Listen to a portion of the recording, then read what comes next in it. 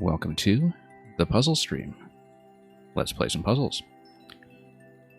We've got a fairly extensive list to catch up on today. I've been developing quite a puzzle backlog over the past couple of weeks. And we're going to start with something that is a sample level for the upcoming puzzle contest that I will be co-hosting and judging, along with the creators of this level, Grikowski and Rubik's Cube. You can read all about the contest, the entry rules, the deadline, everything about that on the relevant puzzle Discord, where you will also find a companion short story to this level, a fairly extensive one entitled Mayrio and the Evil Dr. Mechanicamic.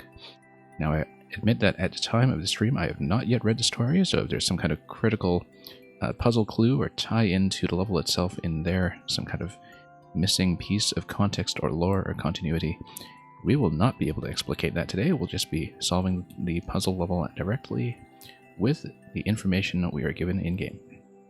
So, without further ado, let's take a look at Dr. Mechanicamic's factory, where an eccentric buys factory and claims superpowers. It's actually a bit truncated from the intended description, which was newsflash, eccentric scientist buys factory, claims supernatural powers, for all the difference that might make. Let's see how it goes.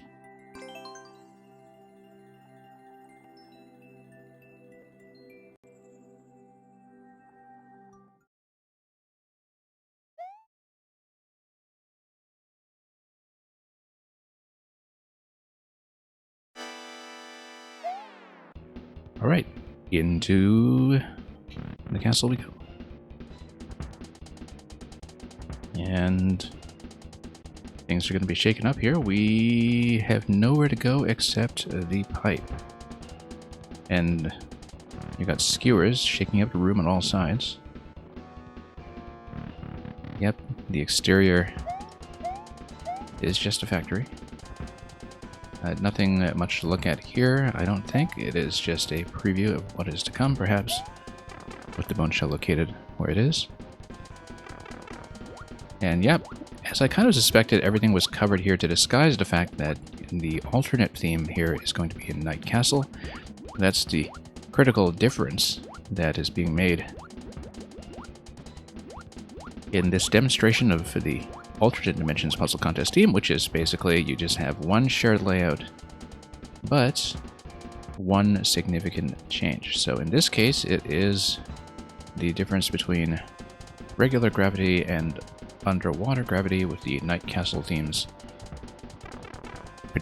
peculiar properties of having everything but Mario behave like usual.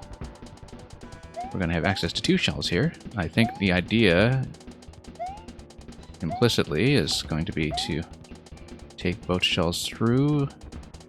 And yeah, because we want to take it back to the zero gravity room, but we want to make it through the one-way panels, or we could just take this back to the starting room.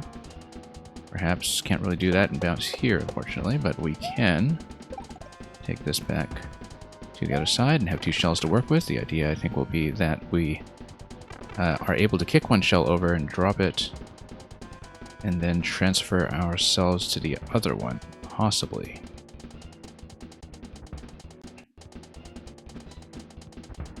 Yeah, because I think the idea is that we want to enter the door in this room, and that's going to be ultimately the exit. And we're going to negotiate our way to the exit by way of traversing the one-way panels that are being partly covered by the saw blades that you see below. Now, we know how to generate two separate shells at this point. We also know that in the underwater theme, when you drop a shell, it has a way of dropping normally, but that when you're just clinging onto it, you have a way of floating up. Which means that were we able to get into the shell form, which I don't think we can really do underwater under these circumstances, we might be able to float up to a certain point. So I don't think we can get into the dry bone shell form with what we have here, but we can see if we can find a way to do so. Possibly I would have to take damage and pop myself up, but then do so after I have dropped a shell over here. In fact, I see it. You drop a shell here. Whoops.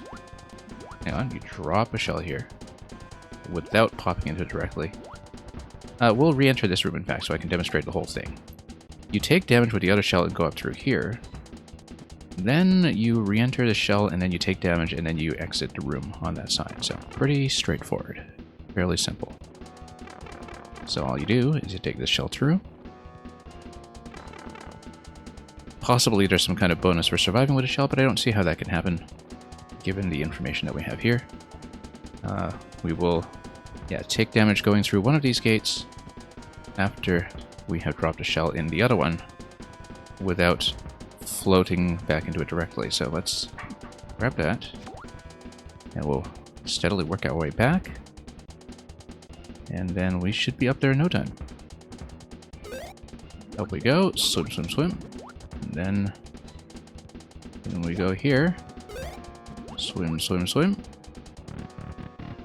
and we are through the door, which will give me a checkpoint because there's no way that this puzzle, of course, would have been reduced to something that trivial. That's more of a tutorial room for the central mechanic.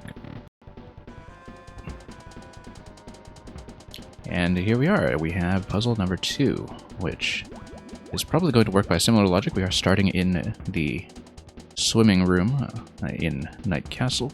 We're going to switch to Day Castle in a moment. Probably after taking the shell across, but let's not jump to any conclusions yet.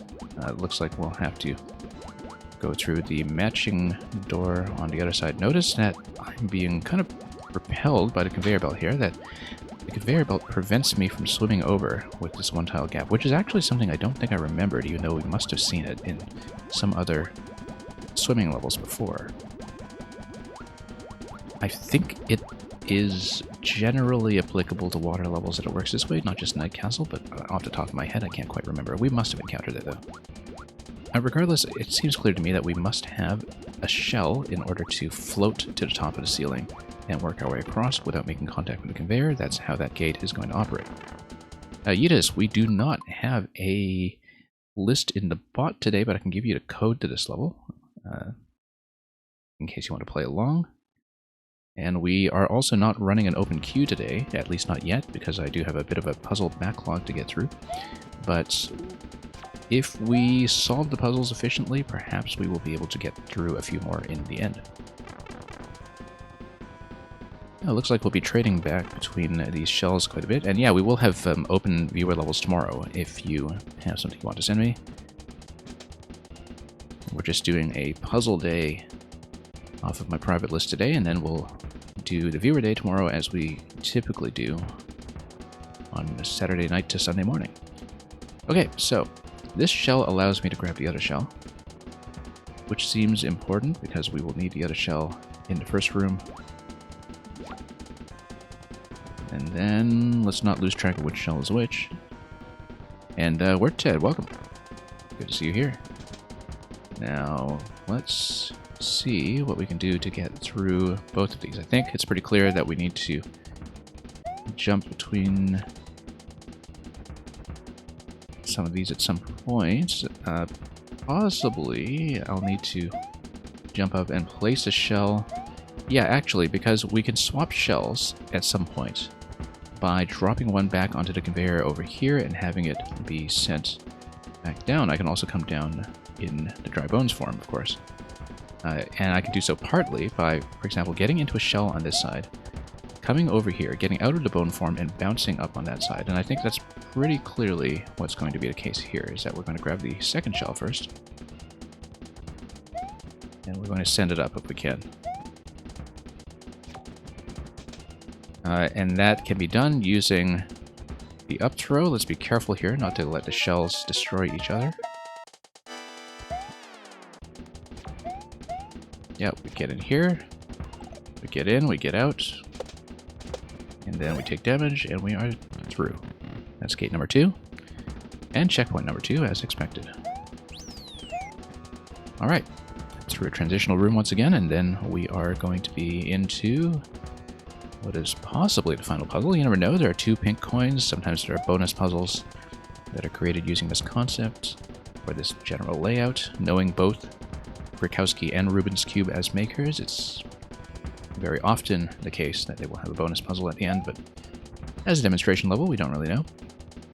We do know, however, that we will eventually want to get this pink coin using one of the existing shells, and that this time around we will want to exit out the adjoining swimming room in Night Castle. And that when we do so, ultimately the point will be to go through the pipe and then swim all the way back to the door, which may or may not be a key door on the other side, and I think we had better scout ahead to take a look. And we'll be manipulating the on-off state on both sides in order to make this work, I'm sure. So it is going to be a key door that's going to require both coins, as expected. Now let's switch shells so we can double up on shells. I think it's always a good idea to double up on shells, and that hitting the on-off switch is what will allow you to get through the first conveyor belt. That will ultimately allow you to get over to the key door as well as to the first coin. But before we do that, we have to do a bit of a switching mechanism over here. And in order to do that, well, we actually would have to take damage on this side, I think, but have a shell available. Ah, yeah, we drop one shell, and then we take the other shell through the conveyor gate, which we can only do in the swimming side because of the way that the one tile gap with a conveyor underneath can be traversed when you're swimming in the bone shell, but not when you are grounded. So, or not when you're swimming without the bone shell, rather. Let's correct ourselves there. In that case, I don't think the identity of the shell matters here. It doesn't matter which one we drop or take. As long as we have one available on either side, we will swim through, we will take damage, we'll be able to... Whoops. No, we can't quite do that, actually, because of the simple fact that as soon as I take damage, the conveyor will spit me out. So we do, in fact, need to change the conveyor before we come into this side, which is fine. That's easily done. And then I think we need to take damage first to fall through this gate, which we can do. We could also have fallen through the other side. This just resets me back to the state we had before. In fact, bone shell grounded on the conveyor, I should be able to go through it because I will... Yeah, that's fine. We will take the shell, we'll go through, we'll do the dual shell thing on this side, and I think I understand how this is going to be structured. Take this through, take damage over here, then we'll round this, we'll use this to then hit the on-off switch, which will then give me access to the relevant area on the other side, although we will have to have another on-off switch once we are there as well. Now, we didn't quite do this in the most efficient way because I do need two shells available on this side here in order for things to work out.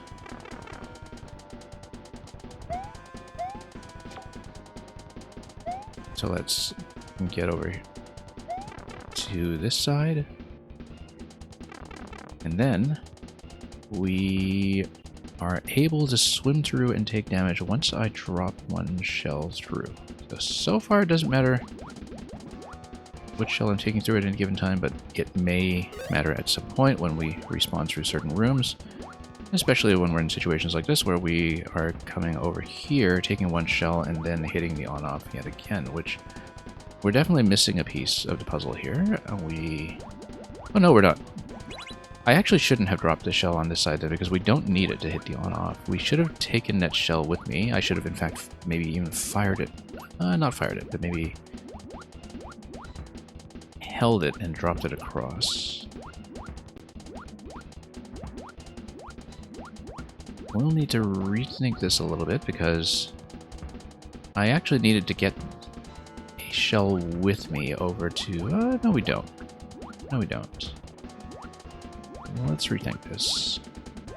I need to be in the on state when I wind up on a top right, or I need to have some kind of remote activation, which I don't think will happen.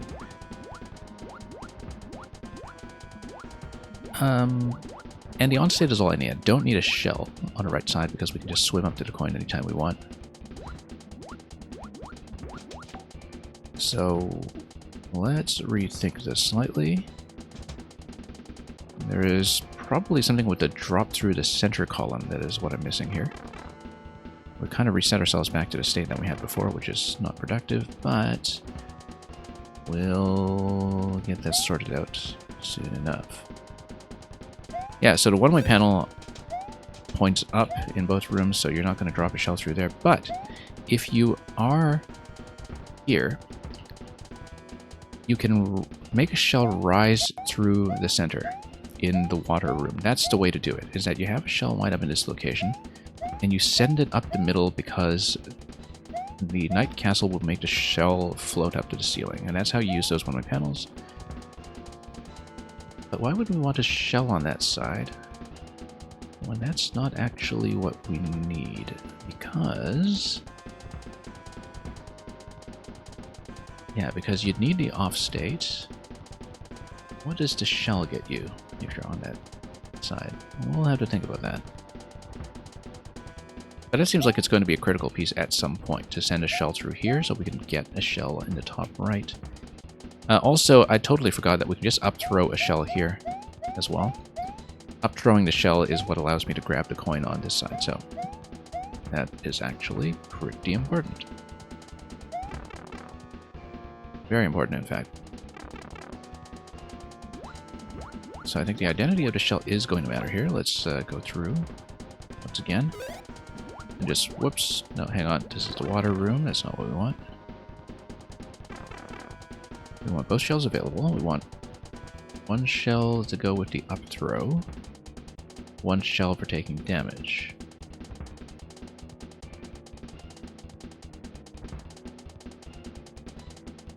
But then if you have the up throw, you still need to pass through this gate a second time. That's okay, in fact, because in this room, when it's in the on state, we don't take damage. When it's in the off state, rather, we don't take damage. When it's in the off state, we can just go through this once in the bone form. Then we're able to grab a shell in the bottom left quadrant and then hit the switch back to on. We go off to on. And then we'll have a shell available on the top right. So here's, whoops, how we'll do it. That was a mistake. Okay, we know the general flow. It's actually pretty simple, I think. So, let's try it again.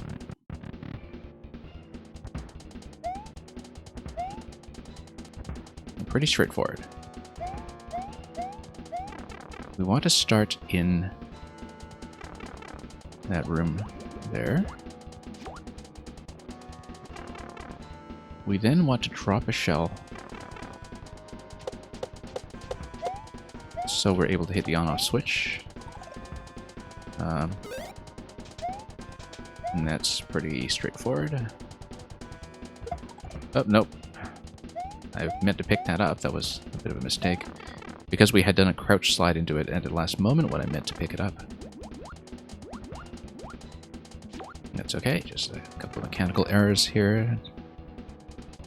Very typical of us to do that when the solution has already been reached. At least to this half. Okay, let's be careful not to build a shell this time.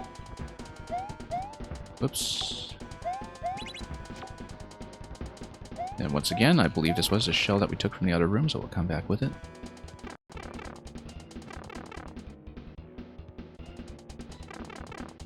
And then we're going to go like this. And then we'll take this through. We'll leave this shell on this side here. We'll use the other one to hit the off switch and then go through the gate again. That solves the pink coin. That's pretty simple.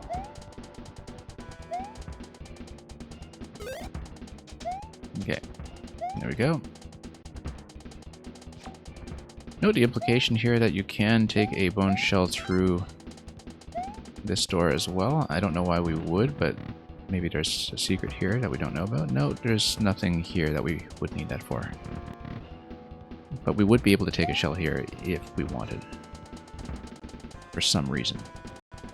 Anyway, we reset the whole thing. That's okay. We basically reset the state for this coin anyway. That's not a problem. does seem like this half basically works independently of the other half, apart from the on-off state, which might be relevant here because we do need off state in order to progress through this room initially. But the central maneuver here is, I think, going to be sending a shell up the central column, and we'll just see if there's a particular utility to doing that. I don't know that there is a particular utility to doing that, to be honest, because we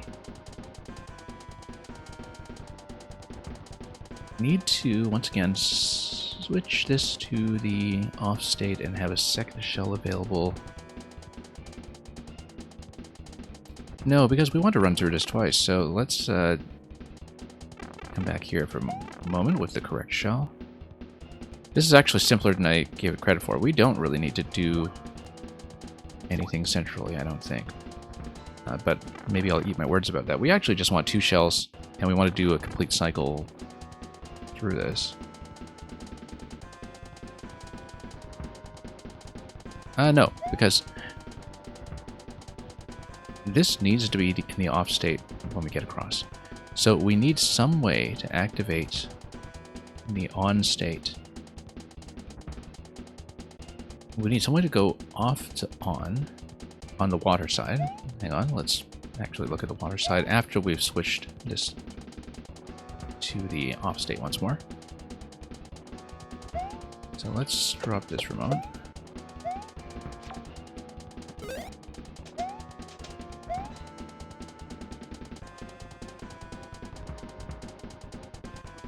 And we'll pop this guy.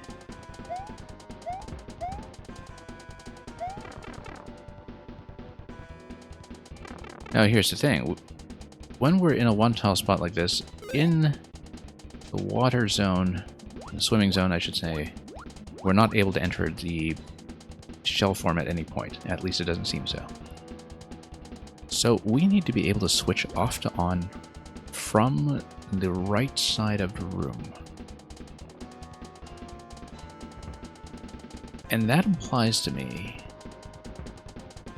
that we need some kind of remote trigger that we have to set up. Either that or we need to contrive a way to actually make it through when we are in the on state instead.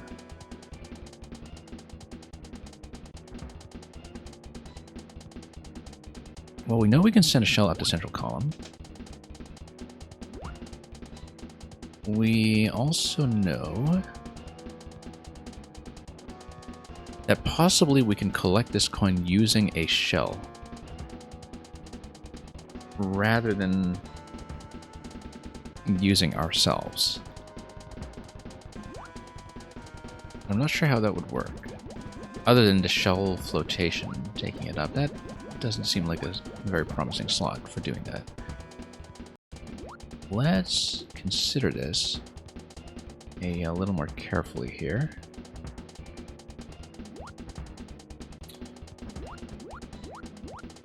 We can hit the off switch from here anytime we want. It means that we could potentially time things such that we can have maybe a shell kick on the right side. So we know how to get a second shell up there, and I feel like that's going to be important, is that if you have a shell on the right side of this room, is there a way to use that shell to either collect the coin, which is likely what I want to do, or to... yeah, like if you did some kind of up throw maybe, and then you came over here and then you hit the off switch yourself. I don't like that. That doesn't look too promising. Like if you launched a shell on the right side, perhaps, and had it float towards the coin, and then you come over here to the left, toggle this, toggle it back, optionally.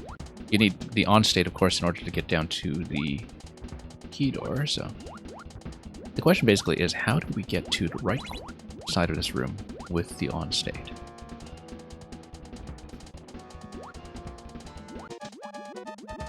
That applies to both the coin and the key door. That's necessary for both steps to occur. And we know we can start on the off state over here. We know that this isn't going to go through. Although maybe... yeah, we know that we can't swim through.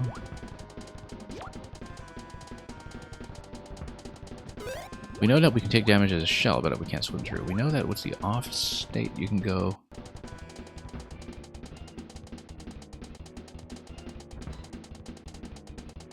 but that...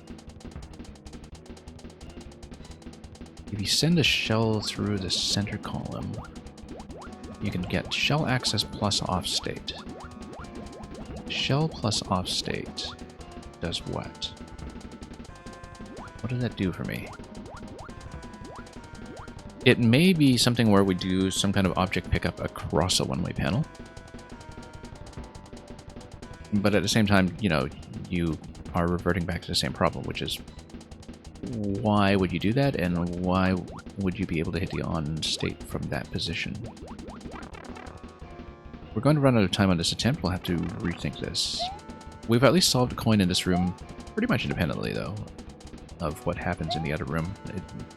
Apart from starting in the off state in the other room, it seems like the normal gravity daytime castle room doesn't affect anything here, so we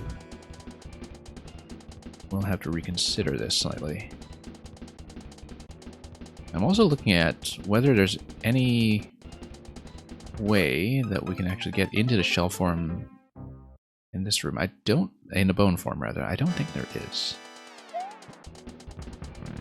But if there were a way to do so, then the idea would be to get into the shell form and then perhaps even float up here if we can. And I wonder if there's some way we can do that with the use of both shells. Or even use the damage state, where perhaps you kick a shell into yourself.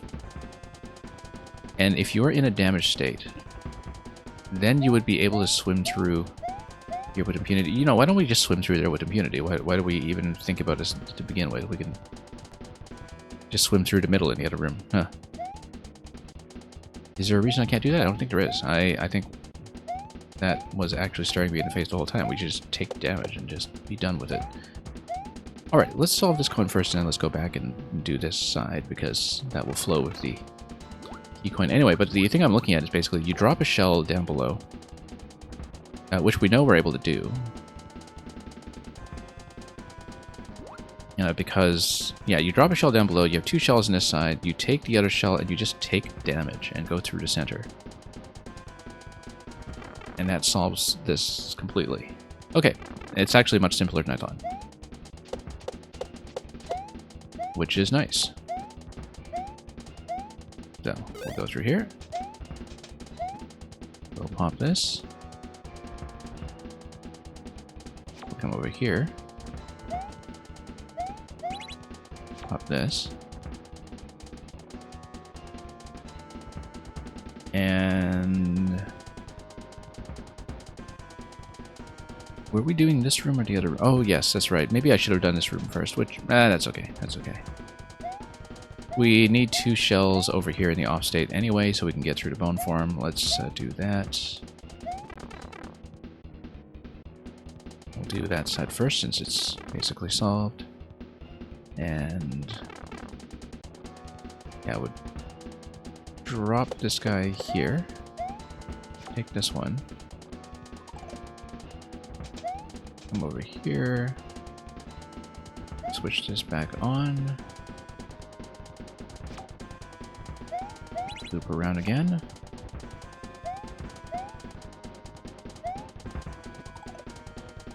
Oh, that's okay. Take damage. Hop up here.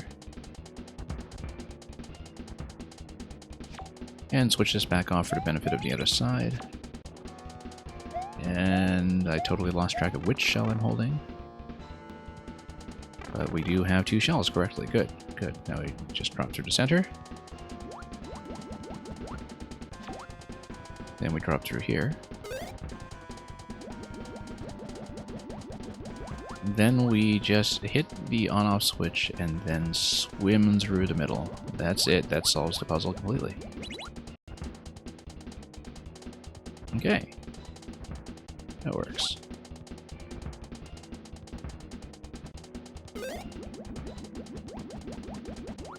Yeah, as soon as I noticed the direction on those one-way panels, I was thinking to myself, aha, you can make the shell rise. And then the simpler thing to do, just to take yourself through, didn't particularly occur to me. Ah, yes, okay, so you need the off state in this room, but that resolves itself. That's fine. I was kind of wondering myself, you know, you can actually take a shell through to the key door if you really wanted. You just needed to have the key obtained, and you would be able to fly through. Anyway, really interesting design there on a chomp if you look at it. Using Trax's limbs again as this kind of massive spider creature. Yeah, you actually do need to not worry about a conveyor belt at all because this is regular gravity. And here's the axe. And look at that, this is kind of a reversal illusion.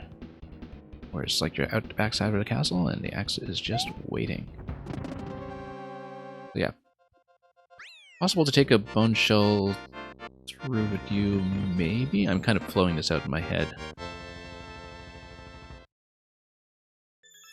Yeah, because, no, because you would still need the off state, rather the on state exit in the floating half. Okay, that's it for Dr. Mechanicamic's Factory. Now, we've got a pretty long list of other puzzles I want to get through today, so we'll try to dial a couple of those up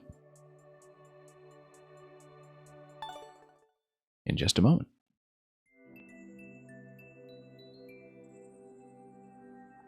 Yeah, nowhere near the speed record here, but we weren't particularly going for it, so not a big deal. Let's spin another one up.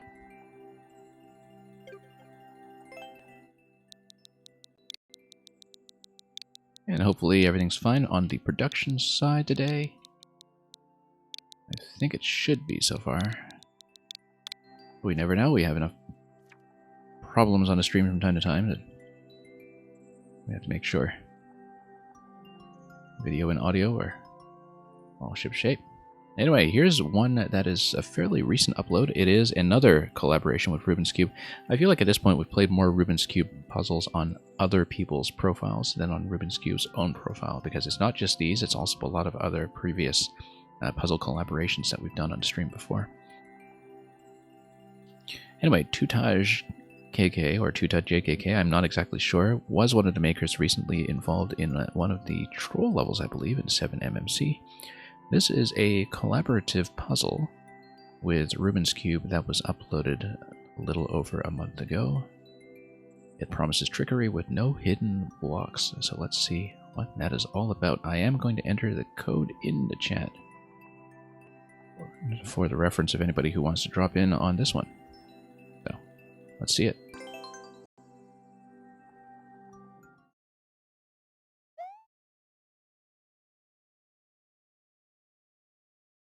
Okay, turtle toss trickery. And we got a mushroom. Looks like a totally normal, traditional style level so far, and I'm sure there will be some kind of wrinkle in it. No hidden blocks were promised, which is nice because perhaps there will be something navigational that we will really need to look at, like something that this is always going to go through the single gap here, but if you let a Koopa walk over here, either in its normal state or its shellless state, no, in the red shell it's not going to walk over here. A Koopa that has been ejected, however, would be able to fall down here and pop back up into the center. We should be looking for some kind of on-off state switch that's going to become relevant in this location. But I think that's the idea here, is that you actually want a naked, unshelled Koopa to bounce up there and become obtainable in some fashion. It will have something perhaps to do with the pipe spawn here as well. So lots of bumpers here that often suggest that a shell drop through a bumper is possible. Everything looks perfectly normal like a traditional level so far, but we promised Turtle Toss trickery, and here's Junior. Is Junior holding a key? We'll find out. Of course he is. But then, that's not going to take you to the key door. It's going to take you to something quite different. In fact, you need a second key as you drop out of this ship. And we know this is not some kind of twice-twice. We know this is actually the beginning of the level because we had, first of all, up these blocks, and secondly, we see the starting arrow. I feel like we want some way to disable Koopas such that we're able to place a Koopa that's still in its shell over here. Usually the way you would do that is to pop it from below. Why didn't we hit this? Oh yeah, we did, okay. And then, looks like we'll maybe be able to make this guy walk off, and perhaps this note block here can spawn a key in its own right. I feel like maybe placing Koopas in ways that allow them to reclaim their shells might also be relevant here, but yeah, because you want this guy to walk off. And you can eject it from here further. I can eject him down to the lower level if I just placed a shell and then pop him out again. So, that's how we'll do it. And then he's going to walk over. Possibly when you hit the note block, that will give me... it's not going to be something as easy as a second key, I think, but we'll need to think about that state switch at some point. Oh, he's not going to do that because... yeah. I need then to probably place this here. Let him get in the shell. I don't think I'll be able to project him far enough. I forgot that the unshelled Koopa still follows the same rules here. Alright, so there's going to be something that we need in conjunction with that we haven't thought about yet. And we loop around here, we just get Junior again, as before. So let's see of this particular escape. This is, I think, a sample of what they still call Escape the Mansion, which I think was a little more commonplace in Mario Maker 1, which is basically you have a central play space that is a loop, and the idea behind solving the puzzle is that you have to break the loop. So we basically need to do two things. We need to figure out this on-off switch and this note block in some order, and it's going to involve unshelled Koopas, I'm sure. But how exactly? Well, nope, not like that. What if we do this? We're going to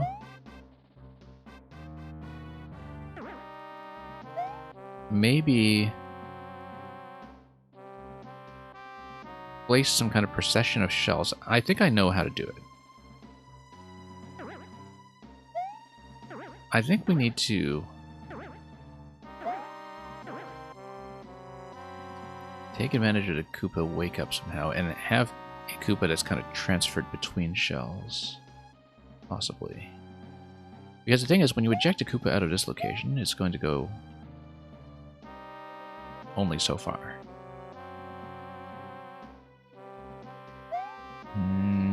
Then we might need to take advantage of the wake up somehow. Like, the fundamental question is, how do we actually drop something on this note block? That's going to be the key to the whole thing. We have to kind of remember a couple of other mechanics here. Up throw behaves pretty normally. I don't think there's going to be any particular advantage of taking a shell through, but we will have to evaluate that as we go. Or for that matter, anything we can do here. I feel like the blocks are mostly just to remind you that yes, this is the same room with no additional trickery. Now, let's figure out some mechanics here. Let's say we do a toss from Koopa to Koopa. It is going to overshoot. But when it overshoots, it homes into the nearest shell. Or rather, it is going to be housed in a nearest shell, unless we walk it over in a different direction. And possibly we're able to maybe... Well, we can't use it as a blocking piece, obviously. But fundamentally, I think the idea here is going to be... How do we walk a Koopa or eject a Koopa onto this location? How do we make it go far enough? Let's take a look at this once more. Because let's say we get a Koopa to walk over. Notice how it just walks backward and gets into the nearest shell.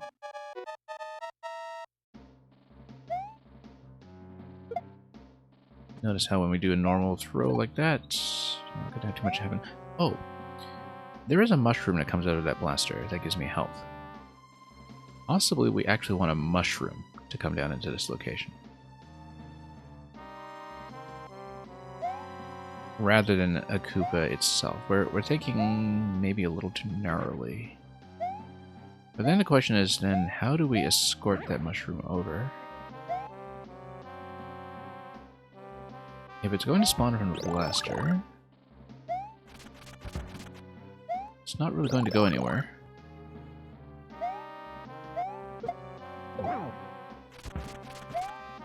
However, you can send Junior over, perhaps. It might be possible to send Junior all the way up, except, of course... And Junior would toss green shells. Aha, green shell. That's it. That's it. That looks right. That looks like it's the key. You get Junior to throw a green shell, and suddenly everything unlocks. You suddenly have exactly the Koopa behavior that you need in order to get something down here. So let's do some ejection. In fact, we could just place the green shell now, and then that would be perfectly fine. It's going to walk off.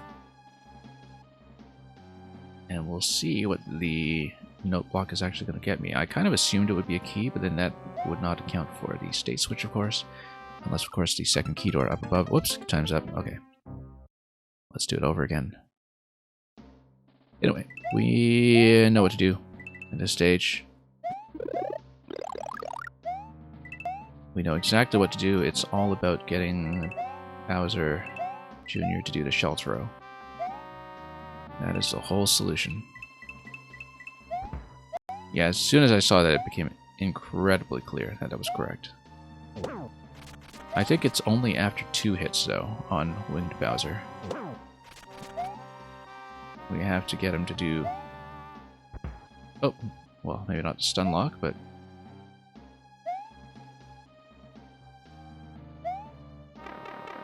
Okay, I also don't want to get nuked while we wait for him. He's also going to get down below where the shell throw will not reach me. So how did we trigger the shell throw? Is it that we... Don't we need to clip his wings in order to do that? And if we want to clip his wings, do we need a shell in order to do so? I didn't think so. I thought he just remains in winged form, but maybe I'm wrong about that mechanically. Yeah, because as long as he has wings, he's going to do the hammer throw. We need to switch him into doing shells, and then...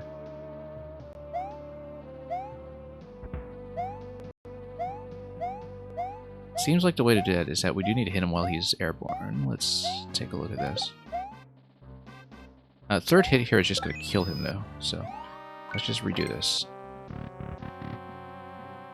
But the idea is definitely get the green shell from Bowser Jr. I can't imagine that as anything else. It is going to take care of the note block. Then that situation is resolved. So we will grab a shell. Maybe there's a nuance here, like hitting him with a shell does not take him out of the airborne form, but I think maybe we do need to hit him in the air. Nope.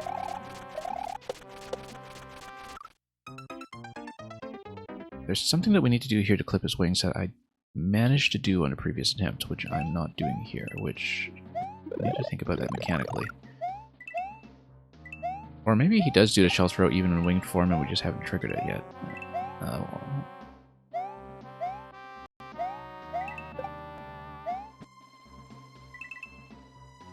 But there's definitely something we need to do just to clip him. What about spin jump? No. Neither of those are right.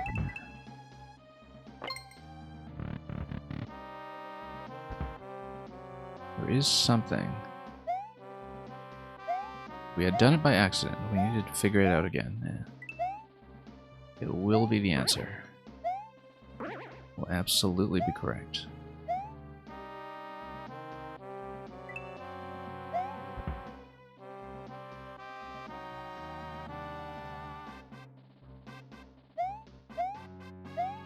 Maybe we need to get up close to him. No, it's not that. It's just going to get you in hammer form.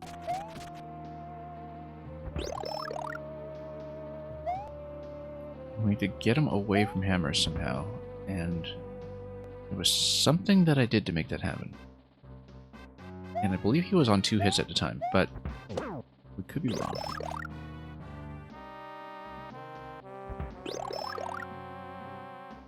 He's totally going to stomp me here. Maybe not.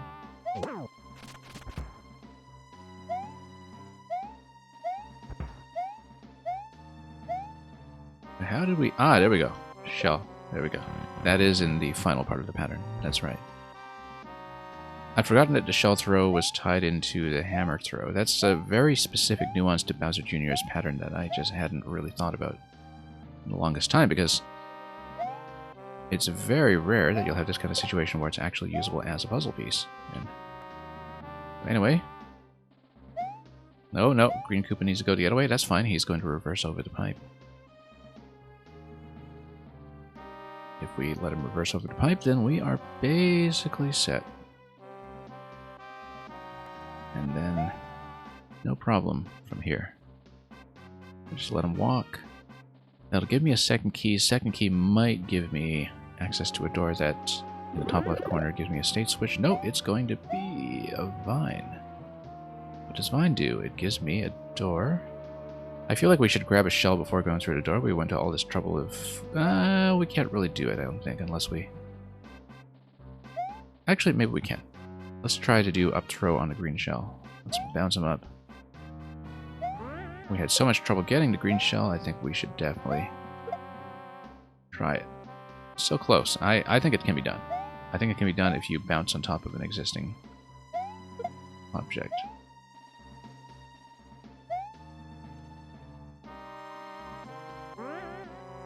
I think it can most definitely be done. So what do we bounce on top of this guy? Nope. Hang on. We need to bounce on somebody here. That's okay. We can always just maybe reverse through the whole thing. Or just bring another Red Koopa over here. I think it is very important that we have something placed there. Let's just try not to lose the green shell as we reverse through Junior, perhaps. I feel like we're taking an awful risk here. It's very likely to just accidentally clip him. But we will go back. I'll take the shell with me. We will bounce on top of that other Koopa. We'll need to redo the interaction to spawn Divine, of course, but that is fine.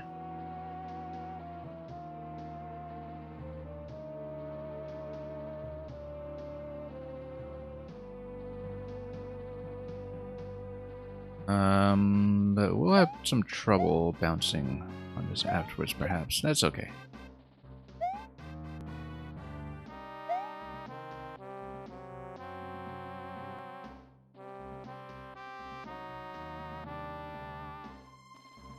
We can always destroy this red shell and then respawn this Koopa, I think. Or just, yeah, get out of range and respawn the red shell. Rather, without killing it. Without killing it. Now, because the idea will be that I want to toss the green shell up in the middle. We haven't gone through the room yet, obviously, but I feel like the green shell is valuable here, and we should try to keep it. So, for example, we just respawn everything, and we'll go back.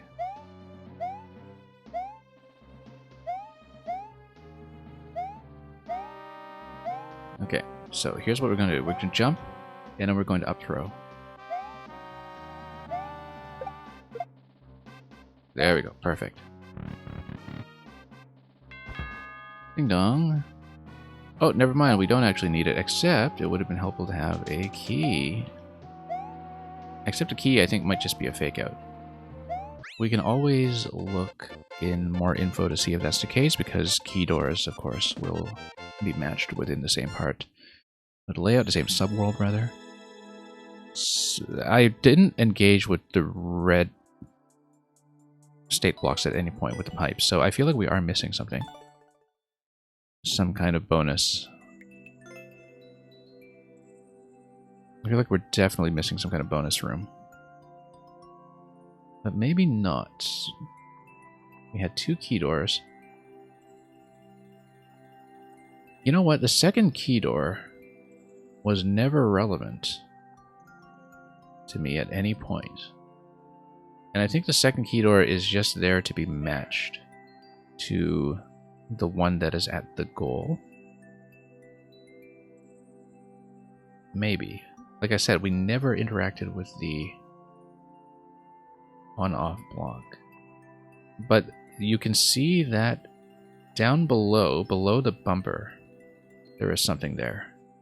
That you're able to send a shell through the middle bumper on your way up, and then that looks like it activates state blocks down below. Let's play with that. Let's go back here and see what there is, because I think there's some kind of secret here, perhaps. Or something that is a response to the player attempting to do something there. Possibly that gives me a key for a bonus, but we'll go back there and see. Anyway, fun solution for sure. As soon as I saw the green shell, it's a very easy thing to miss, I think, getting the green shell out of Junior. But as soon as we saw that, that became decently clear to me.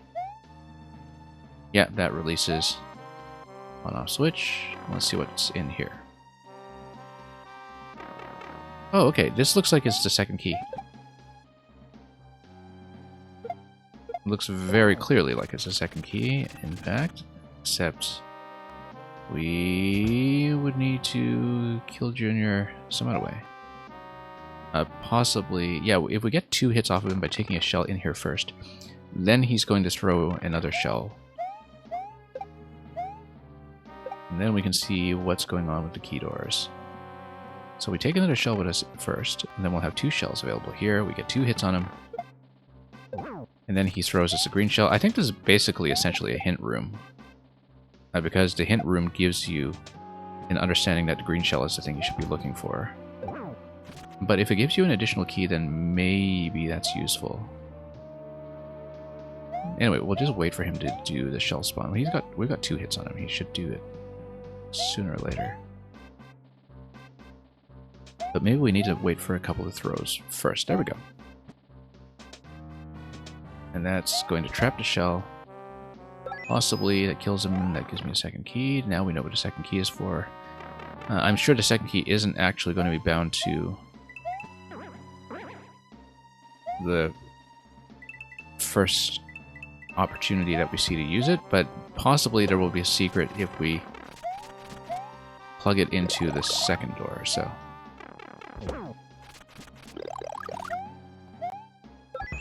Let's just take 2 keys. I want to see the content anyway. Let's just see how the doors are matched.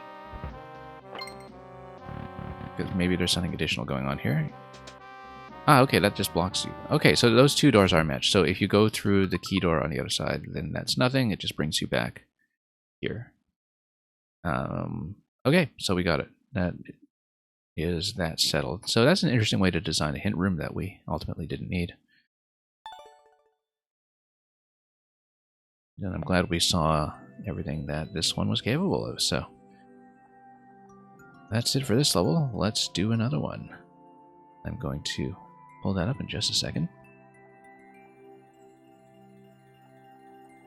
Let's find another code. I'll have to dig around a little bit.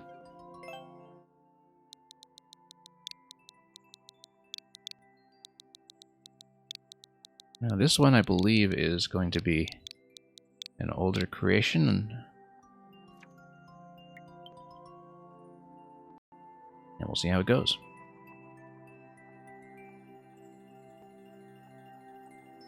So this is a level by 3good5u, who, as a maker, I've playing a little bit of this year, created an excellent Zelda dungeon for 7MMC, and also one of the really good submissions for Tower Escape, the contest that was run at the beginning of this year. This is the code for this level, entitled Self-Reflection. It's a puzzle from 2020, where objects are in the mirror are closer than they appear, which always makes me think of the Tyrannosaurus Rex chase in the original Jurassic Park. Anyway, let's take a look.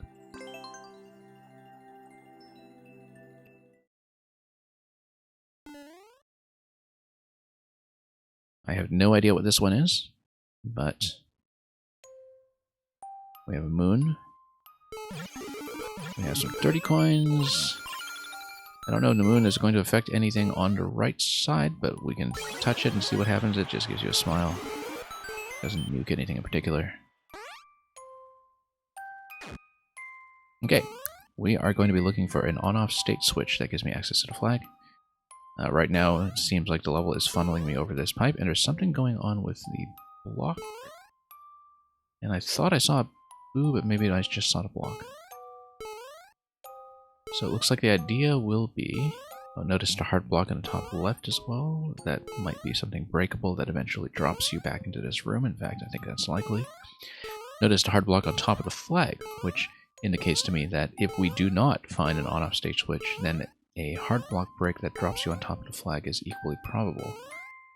Especially if you manage to break both blocks, jump up, and then fall back down. So, notice that this also looks breakable, and that the other hard block would then fly over and give you a way into the pipe. It would also potentially do something like a bomb crush if you need it. So, a lot of possibilities here that we haven't evaluated yet. Clown car and coin number 1. Okay, one-way panel over here. This might be something you tap with a link sword. I'm not really sure. And we've got a couple of different things we can do here, where... This is called Self-Reflection. You'll notice that this is reflected here. You'll notice that hard blocks are breakable, and that there seems to be a vertical scroll stop going down, possibly. The bottom right also maybe signifies some kind of reflectivity. This arrow is telling me to go left. We'll obviously not do that. We'll take a look at the door first. This seems like it's the room below where I was just now.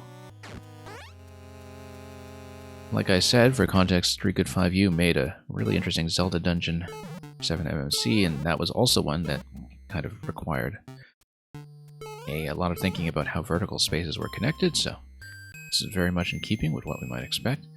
Notice that the Buzzy Beetle is bound within the range of the coin, but that we have a potential scroll break on the right side.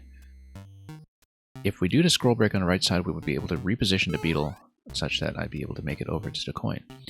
Notice that there also is another coin that is glowing on the right side, just past the right side wall. Out of view, you can kind of see something glowing in the bottom right corner at present. Anyway, we came through this door. We can look at this one and see what's going on. Looks like eventually we'll want to break those bricks that were under that pipe. Here's a heart block that's also breakable. This is the coin we were talking about on the other side. We don't really... Yeah, so this looks like it's the area below another room. We'll have to think about how these spaces are connected eventually. And so far it looks like if you go through the doors, they just take you through a full circuit. Interestingly enough, this is going to give me that. Eventually, I think if you break open the blocks, then you'll be able to send the clown car all the way down, which is probably what we want. So we've basically gone through a circuit going counterclockwise as we traversed each of the doors. What we do not have yet is any kind of scroll break or any kind of additional state switch. So let's dive into the subworld and see what that's all about. This is going to be actually not a subworld, but the main world, because we started out in the Dark Zone. You need to collect all 4 coins to go through this key door, so it looks like no progress until that point. And that we need to break this open, probably connecting the other red pipe that was seen. Oh, it is going to be door to the checkpoint though, so we'll see how that works out. So far though, we have no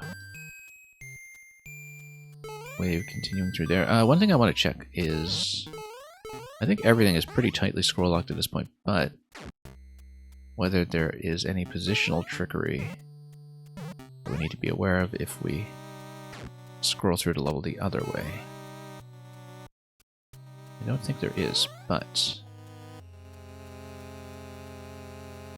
one thing we have not really been using yet is the kind of reflection mechanic. It looks like if you look at the way the rooms are arranged, that the question block square you see there might be the center of the mirror.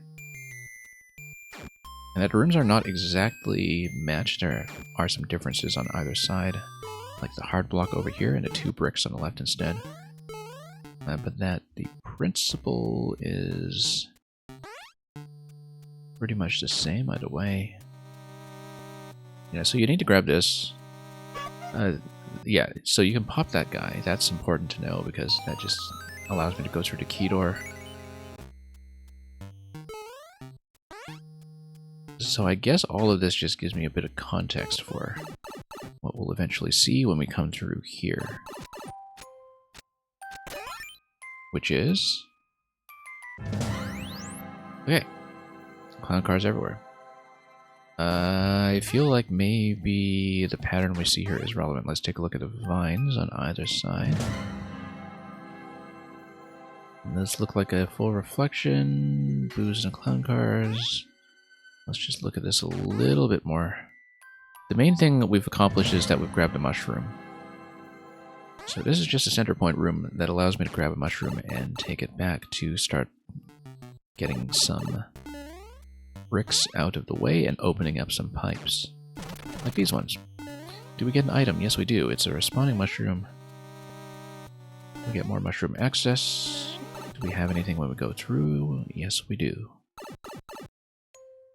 And so... blue pipe at that point. This looks like it will be breakable. And that you would need to break this because the vine would allow you to go up. To break that, we would need to activate the bomb in the center. Get to the bomb. Well, let's see what this is all about here. Oh, looks like we need another vine climb or some other way to get through. Like perhaps a clown car floating up or some other way to manage that. Okay, we can duck through here. That's something we can see. This allows me to duck through here. Okay. Still doing some of the initial scouting here. And yeah, actually popping the blocks was a good idea.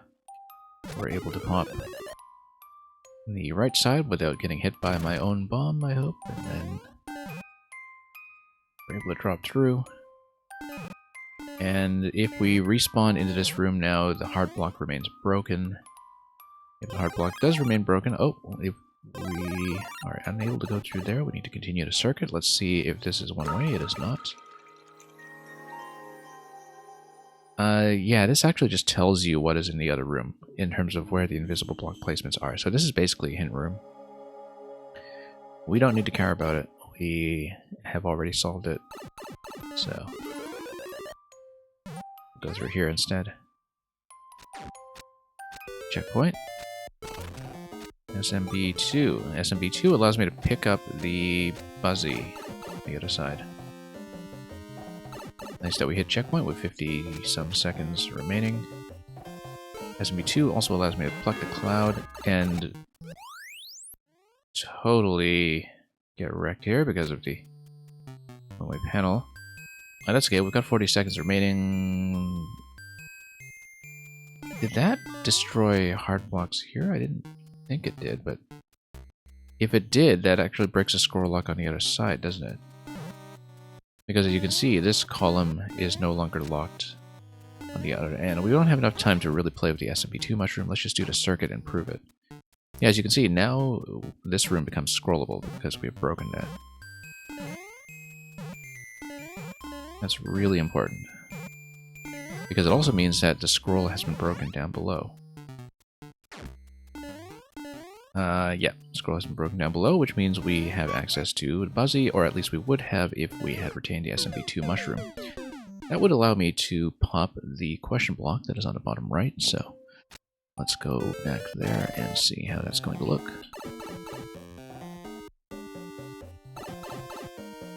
And yeah, key coins are not really going to be relevant to us at this stage because we've already gone through the key door passage. But you never know. So let's pop this. Let's not lose SMP2 so quickly this time. Yep, pops the heart blocks. And then we'll do this circuit.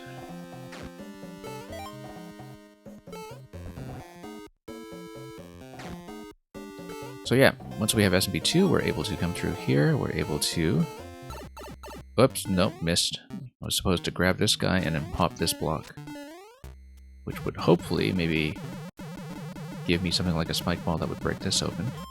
Anyway, we're going to need to go back to grab SMP2 once again to prove that's how that's going to work. Eventually, I'm sure there will be a scroll break on the right side as well, either up here or down below. And then that will open up the scrolling on the left side rooms that we see here. But let's grab SMP2 first before we make any assumptions about that. And never going to give you up. Also never going to let me down. This puzzle is not part of the contest. The contest is upcoming content that we are going to be doing in December. And I am certainly looking forward to the entries that we'll see then. From some makers new and old.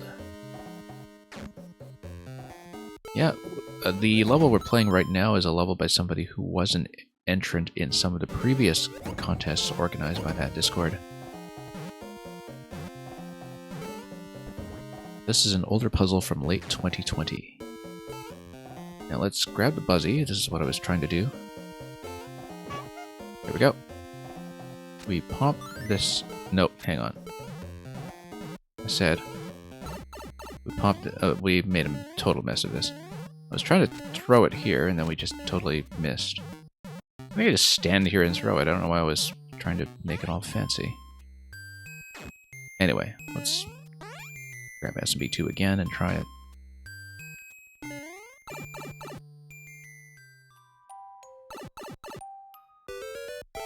Always fun to do a sprawling layout like this, where we really have to think about the scrolling logic.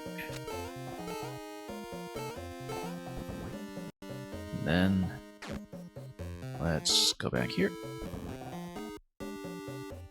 Yeah, eventually we're going to have to break this and drop the clown car. I'm sure that doing the state switch and then activating these blocks to perhaps spawn some vines will be relevant to that somehow, but we'll worry about that when we get to it. Okay, I do have to do a little bit of a jump here. We keep messing this up. I'm clearly able to hit that block. There's even a little hint bar there that tells me hit this with the Buzzy Beetle, which I guess is the only point of that other Buzzy on a track on the right side. This level is actually very generous about hints, as I've discovered in some places after having solved the room already.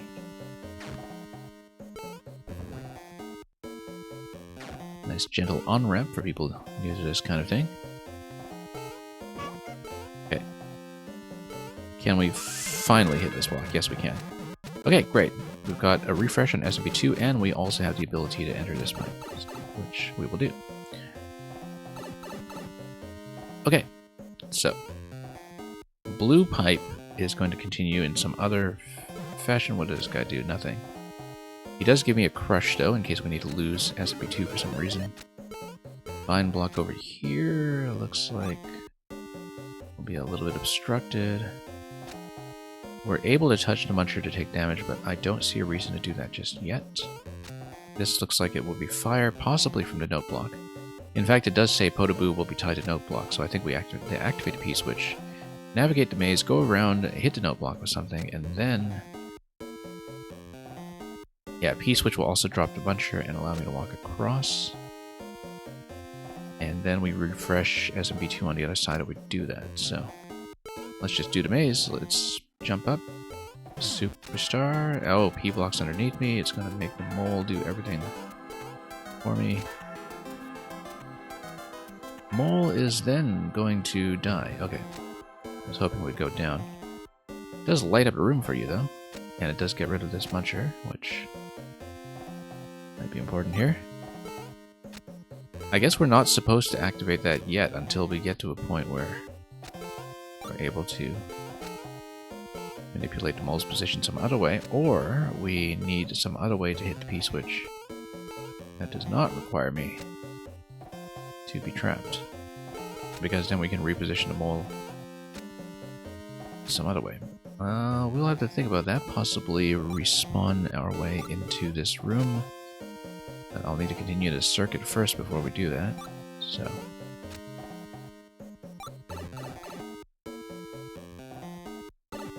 oh, and this is just a hint room. It just tells you where everything is. We might as well look at it.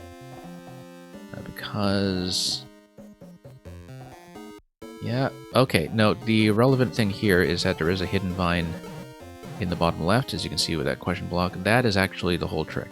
That if you do the hidden vine there, then you can manipulate the path such that you are able to take the mole across to the location that you want and have the mole bounce on top of the note block. So the question is, how do we activate the question block that is 2 spaces to the left of the note block? That is the main thing, and I think it's if you hit the note block and if you spawn a vine, then I'm able to climb through, and then I'm able to get down below that one-way panel and do it. So let's do things that way.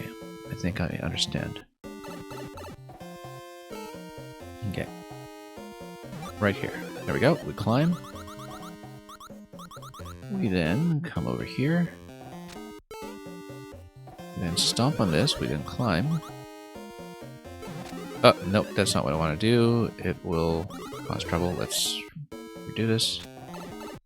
Yeah, so one thing that I'm not too fond of is the fact that you actually need the hint room in order to see the invisible block over here, so you're kind of not given a chance to figure this out without the hint, which is unfortunate. Like I was able to do with the other room, where you didn't actually need the hint in spite of the fact that invisible blocks were involved. I like it much better that way when you feel like the hints are completely optional. Anyway, the mole's going to come through here. Let's not hit anything by accident.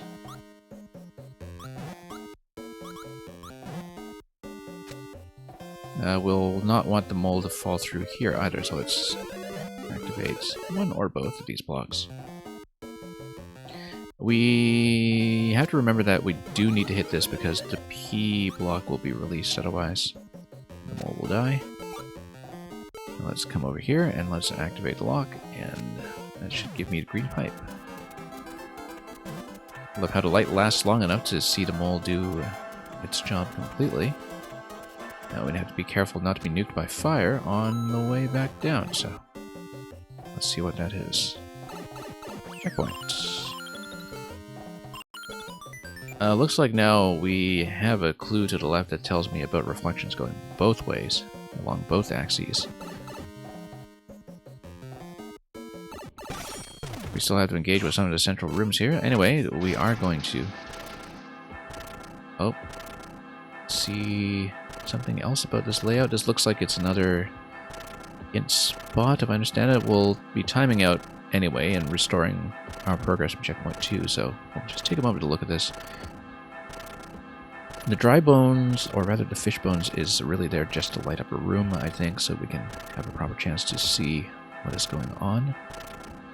I don't know that I recognize these one-way panel arrangements, but we'll have to pop some hard blocks on the other side and perhaps see if we recognize anything. So, let's go back. And we shall see. At 13 seconds, we're obviously not going to be very far. That's where we will continue our progress with that shell. And yeah, this looks like it's going to be the relevant room that we'll eventually need to look at when we don't have just 4 seconds remaining. Looks like we've got a lot of stuff pushing this way and that.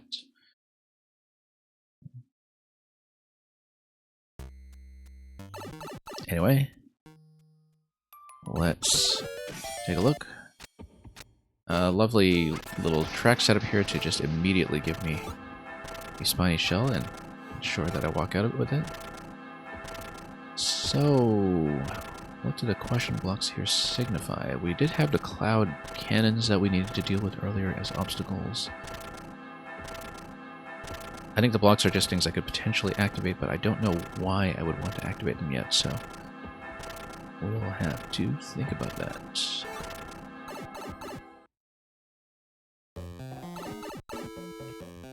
Alright, let's go through here. Since we're resetting from checkpoint 2, the scroll will not be broken on the right half.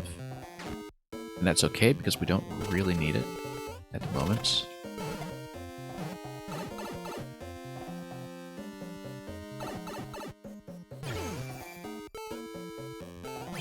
Okay, looks like we can do this. It looked kind of like the on-off switch here was optional, though. That, oops, no, didn't want to go through here. One moment. But also that you can't just toggle the state and get back out. We want to toggle the state and eventually get back out to the main hub, because that's how you progress through the main hub and eventually reach the flag. So the off state is important. We'll leave it in place because we want to keep it as we escape this room. Okay.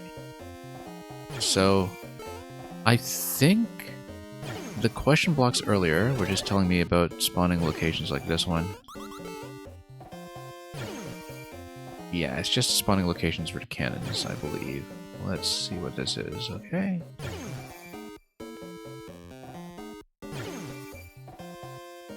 That might be relevant because perhaps you can push... No, it's going to be on its own layer. Cloud layer is going to do its thing.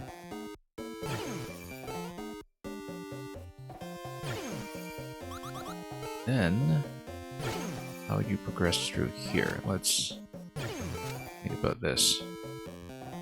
You'd be able to pluck the cloud and then you'd die. Okay.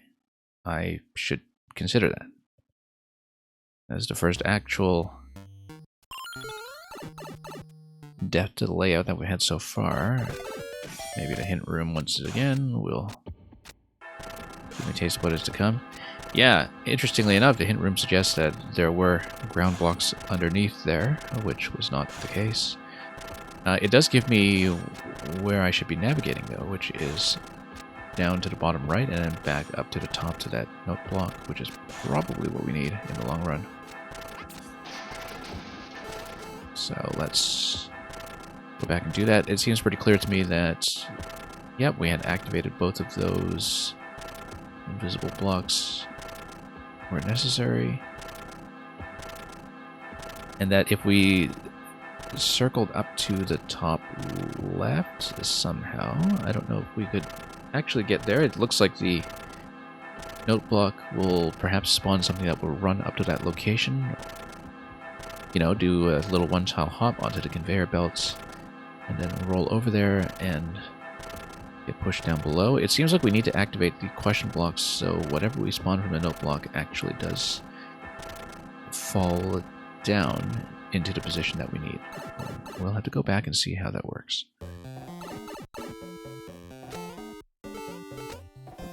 One step at a time. Alright. Let's pop this once again. Also, we haven't really interacted with this room here yet. This is important. That we haven't looked at this guy. Oh, I guess that's just a refresh for SMB2 mushroom. Yeah, I was about to say not dealt with this room. Oh, yeah, no, this was just mole room.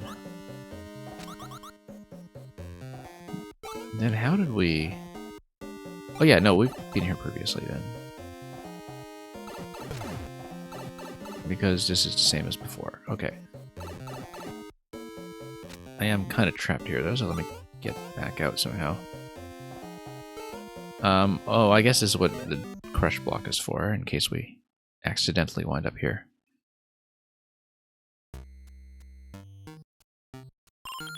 Right, because previously we had broken that using the spike ball from the bottom right, so that's why that room was familiar. We had solved it completely. Very nice of this level to give me that self-destruct crush block location, because we would have been stuck there for a while. Otherwise, not stuck, but, you know, we would have had to work through it.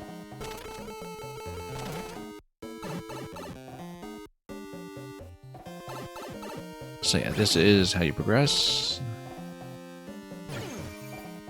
There are invisible blocks here that we should maybe be aware of.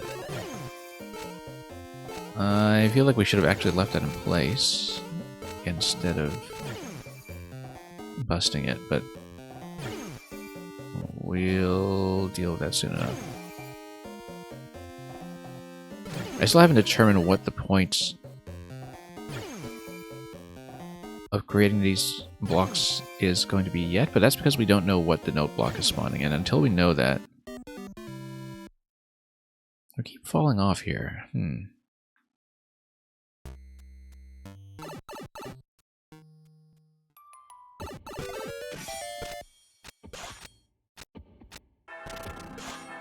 Because it's below camera view, right? And how come... Yeah, there's no landing point there for me. Do we need to maybe spawn a vine that goes down below? I think that's the idea. That we need to hit one block first. We need to hit the top block first, then we hit the bottom block, and then that drops a vine. Yeah, that's how to do it. Because we need to do a vine drop, which means we need to hit the bottom block into an existing block that is over top of it.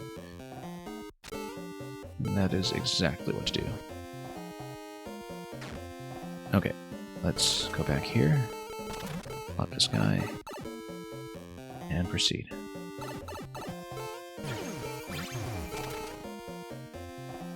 In fact, I think it'll be much the same logic with this top position as well. That will send a vine down, and that will get me to the bottom left. So we want to make sure we pop the top block first, which will require me to sneak in here and get pushed. Very satisfying to get a push.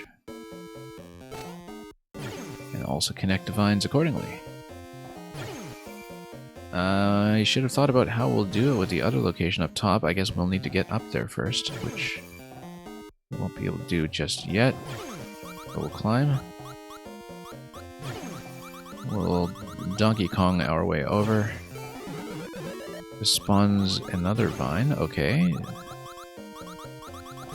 Guess we would need to figure out how to climb over that, and that would get me over to the conveyor belt. I can duck under the conveyor belt, or on top of the conveyor belt rather, and that will send me over. I'm tall, but we will have to get over here. A donut block would send me back down after we do this little interaction here. Push, once again, get sent back down. We drop the vine on the other side.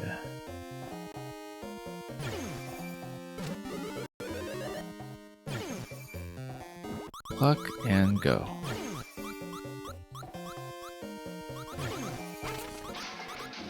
Okay, and we're back here with the off state. That completes the circuit. And that releases this boo down here. So let's explore everything now that we've had a state switch effect everything in this level, including our eventual access to the flag. Notice this bit here. It looks like we'll be able to spawn vines if we hit things with the shell, which requires me to do the scroll break once again. That would allow me to pop everything up, drop the clown car down here, and just generally open that space. Why would we want to do that? I don't know yet, but let's do the circuit and find out. Yeah, Netcat. I don't have the bot running right now. Maybe I should get that going. Just a minute. Assuming it doesn't break my stream like it did last week. Things seem to be running smoothly today, though, so. Let's define Exonometric, and happy Black Friday to you as well. There we go. Now things are working.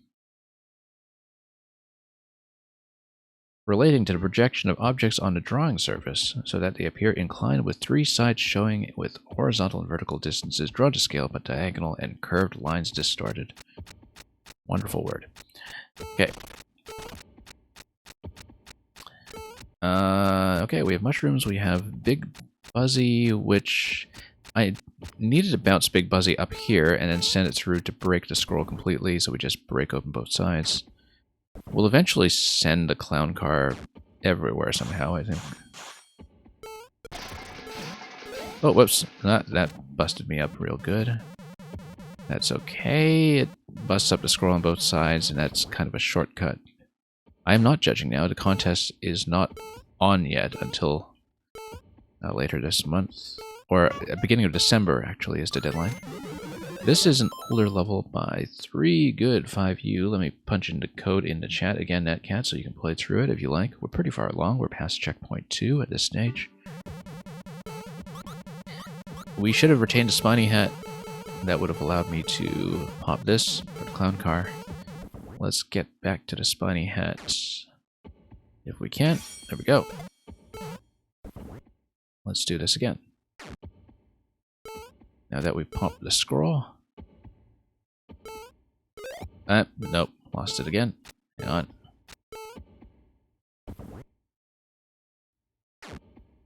We'll die to execution errors all the time, I'm sure. And then let's once again pop some vines. Come on. There we go. Once we bust everything open, we're able to send a clown car over to the left side. Let's make some space. I would actually be able to drop a Buzzy shell in the clown car as well and lead it over if necessary. I don't know if we can do anything about the dry bones here. I will say no for the time being and then just fly. And then clown car here looks like it was a hint in the first place because if you take the clown car up, you're able to exit back to the main area. I think that's it. I think we solved it. Except we now need to deal with a flying block, which would come over here. And we need to do scroll break on either side because of this pipe, which is a neat little ending trick here that we haven't considered. Ah, yes, no. The block that comes over here actually does a break. Oh, yeah, no, we have a pipe. Or rather, a vine. Never mind, we're in good shape. And something breaks. And we are through. Yeah, so the flying block was there to blow up the lower block when we spawn back in. That's understandable. And that was just done with a state switch as well. So, pretty satisfying to do that one and just flow through a scroll-based layout. Let's plug in something else. We've been doing pretty good with solutions so far today. So give me one moment, and we'll load something else.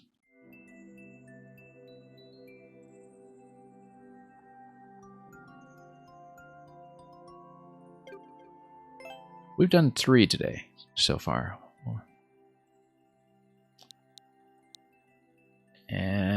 yeah, it's nice to do a catch-up on some smaller puzzles. Last time I did a puzzle stream, we were completely occupied with an escape room for pretty much the whole session. So it's been a while since I've done some smaller pieces like this, and it's pretty satisfying to figure out.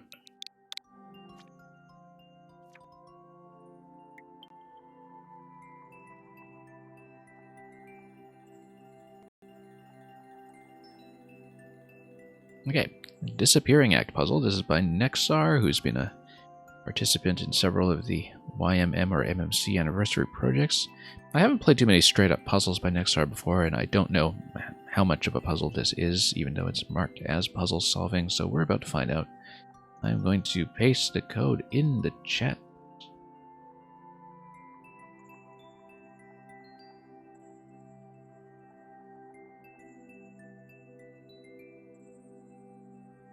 This is a very recent upload from the end of October. An unkillable muncher. Looks like you need a magic trick to beat this level. A magic trick that apparently can be conducted in 34 seconds. Notice that this is a clear condition level. We'll therefore expect no checkpoints.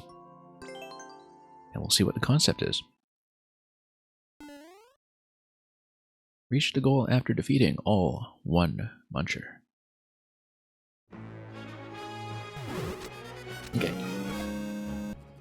Well, I guess we'll need to defeat the muncher. This was called the Disappearing Act puzzle. Notice that you're able to probably reset through the store by standing halfway. I think it's a reset. Or it might just be joined to the other side, which it is, yeah.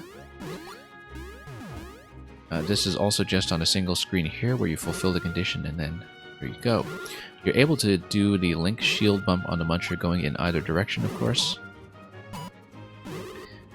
I think if we bump it down below, the idea would be that we want the Magic Koopa to actually do some kind of transformation.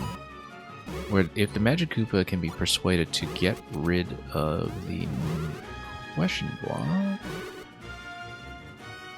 maybe we're in business.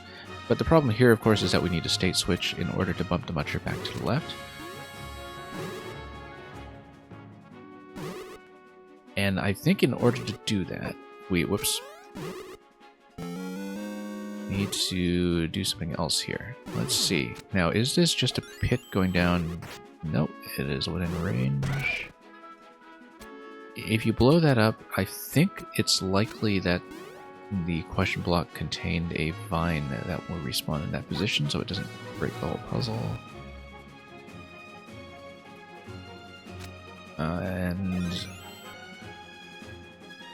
possibly if I go down there as Link can take damage, I can hit the bomb over here and get it within range of the on-off switch. I actually like that idea. Oops. I like that idea. I think it's possible.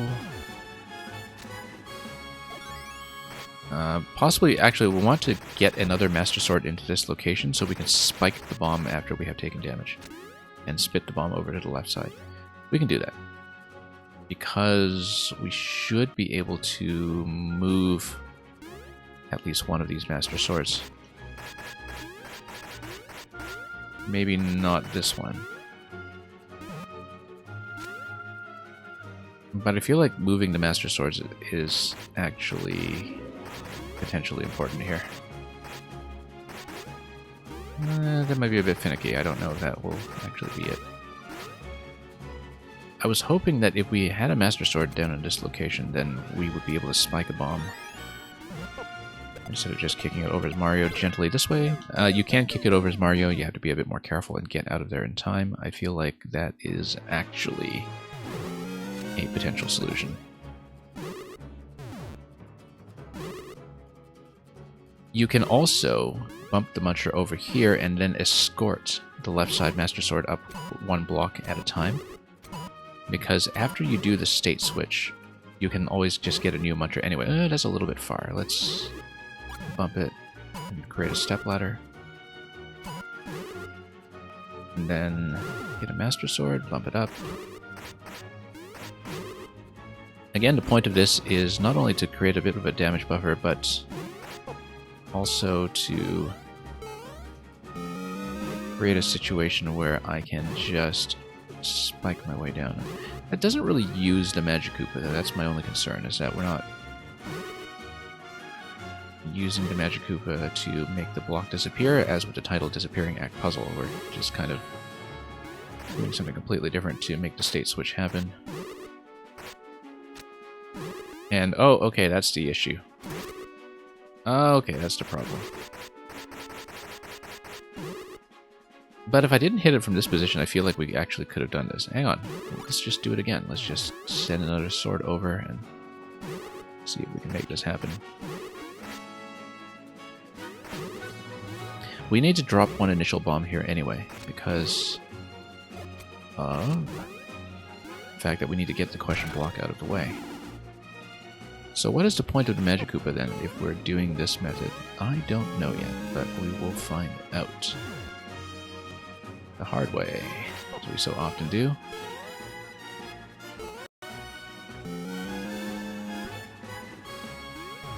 I feel like this is not the 34-second solution, but... Oh yeah, because the Magic Koopa blew up the flag, that's what happened. If the Magic Koopa does not blow up the flag, then we are actually in good shape when it comes to doing the sword here. We throw a bomb, we get down in here, we spike the bomb. Oh no. Never mind. No, actually that's fine, because we just take damage, we grab the other sword, and we go over to the left, and then we drop a bomb, like a sensible person. Instead of trying to overthink this completely. Let's do it the sensible way. Imagine that. Okay.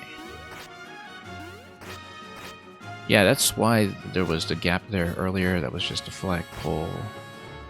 We'll come down here, we'll grab the sword, drop the bomb. We'll respawn through the door and then bump another muncher down below, and then we still need to think about destroying the muncher itself. I think one possibility is to put the muncher on top of this and then kill it using a state switch. When we respawn, though, it's going to respawn a Magic Koopa as well, and so we need to take that into account. That there is this, block that is initially loaded over by the Magic Koopa as well. That's something new we hadn't considered. It looks very much like the implication is that you can do some kind of crush in that position. I'm not really clear on it because of the fact that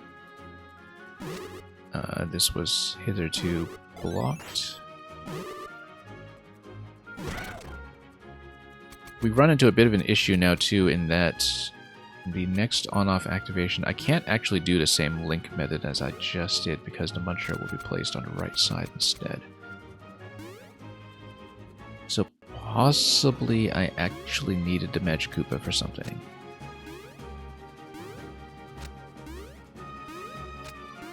Because if I placed a muncher over here, I would need the on-off activation in order to do the state switch. But to do that, we can't have the Master Sword in its present location. We'd need to get upstairs, and we can't really do it this way. Notice. Okay, that's... Maybe we're able to bump this guy.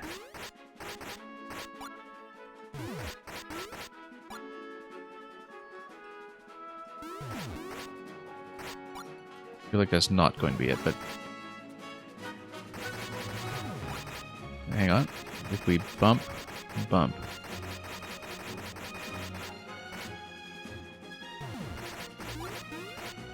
Maybe we're actually able to get it over. I don't feel like that's going to be correct, but... we're going to try it anyway because we can. Hang on. Let's let the sword over. Or we could attempt the previous damage method to try to get to the on-off switch, but I feel like that's specifically prevented. We need to use the Magic Koopa, we just haven't thought about how yet.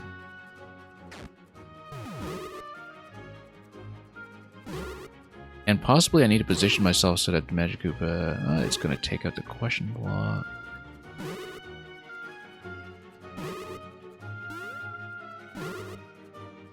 I wonder what that other question block does then.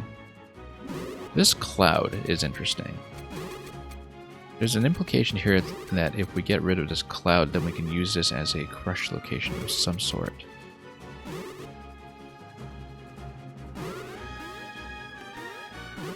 Okay, we got a Muncher in this location.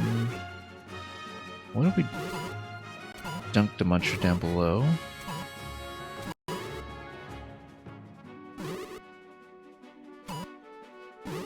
I mean, now we're able to send a Muncher over to the left. This is something we were not able to do until we had toggled the on-off switch, so we need to think about how we'll do that then, because possibly this will actually accomplish something.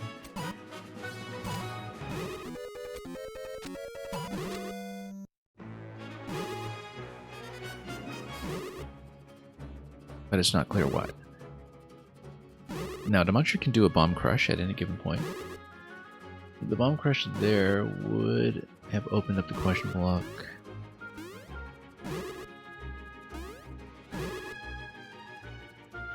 In terms of actually killing the Muncher, I still feel like killing it using the State Switch has the most potential. Notice the initial position of the Magic Koopa. If I reposition myself a little differently here, maybe we can do something. Or if I spawn on the left side and have the Magic Koopa face left in its initial position.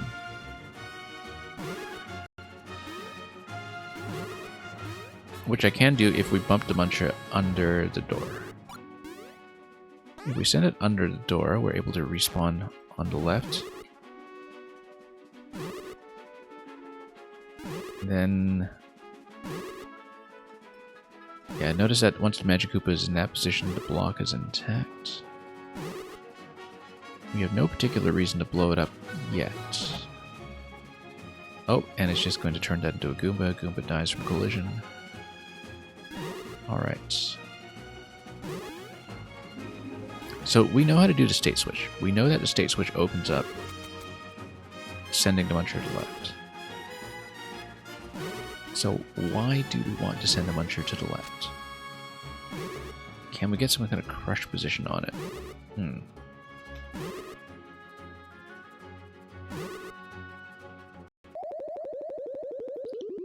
Either we send the Muncher to the left, or we crush it with a State Switch. And again, I feel like this was not the 30-second solution. This is a little too convoluted for that to be the case.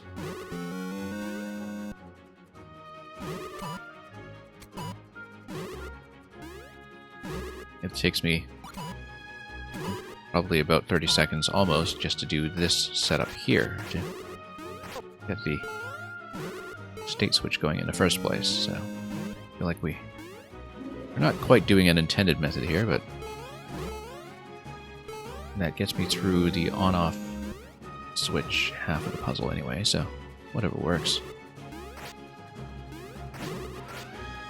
And the cheese or playtesting timing is never what I wanted we should rely on anyway. Notice once again that the flag was taken out. Let's take out the Magic Koopa so it comes back. Because we do need to base at a flagpole in order to send the sword down.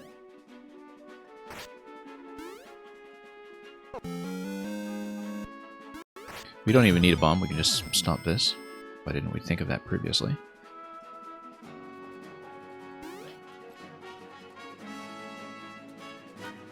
Okay. We have an on-off switch. Now what do we do?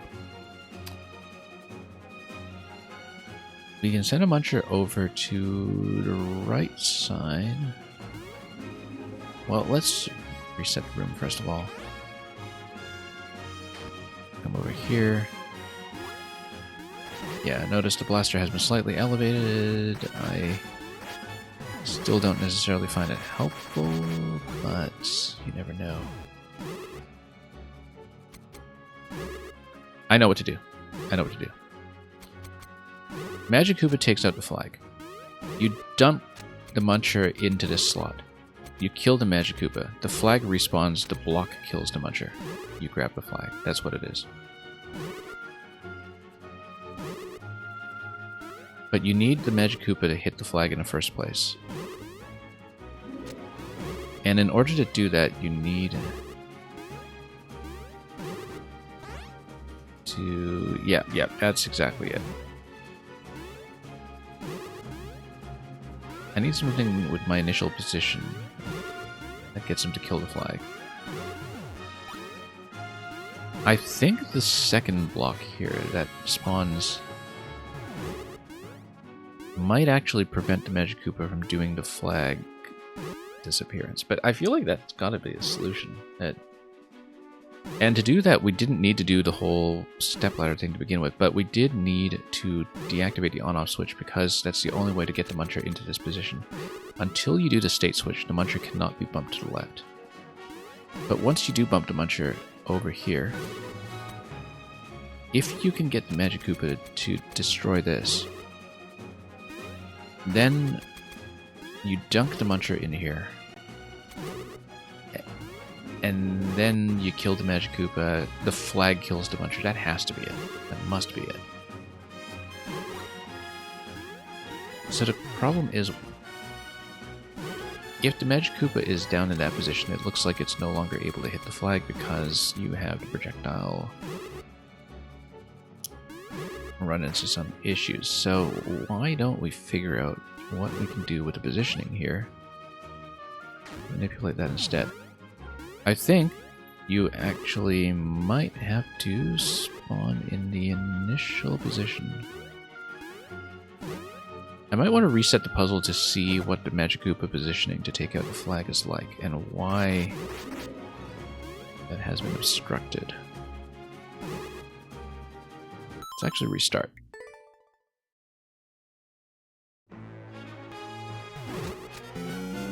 Yeah, so you have to be facing the Magikoopa from this side. That presents a very natural solution, which is you bump the Muncher under the door, you enter the door, you spawn out the left side. It seems like as long as you are spawning on the left side, the Magikoopa spawns on a track position that allows it to hit the flag initially as it spawns in.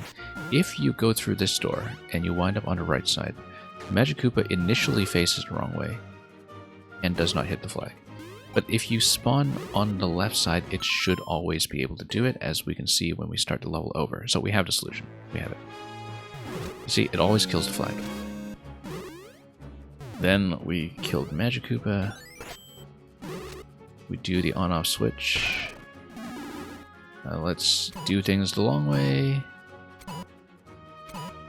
Maybe there's a more efficient way to do this, but we won't find it. Yeah, very satisfying solution, actually. I quite like the directional control on the Magikoopa that enforces this. Anyway, we'll die to execution mistakes for the next half an hour, as we usually do, because we understand the puzzle by now. We understand what to do. So, let's go back. Let's pop this. Yeah, interesting priority sequence here too, where you do need to take out the Magikoopa first, otherwise the sword gets stuck. Bump this. We'll reset the room. We'll bump the Muncher over to the door on the right side, which we'll be able to do trivially now that the gate is open.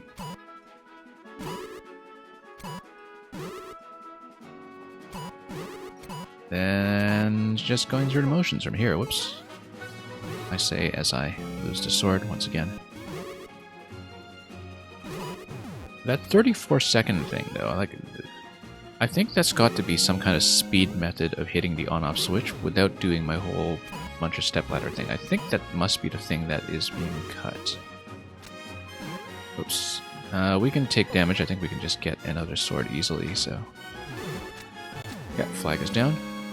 Muncher's going to be popped into the one-way panel, and then we kill the Magikoopa.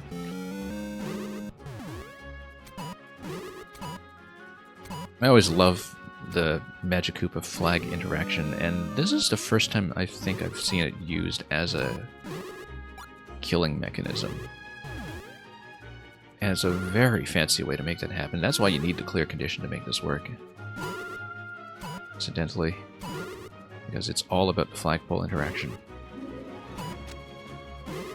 Excellent use of the flagpole logic, in fact. That is specific to clear conditions. There we go. Just like magic. Lovely solution. I really enjoyed that one. Absolutely lovely solution. Very elegant puzzle, too. Just very few elements to it. And it just was very economical about giving you exactly what you needed. I'm still thinking about that 34-second record, of course. I think that I probably had the right idea for what was going on with it. Very few plays on this, too. This is an excellent, excellent level considering how little attention we've had on it so far. Yeah, just a couple of solves here.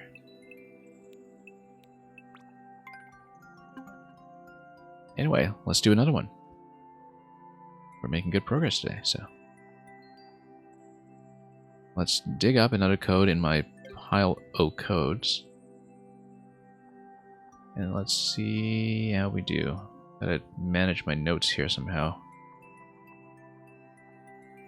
We're gonna do a much older one that's been sitting in my backlog for ages. I had this recommended to me, I feel like months, possibly years ago.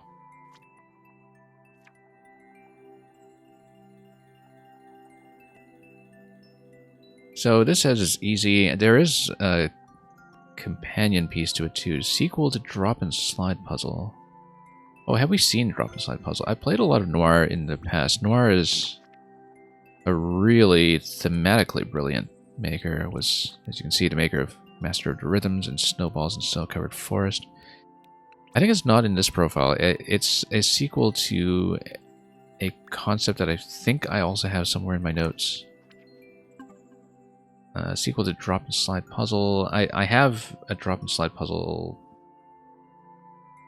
somewhere here as well. I think this might have been one of the ones that inspired that stump bumping concept that I saw from Loop and Snoop an eternity ago as well, in terms of dropping things into place to create paths. But we'll see what it is. I actually don't even remember it because, like I said, this has been somewhere in my recommended codes list for the past 2 years. Possibly 3. This is a level from 2019, very shortly after the release of the game. Natcat the Pile is gigantic, but I basically plucked out a few priorities. I have a backlog notes page that will never get done. Especially because I stream all my Mario playing. Anyway, let's take a look.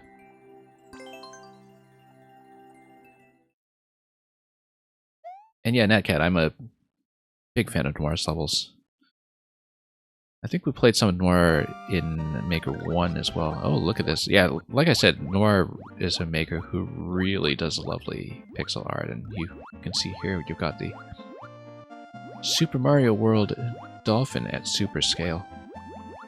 Anyway, we're going to do some conveyor manipulation to do some blaster unstacking, it looks like. The concept here. And yeah, we're going to use the dolphin to do the unstack. Obviously, we'll check the top side first just to see what happens, but... Oh, you're actually constrained here, as you can see, because you're right on the ceiling and you're not able to swim up any further with a screen boundary. What it is. Looks like this is built on the top half, which is why you're going to be very strictly constrained by the ceiling. And then we will go down. Okay. We'll always check the ceiling, in fact, just to see what the logic is there. But looks like we'll need on state to get out of here.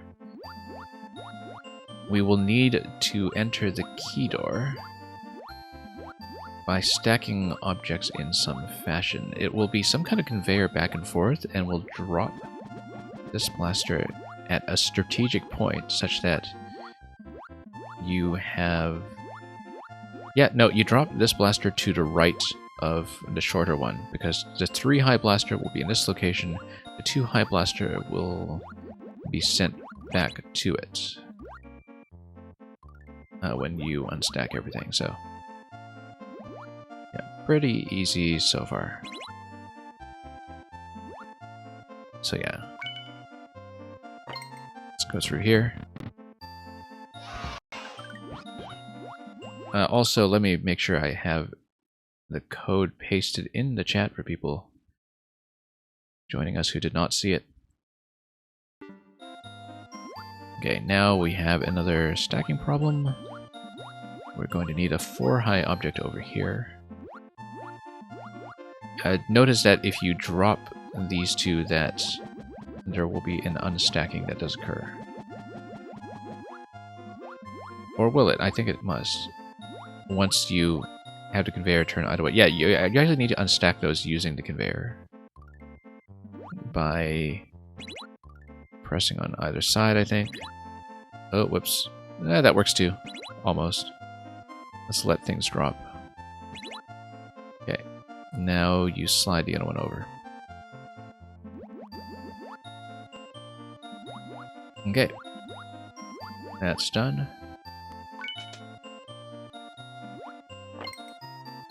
So yeah, like I said, this is code that was sent to me as a set of 2, and I think the other one in the set is the slide puzzle that's referred to in the description.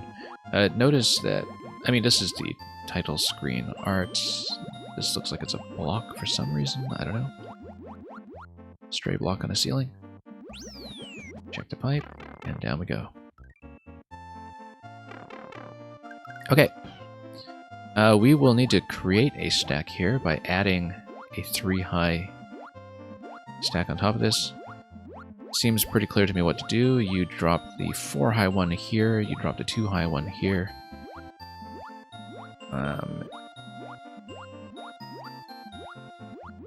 Or do you? Let me think. Because you want this guy, you might do... I mean, you can do a timed drop, I guess, as things are going across. No, you wouldn't want to, because if you're hitting the on-off blocks, you need to swim all the way around back down in order to do the next activation, so you do need to think about these moves in discrete sequences. So let me think about this for a moment. We actually want to get the 3 high one here, and drop this 2 high one on top of it. And so we have a pretty specific sequence for how that's going to go. We drop this, we move everything over, and then we drop both of these in any order, actually. Either order will do. I'm pretty sure. No. Mistake. That's okay. We got it. We fixed it. Yeah, either order will suffice.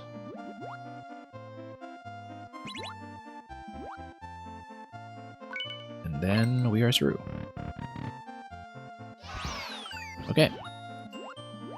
Now what do we have here? We need to have something 5 high here, which means unstacking these two and having one of them get stacked on top of this.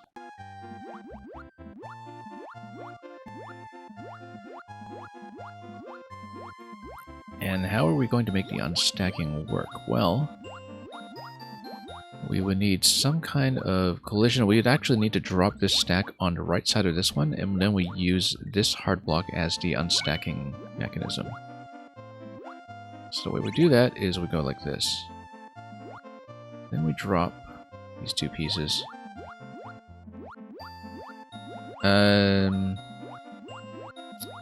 No, we don't. Because we need to send this to the left first. We actually want to... Yeah, if we send it to the right, then they'll both unstack, but they'll both be unstacked on the bottom level. That's fine, because then we drop this piece at the very end. As our guest resistance.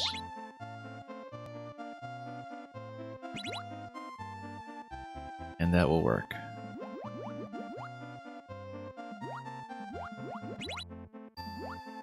Okay, through we go. And dolphin once again. And then we'll go through the pipe, I guess, and that will be how we complete things. Congratulations! Anyway, I don't know. Yeah, we did need the off-state in order to get through here, so I guess we'll just blow something up on that side, and Red Yoshi will do everything that is needed to get me through to the end. And here we are. Okay, so there is a related level on a different profile that I have the code for as well, and we're going to plug that one in next. Give me just one moment.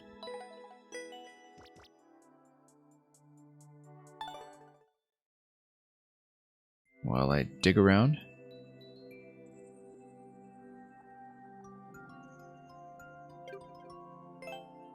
Yeah, this is a sequel to Drop and Slide Puzzle. I think I have the code for the Drop and Slide Puzzle level that was described. Let me see if this is correct.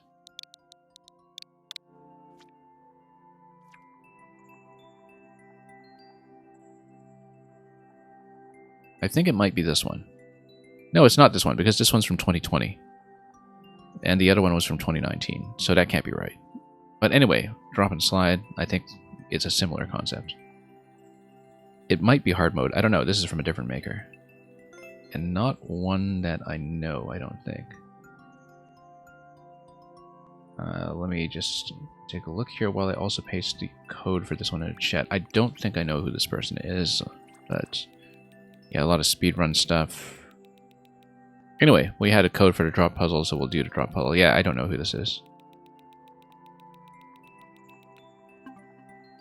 A lot of music levels. You never know.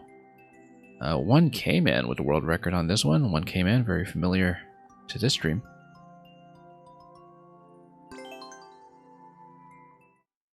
So yeah, level from 2020.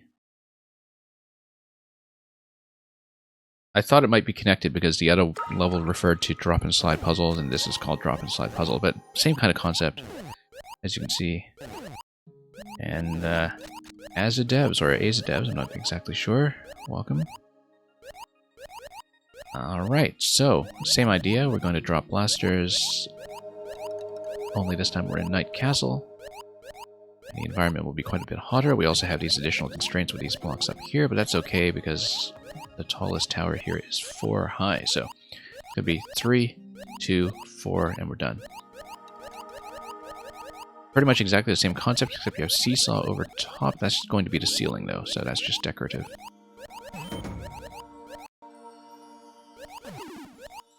Anyway,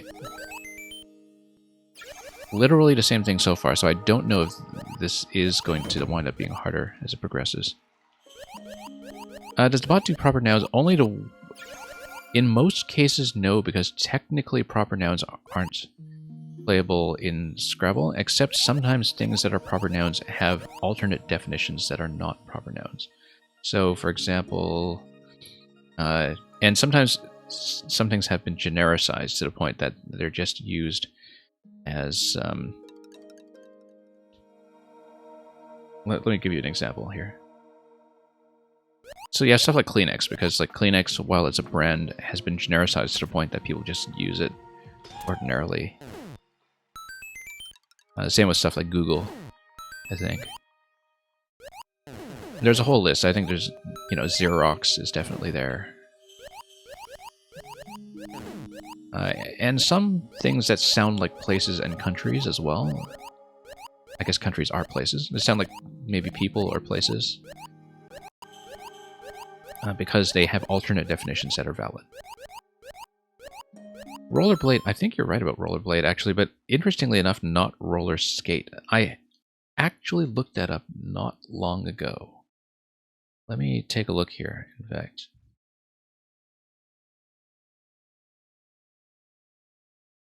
Yeah, that came up recently, and I don't remember why, but it actually did come up in a Scrabble situation for me. Inline skate is the non-brand name, exactly. Okay, anyway, let's get back to the puzzle here while we are also thinking about that. We need a 4-high tower over here. Looks like it's going to just be 2, 2, 3, 2, 3. Why do we even need to move anything then? What would be the problem? I don't see why this would not work. Why do we need to do any state switching whatsoever here? Oh, I didn't count correctly, that's why. I can't count. That's why. Yeah, one came in. I was just saying that we noticed that you have the world record on this level to this day, even though it has a pretty substantial number of clears. But this has been sitting in my pile of codes for the longest time, and that's why we're playing it. Okay, it looks like we do 4 high here, and then we need to do a 2 and 2 stack, maybe. That looks like it's the thing we have to do then.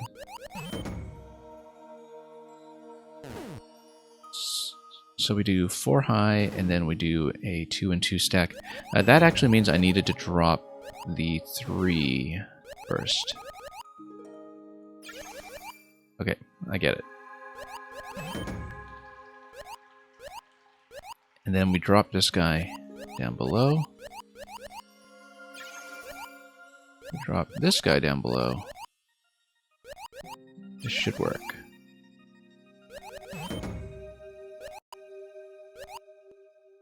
One K-Man, somebody named One K-Man has the record for this level. And you remember this level, so. And nice to see some Mario Maker levels streamed that are more puzzle-oriented and not Kaizo speedrun nightmare stages. Yeah, I do a lot of puzzles here. I had been off them for some time, but I used to stream puzzles really regularly. We do all sorts. One-screen puzzles, cryptic escape rooms that require a notepad, geometric puzzles like this one. We do all kinds. But there is a good small community of people who are more dedicated to puzzle streaming. And puzzle making, for that matter, and so, you know, we definitely exist. And I do viewer levels later in the weekends as well, and that's usually when we get into the more platformy stuff. But yeah, this is a very puzzle-friendly stream for sure. We're going to do some kind of addition here once again and get a 6 high stack over here. Probably... You have a high enough blocking piece, you can do 3 and 3, perhaps. But then you would need to configure things in such a way that we create that stack in the first place. So maybe... Okay, so we've got 5 different columns. If we create 4 columns to the left, then we can do a 3 and 3 stack. I think. The fact that this 3 and 4 is a cluster does create some potential complications, but you can split this. If you drop this one, you can split it into 3 columns. Come down here, and you can do a potential 2 and 4 stack, perhaps. In fact, I like that idea much better. Let's see if we can make that happen. Let's go for 2 and 4 rather than a 3 and 3. And I think I can, whoops, visualize this. What purpose do the 1-ups serve? I think the 1-ups are just there to kind of encourage you to stand on the platform. I'm not really sure, actually. I think they're also there for endless players, perhaps. And they might just be cosmetic. They don't do anything functionally here, though. They're not going to activate any switches or do anything of the sort. They're just a little bonus. Anyway, we're going to do a 2 and 4 stack. The way we're going to do it is we need to create 3 additional columns here, which we can count. We can do it.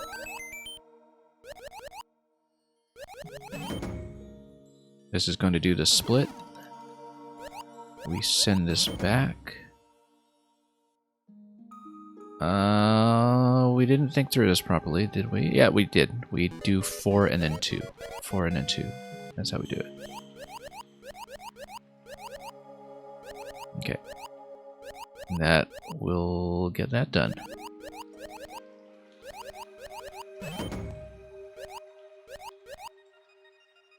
And I think the P blocks here are also just cosmetic. Because there's no P switch in sight. That doesn't seem to do anything.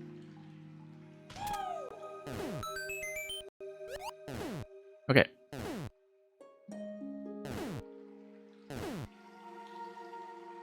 We've got third column from the right if you have something that is at least 4 high on the right side. We need something 5 high in total, so it does need to be a 3 and a 2, which will require some kind of unstacking of this piece here. How is the unstacking going to look? The unstacking is going to create a 2-4-2.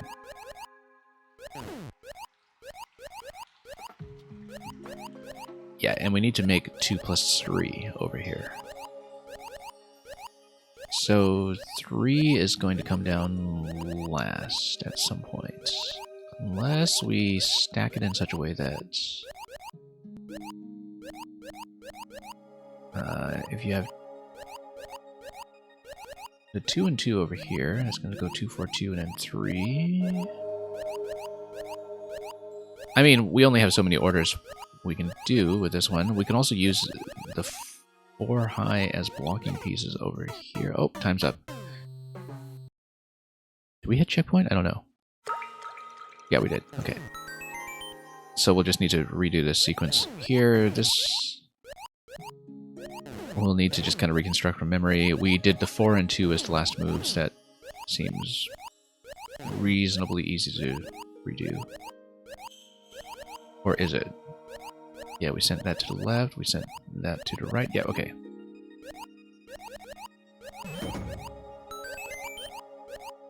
Yeah. We know how to do it. Let's create the 4 and the 2, and then this will unstack pretty much in the way that I need.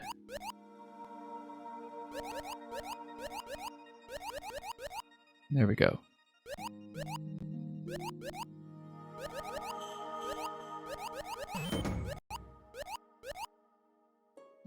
And back over.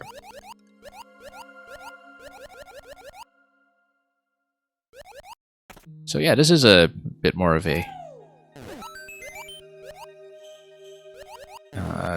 slightly more complicated take on the concept that we saw from Noir earlier. It's exactly the same concept mechanically, except we're doing a lot more addition of pieces, a lot more placements that require a bit more back and forth to execute properly. Yeah, so we know that we can unstack this into... how many separate columns? We created 2, 4, 2. I think we can maybe do an additional push once we stack something else on top. If we do a 2, 4, 2, the 4 piece can also be dismounted over here. That would create a set of 4.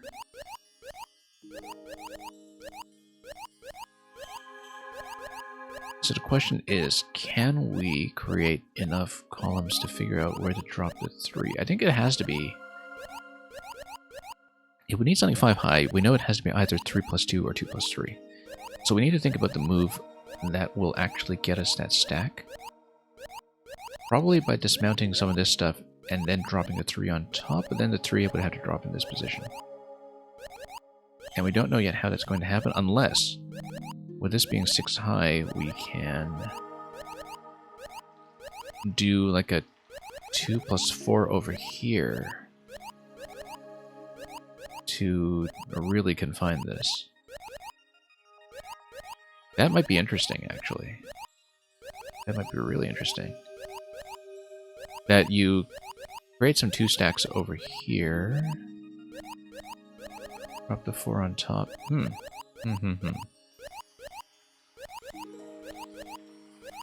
You know what? Let's experiment with this a little bit just to see how it looks. This is not going to be the solution. I just want to make sure we have the unstacking logic totally solid. If you drop this on this side, then you can do the 4 and 4 pieces over here.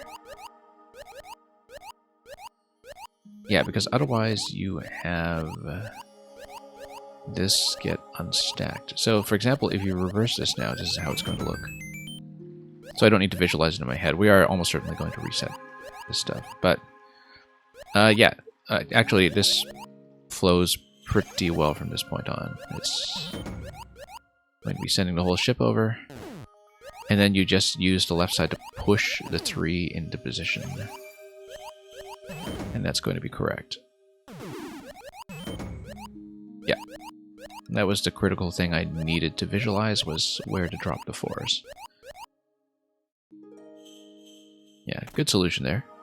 That's pretty fun. Anyway, drop slide. Well, we're not going to be able to interact with this so much, but we can hit the on-off switch and then... This must be a hard mode. We're doing hard mode, as always. Never going to miss that.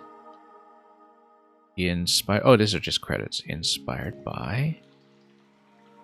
3VB. Oh yeah, inspired by Noir's level. So this was actually a tribute to the one that we played first. We have done that code. That was the one that we played prior to this one. So let's... did we hit this already? I think it broke earlier. Something broke it earlier, I think. So we'll take that and exit.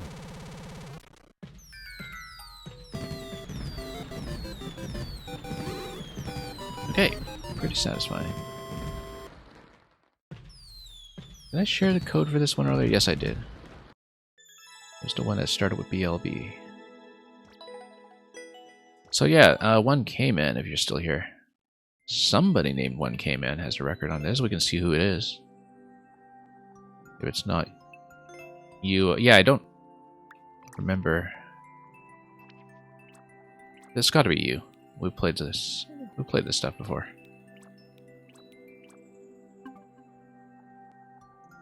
Unless it's a totally different 1K-Man. An impersonator. Who also has been by here. Yeah, it's definitely you. I remember these levels. But anyway, at some point you got the record on this and you forgot. So congratulations on holding it after all this time, since this level has been around since 2020, as I was saying. Alright, let's do some more. Just give me one moment here. I'm going to spin up the next level. Have to dig around a pile of codes. Yeah, puzzles have been pretty gentle today. I've got some harder ones, maybe, but I can never quite tell the difficulty until we get into them. And sometimes we just see a good solution very quickly, like with the Disappearing Act puzzle earlier, for example. I can imagine some people getting very stuck with that. We were just fortunate we didn't. Okay, so this is a puzzle level by Amy Daisy. I've not played anything by Amy Daisy, but I have seen her around, having submitted to some of the other puzzle streams in the past, I think. But I don't know this level. I will punch in the code here. As you can see, Cyphus, ace playtester and breaker of puzzle levels, has a record that is actually fairly long for Cyphus. At 1 minute 18. And that's unusually long for Cyphus because he's pretty much the puzzle cheese tester extraordinaire. So this level was recommended because it is one of the sample reference levels that's recommended to people who are participating in the Alternate Dimensions contest. Earlier in the stream, at the very beginning, when nobody was here, we played the official sample level by Krakowski and Rubik's Cube. That's at the very top of the VOD. But this is a level from April of this year that was also recommended in conjunction with that as an example of what the Alternate Dimensions contest is about, along with another one by Amy Daisy. So we'll take a look at this one and we'll see how it goes. Just to get warmed up with this brand of puzzle logic.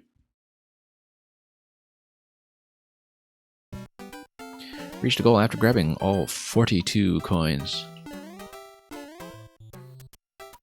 the answer, the ultimate question.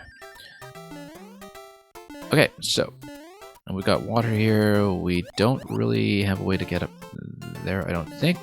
But we do have a very decorative daisy at the start because it's an Amy Daisy level, and perhaps that's a maker trademark. All we know. We do have a couple of Spinies walking into an initial position, and yeah, I would assume that the two-state nature of this level just changes the height of the water, which would then lead some of the Spinies to ball up into the ball form. The on-off switch also gets you through the door. There is the condition to collect all the coins, of course, which... Let's see what leads to the flag. Since we came through a pipe, it must be the other pipe that takes you up to the flag, and we're correct. But let's... And also, we can't go up the pipe in this side anyway, because we have not yet acquired the means to gain that much height, so... You think you have a world record of a level from 2019? Yeah, you can always check on your profile, I think. It would be listed. 5 coins, we can collect them all. They would count towards the 10 out of 42 total.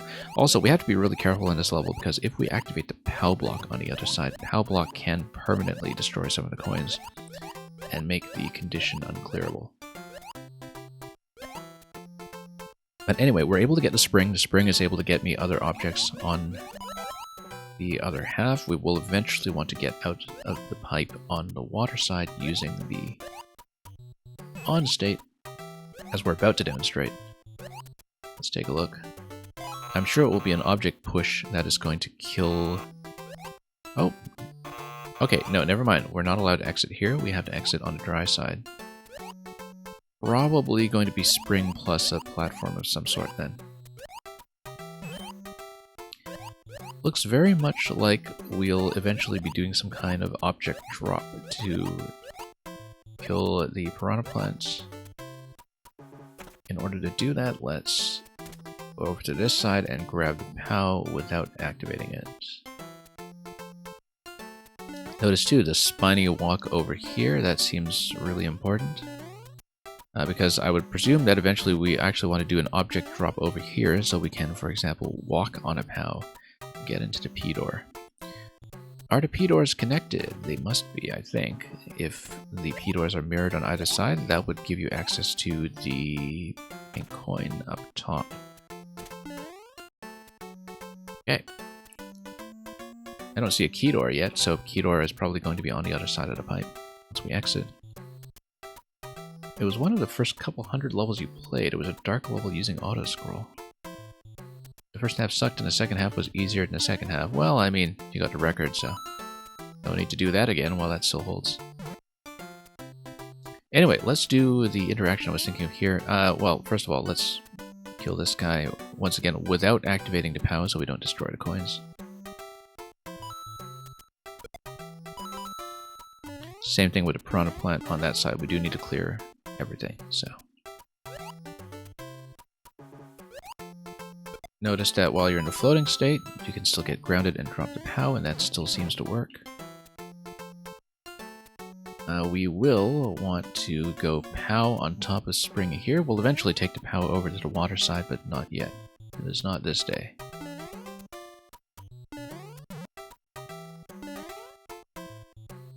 Wonder what this spiny walking over here is all about. Just to match the spiny on the other side, I would imagine.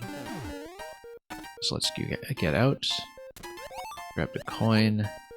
Now the thing is, if you come back over here, then how do I get out? I think I might actually be dead. Except you can always hit the P switches. Yeah, I need an object to hit this guy with. Because now I'm actually dead. I didn't think ahead for this. It's not going to be a precision check, we'll just die. But notice that the one-way panel is reversed.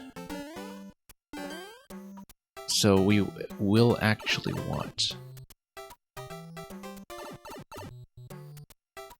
Yeah, the one-way panel is reversed. That's really important. Because we will want to get out on the water side. The question is, how do we get rid of that spiny? We'll need to toss some kind of object at it. but we were using the POW to walk. So the question is, what do we do about that? Well, let's proceed and redo everything so far. And we'll find out. Oh, whoops. Hang on. Let's be careful with the up input here,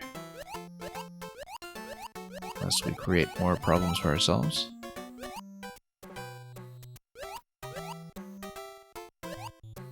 Yeah, interesting. We could always find some way to activate the P-switch with something like a throw. It would have to be a forward throw. I don't know. We have to rethink that. Let's redo this bit. And grab the coins at the right. You're thinking you're one of 2 people who beat it. When you cleared it, you had a world record of 30 minutes, and you narrowed it down to 3 minutes. Wow. And you took all the creators' world records because you were feeling petty. Well, you had a good way of demonstrating that. I think that worked out for the best. For somebody, anyway. Okay. Let's do everything we can here. We can't get out here yet, obviously, not having cleared the condition. We would need to stand on top of the POW as well to do that.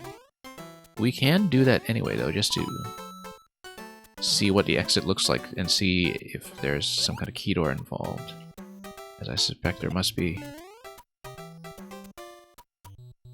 Just to take a look at this. We'll need to reset the whole thing, obviously, to grab the spring again, but yeah, it's going to be key door. And the munch stack prevents you from continuing, but that's because you can't take the POW through.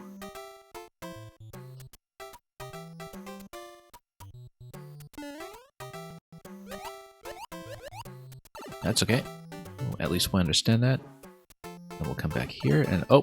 I'm trapped. Okay, so the muncher is also a death zone for those who dare to peek here too early without having fulfilled the condition. So let's go down here.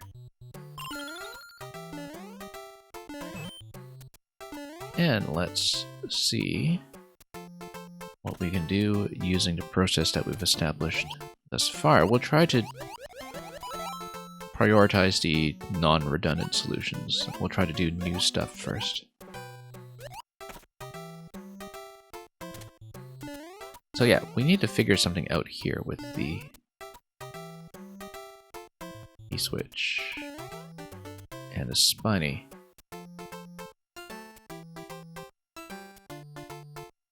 Because if you go through the P door twice, you'll have no held object there anymore. The spiny will walk over.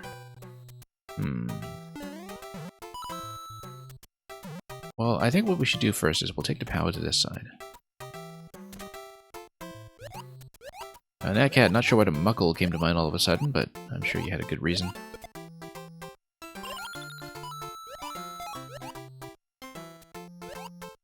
Which may or may not be Scottish in character.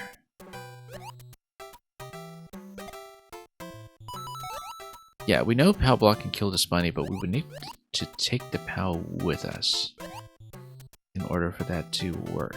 So yeah, these are the changes so far. We see change an item, change in a one-way panel. And getting through that spiny is the issue. You know, if we clear all of the yellow coins first, then it's possible to actually activate the POW at some point and get a kill, which might be a valuable thing to do. Let's do this first though, and whoops.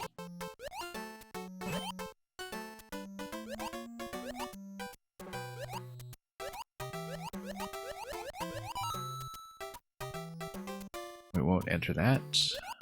We'll, however, take... We don't want to take the POW back because the POW Maybe we do, because we will have obtained a POW already. Let's take it in. We don't need a spring, we can then do everything else with the POW down here. This seems redundant with what we could already accomplish, though, using the trampoline.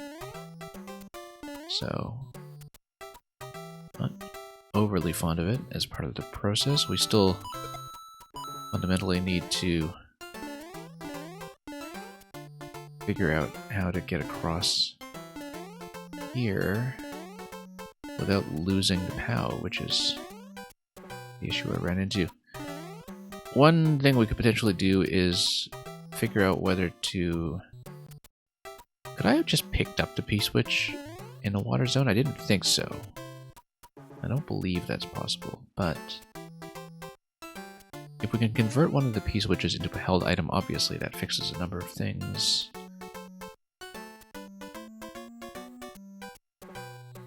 If we can also set up a remote activation of the on-off, that might also accomplish absolutely nothing. We will need the spring in order to grab those coins. Let's do that first so we get rid of all the coins that could potentially be destroyed.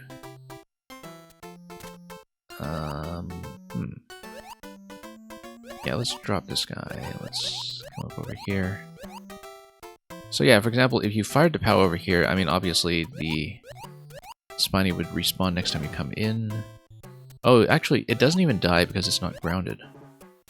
So you would need the POW to be held in order to push into that. Which means that you can't use the POW drop as your solution here. You can't just drop the POW in this location. You would need to drop something else.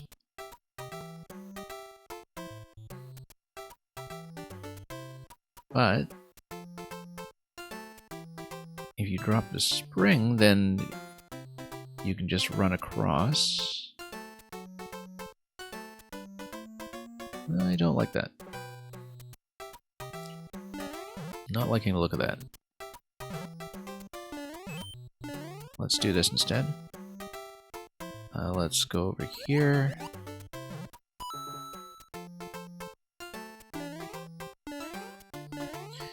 You can use the on-off switch to just jump. That's the idea. Yeah, that's the idea.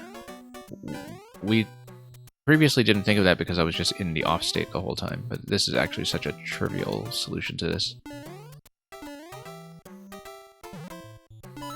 That totally solves it. Completely solves it. We don't want to drop the POW in the slot and make it unobtainable. Let's be really careful here. There we go. And then we can even come back this way if we want. No, we can't because of the one-way panel. Scratch that idea. So let's drop this again. Let's head on out. And then we do spring plus POW in the other room to get out. And if we're able to take the POW with us, all the better, although I don't think we'll be able to.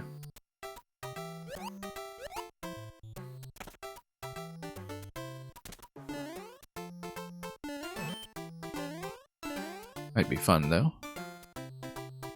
But I don't think it's doable, so we can't unstack the munchers that way. I think the munchers are just a bit of a decorative death zone.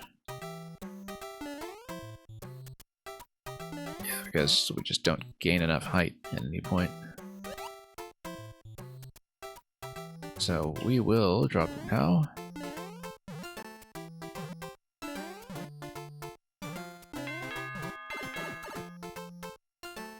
And we'll get out of here.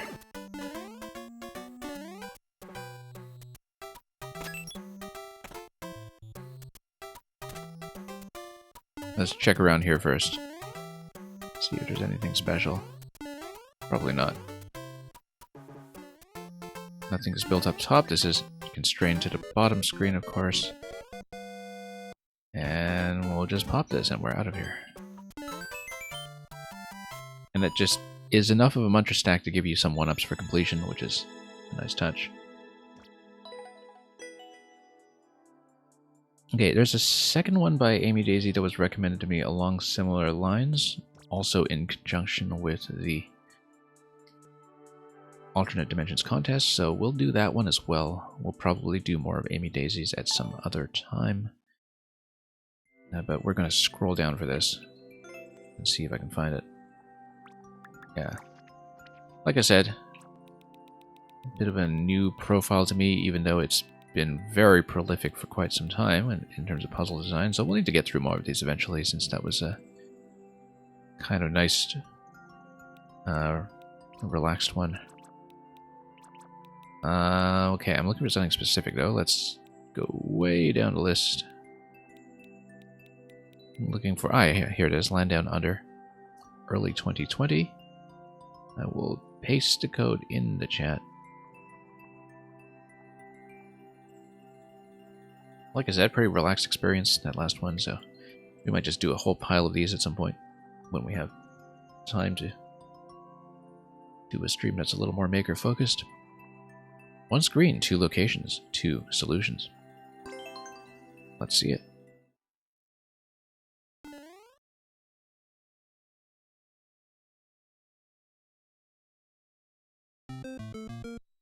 Okay, this is the trademark Daisy, as you can see. There's also a pipe that spits you back to the start.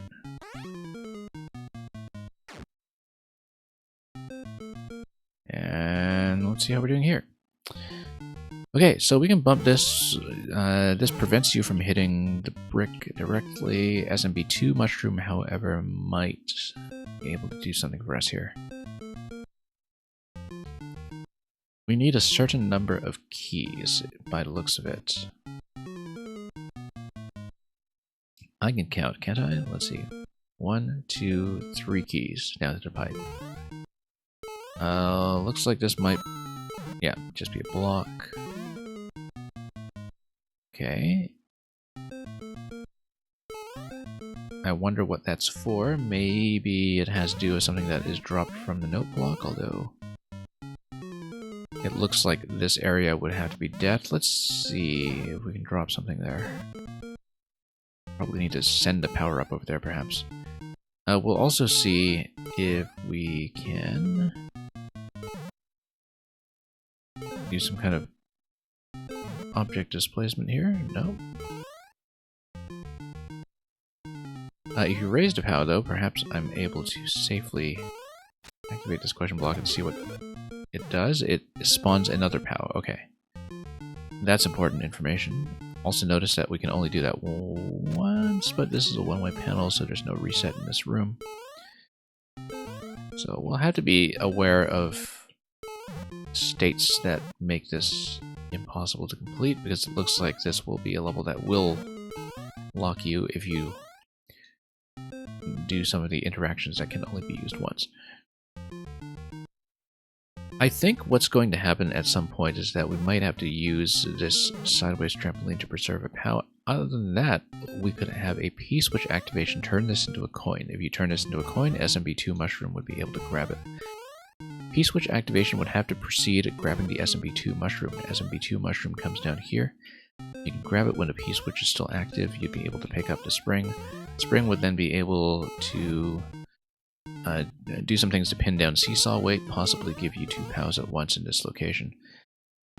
Let's see. I think eventually, though, we want to send some kind of object over here. Use that to drop something down below. POW activation should have been able to kill the Munchers and give me P access. Why didn't it? Because it was a 2-stack? Let's take a look at this.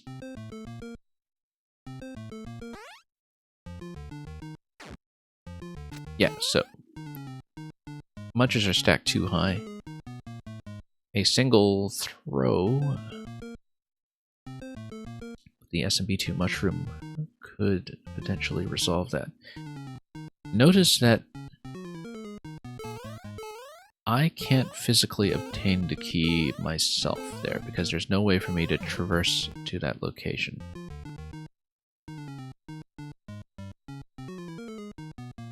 So why is that key there? Maybe because it signals something conjunction with later rooms that I need to be aware of. So yeah, POW block here activates one POW. How do we activate the second POW? We have to figure that out. Run over here. Nope. Oh, we can drop POW there. Okay, that's great. That's exactly what I needed to do. In fact, that's perfect. And then we can displace this one, and then displace the second one. Same method, we just run back and forth. Just need to manipulate seesaw weight accordingly. Maybe run up to this guy. Oh, that's no longer functioning the way I wanted. I had to go right up to the edge. Get the lift, there we go. And then got 2 activations. We then get P-switch. It seems like Seesaw plus SMB2 high jump would be able to get me the on-off switch, which would then get me access to this key in the bottom. It doesn't resolve the top key though. At the moment, I don't know what would resolve the top key. But suppose we drop, hang on, this in this location. That pins it down. We then do high jump over here. We then have access to a key. And possibly proceeding through the key door is going to allow me to respawn just enough objects to make something of this interaction up top. Also, we never figured out what this guy is for. We need to throw something down there, I think, to find out. But we might want to activate the block below it first, because otherwise we might accidentally dunk something on top of the key door. So, but then we need this piece in order to do the SMB2 high jump, don't we? So let's do this first. Hang on. Okay. Without accidentally killing the spring, because that would have been awful. Let's do this. Let's toss it. Oh, whoa. That was bad. We should have just tossed it from over here. That would have completely resolved it. Or we can just step over there ourselves now and see if we can just figure out what this does before we die. No, I should have picked it up here and dropped it. Okay. And that's fine. We've got decent progress so far. We've seen quite a lot of this. Alright. Back and forth on the POW. Back and forth on the POW, I said. This is not really satisfied with a seesaw solution, but that is because it's very easy for you to mislead yourself into thinking it doesn't work.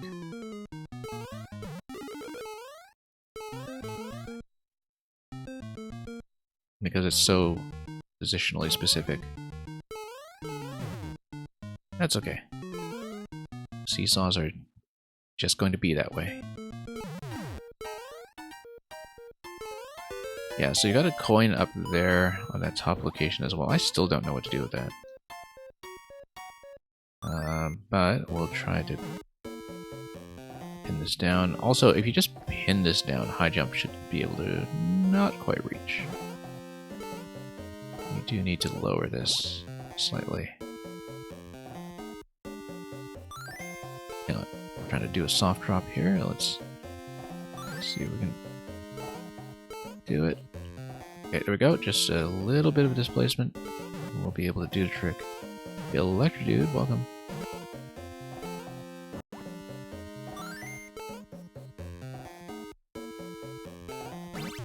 And Electro Dude, as you can see, I'm totally putting off my last 2 Ascension quests,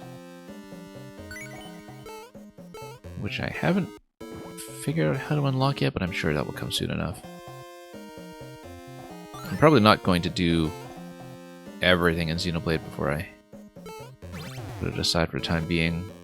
I was just thinking all Ascensions and then maybe just try to complete it from there. Yeah, but 2 to go at this point. Alright, let's try to throw this properly this time. Without getting trapped by the one-way panel, if I can help it. There we go, second key. This still doesn't resolve the third key. I don't know what to do with this key. Oh, you know what? Yeah, I know what to do with this key. It's so simple. It's actually surprisingly simple.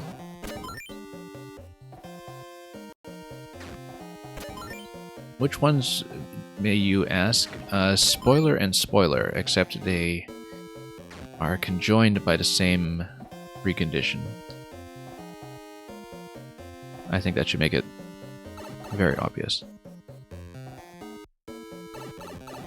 They are tied to the same condition, basically. Okay, now we're upside down. And now the puzzle continues. After we get the flag. So we don't soft lock ourselves. SD lock ourselves, rather. Anyway, everything's upside down, except the placements are the same as before, so...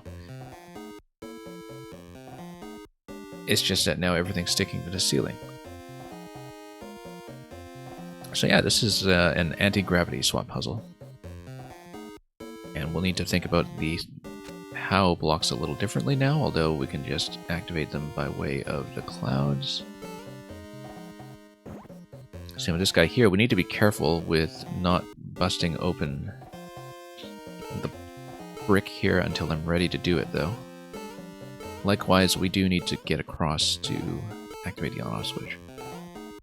So, same as before, we need 2 munchers down in order to grab the key switch and the key. We can also bust this if we want. Although I think that creates problems for the POW block that we're going to spawn from this block here. Because we do need to spawn to POW, but I also need to break it with something. And if it spawns on top of the question block, then we don't actually have a way to break it now, do we? Except we can put the spring over there,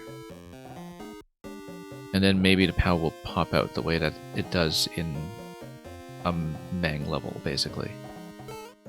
Exactly the same way it does in a Mang level, in fact.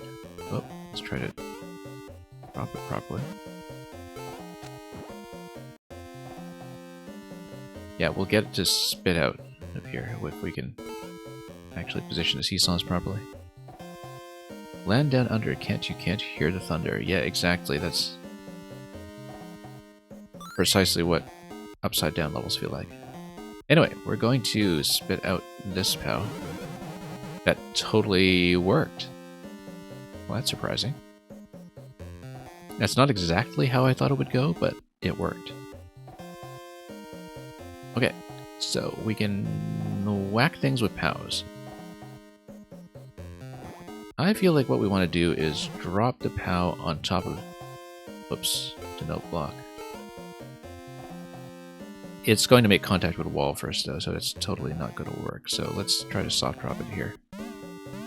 Also, yeah, we can do that. We can also do that and totally blow it. We can also do it with a spring as before, I mean.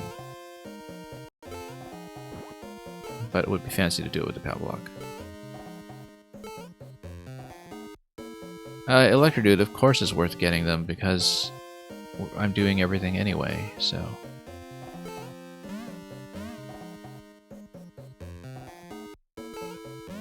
There's no way we wouldn't do it.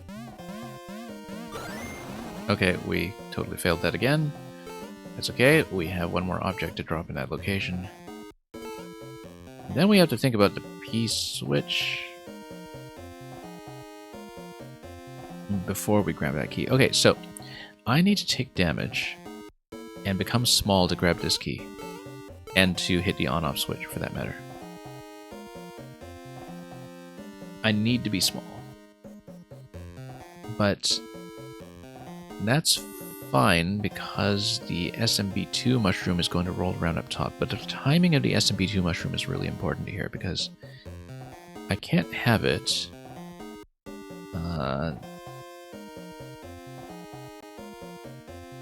have a timing that... no, you know what? We'll just take damage now.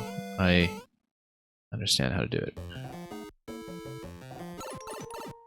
Okay, let's touch the spike again. Come on. Here we go. Doing this up while upside down is surprisingly tricky. Yeah. We need to hit the P switch. And no, we're grabbing the key first. Then we're coming back down to hit the on-off switch a second time. Key must be first. Alright. Now we toggle this again. We hit the P switch, we grab SMB2, we then throw the spring onto the right side location, the way that we were abjectly failing to do with the POWs earlier. Okay, but upside down platforming is going to go as well as it usually does. Let's not run into the spike at the very end, that would have been awful.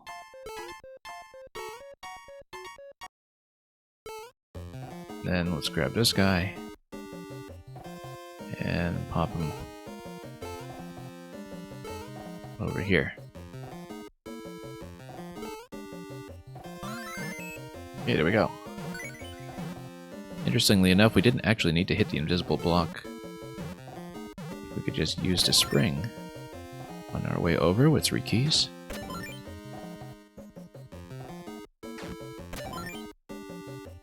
Five seconds remaining. Didn't realize that until... Whoa, no, come on. Through the door. 4 seconds remaining. You see, this is what happens when the input for the pipe entry interferes with entering the door. Because I'm pressing up. I'm going to die to time. Because don't I need to press up to enter the pipe, but I'm pressing up and I'm entering the door. So... maybe I need to be small once I unlock the doors to make that happen, because I wasn't even paying attention to the time there. That's okay. We'll just speed through this solution. That was very unpleasant. Okay. We know how to do it, though. We do want this cloud to be alive, because I can... that was wrong.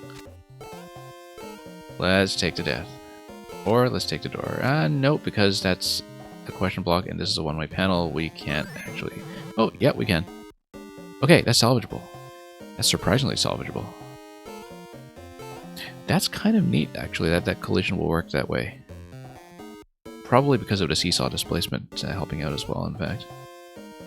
Okay, so that was not as bad as I feared. That's fine. We'll take this out. We'll take this out. We will...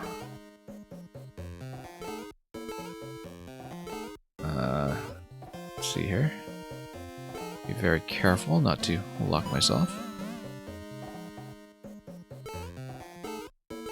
We're gonna move this guy out in advance.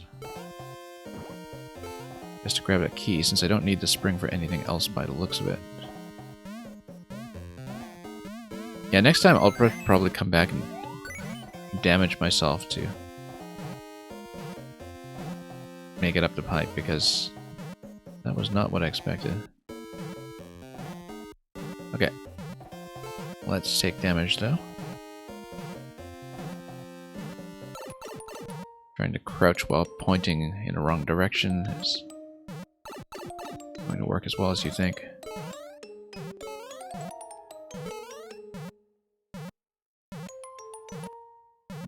Key number 2. Let's not run into the spike. Key number 3. Then... why would we even want the SMB2 mushroom then if we have all of the keys at this point and find it really difficult to enter the door? Possibly we need it in the next room, and I do not know that for sure, so... Let's try it with the mushroom first, even though we'll put ourselves through some pain trying to get through the door. Whoops.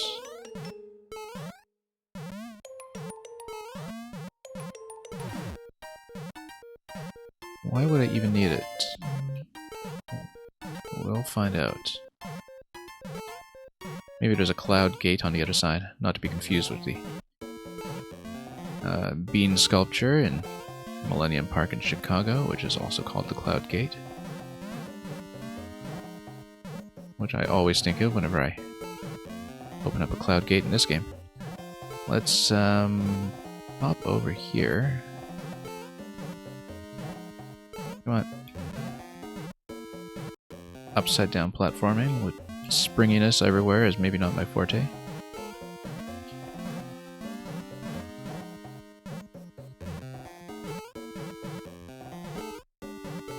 We're going to spend the next 290 seconds doing this, you can just tell. Unless we accidentally lock ourselves first. Let's get rid of this guy. He's bouncing me out and this is causing problems. Couldn't I super jump? Yes, of course I can, one came in. Expert speedrunner of slide puzzles. Reminding me of basic mechanics here.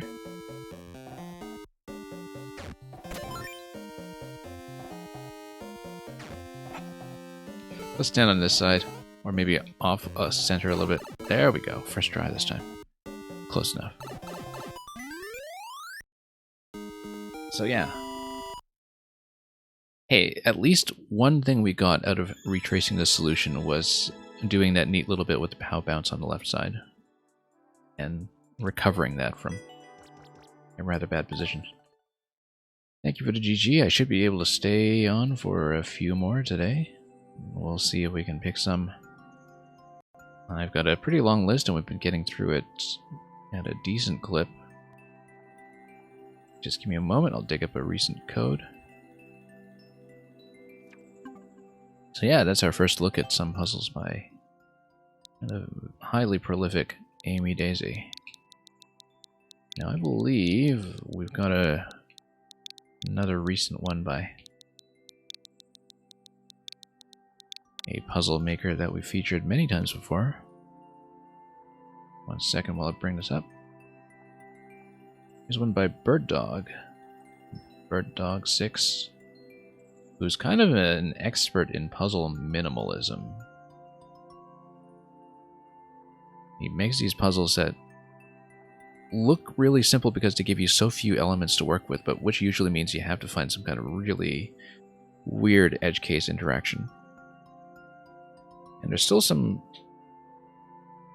older Bird Dog puzzles that I think I haven't solved, which I should go back to at some point. But this is a new one uploaded on the, 7th anniversary of the original release of Mario Maker 1. Maybe not the most famous anniversary associated with that date, but it is for us, so. Blockage puzzle, all we know about it is that it's version 2 and that it involves a thwomp. Let's take a look.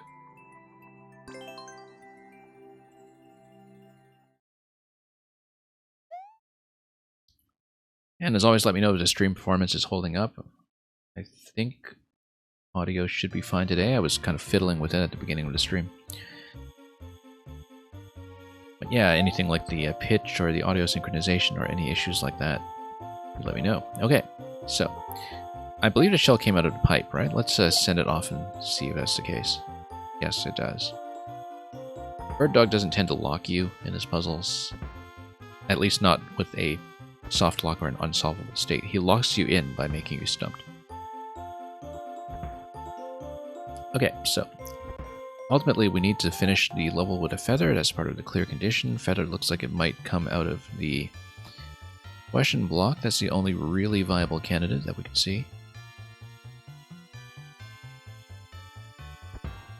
On-off switch will be required in order to access that, and so this level is all about figuring out how to access the on-off switch.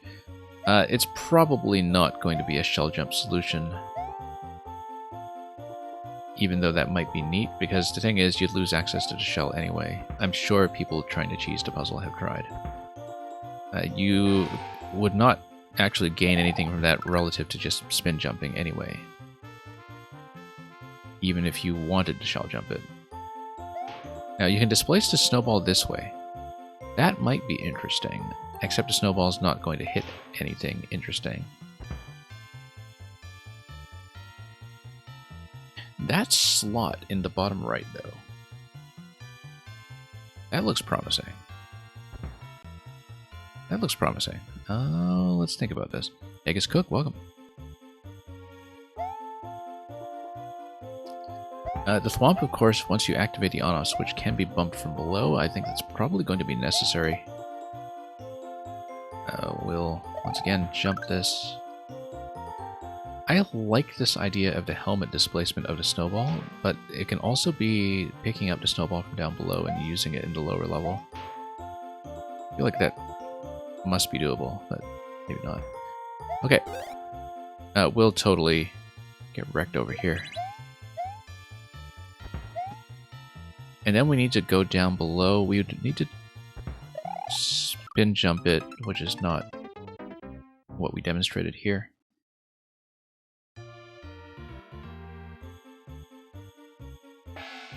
Well, I mean, let's see what's wrong with this solution pathway. There's something wrong with it, and we have to figure out what. We can't seem to get there quickly enough, but we can get back here.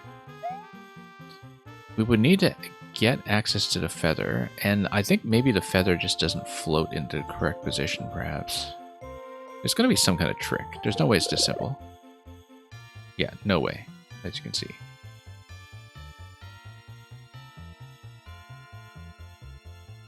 We need to be standing on the top right while there is a remote activation of the feather. That implies to me that we need a shell that's bouncing back and forth below the thwomp. And then we release the shell using the on-off switch. But looking at this pattern here, if the shell is going right, I think it's actually going to deflect off the right side and go back. That would be a problem. We would need a shell to move to the right somehow. Yeah, we need to do a remote delivery here. Possibly it might involve the snowball instead, actually. Because if you used a snowball as your spin jump target, then you could take a shell up here.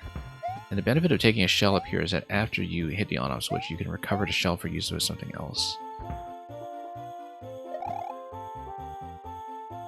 I feel like it's going to be something like that. Something very strange. Come on.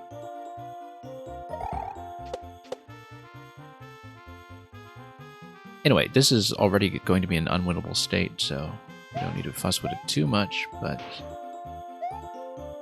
I kind of get the sense that it is going to be something that involves sending something under the thwomp. You can always throw objects through the thwomp, I think. And maybe that will be helpful. Let's try it again. But yeah, it's immediately clear to me that we need to be standing on top to catch the feather. And that it looks like the bottom right is a shell trap for throwing a shell into position. Let's take the snowball down, can we? We can, if we... no we can't, because we don't have a way to activate the on-off switch without throwing a shell over first. However,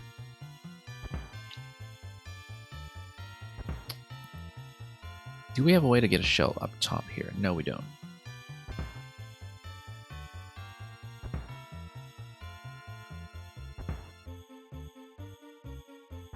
We can do an up throw of a shell, but then we're not able to get into position to do anything else with it.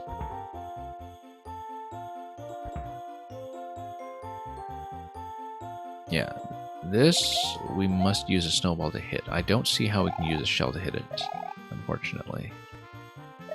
And the off switch also prevents me from getting additional snowballs. That's an important point that we hadn't considered either.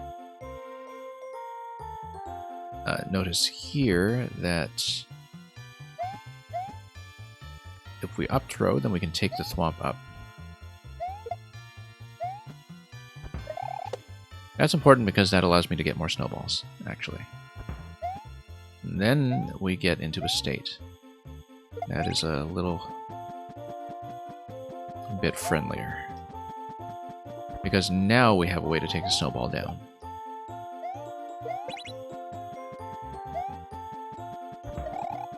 No, we need to move the snowball first. Hang on. Let's do that first. Move the snowball over here. Jump over here. Move this guy down. If I take damage, I'm going to be in a bit of trouble because I will not have a shell available while this shell remains alive.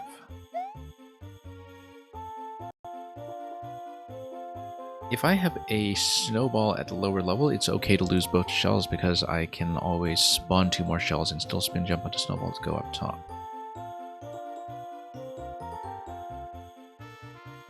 Then I think we just fire a shell from a distance, or nudge a snowball from a distance, and just run across the thwomp to grab the feather on this side. We need to be really quick though. We'd basically be racing either the shell or the snowball to grab a feather down here.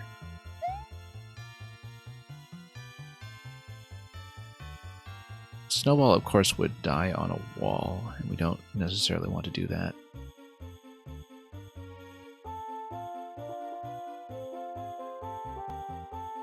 Yeah, because if we perhaps looking at the deflection pattern, I can't really deflect a shell to the right. I think that's specifically going to be prevented. However, we might be able to displace the thwomp some other way. And we'll need to figure out how. Oops, that's going to die. That's fine. We actually wanted to kill the shell so we could spawn one down low. And if we take damage while holding this, that's fine because we'll still have a snowball. And if we grabbed a snowball, then we're able to potentially throw it from up top or down below. We can also throw this. Whoops, oh, lost it. Okay. No, the idea is that snowball isn't going to travel as fast as a shell, right? So if we spit out the feather, we might be able to outrun the snowball over to the other side.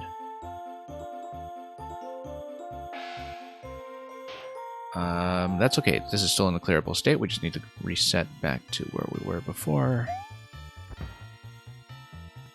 Using up throw.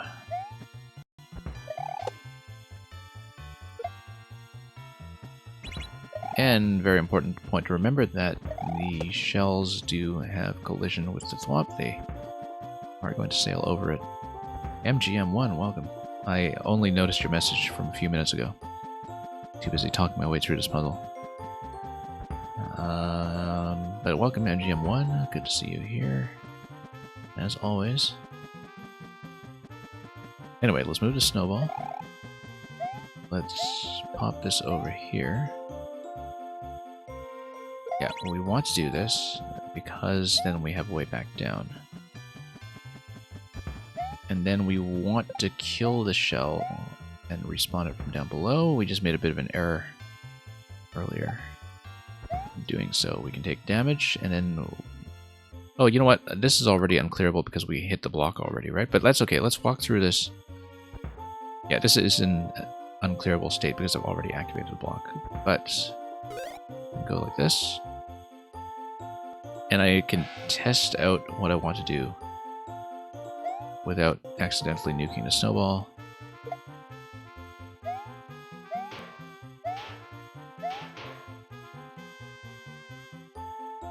I don't want to do that because I will lose my way to get back up. No, I won't, because the thwomp is my way to get back up. But anyway, let's say you do snowball like this.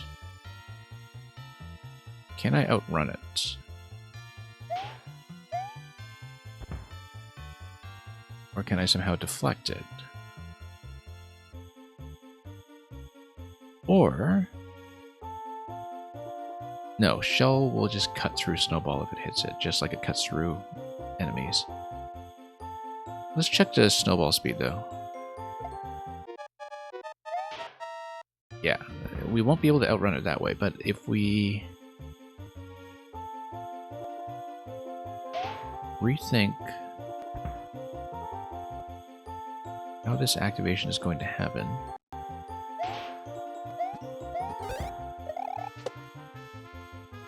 We need somehow to stand over here. I think the idea is that we need to use the on-off trigger to move the shell. So we should try the shell pattern for when the shell is under the thwomp, but on top of the on top of these blocks here.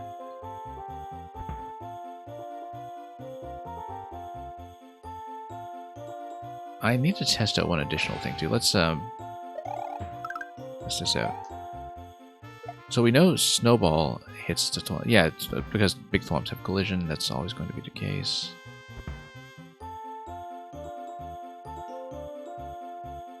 I feel like we need to do some kind of remote release. It's okay to take damage because we'll always get more shells. We need to do something that allows a press of the on-off switch to be the thing that sends a projectile to the right side. The thing that I'm concerned about is that this upslope ensures that any object going right to left, rolling around, is just going to continue going left.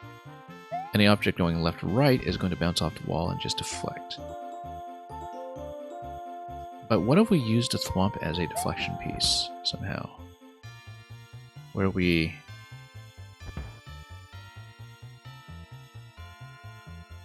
use the thwomp to maybe change the bounce pattern that we're looking for.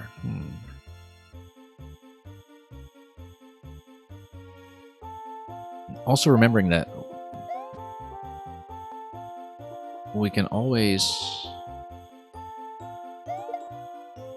bump things from this pipe as well, using the head bump with the Snowball, the way that we've done a couple of times before. Also notice that the thwomp can just die to the on-off switch if we have an activation while it's on top, right?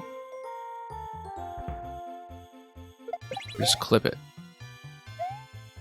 But then the issue with that is that we don't have a way of getting back up.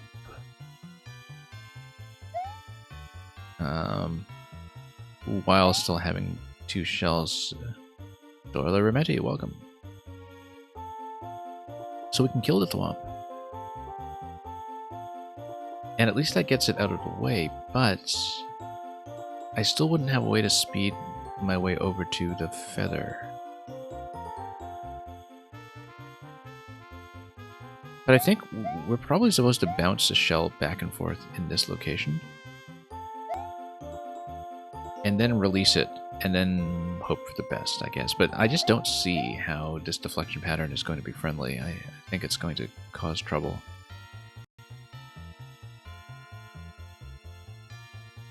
Because I don't see a deflection angle that's going to make sense here.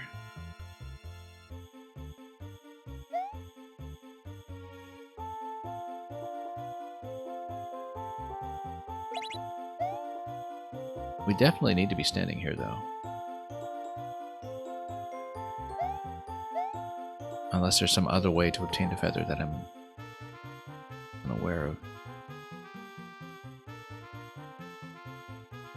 Anyway, yeah, so the issue that we run into here is that we can't do the thing we did earlier and obtain more snowballs, because spin jump is just going to kill this.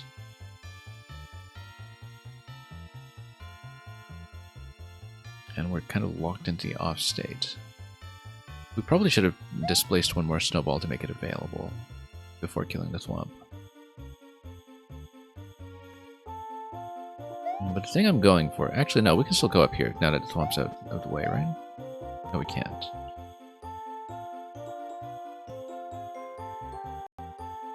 Maybe we can just shell jump this. That doesn't actually help, except it demonstrates that I can shell jump from time to time. No, I wanted to drop this in the middle here, send it bouncing, and then see if the bounce pattern is actually going to work. I just don't see how it can, though. Because you're going to have the shell hit the slope and follow it down, right? It's not going to deflect. What I'm thinking of is if I can displace the Thwomp somehow, if I can just move it.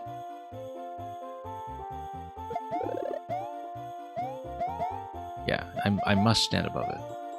There's no way.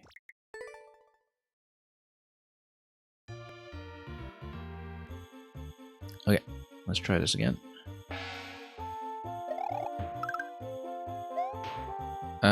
Let's try that again. Although, this kind of interaction with a snowball is promising.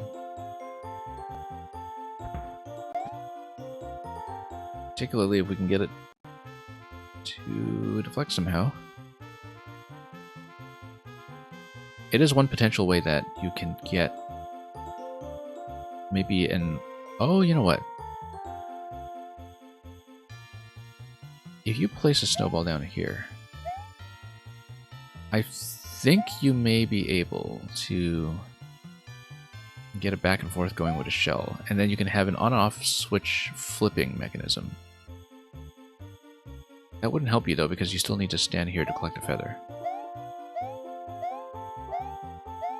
That really wouldn't help you, in fact.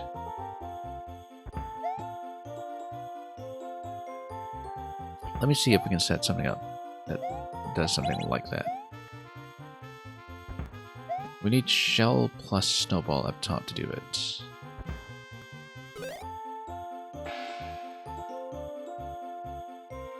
Okay, we'll go up.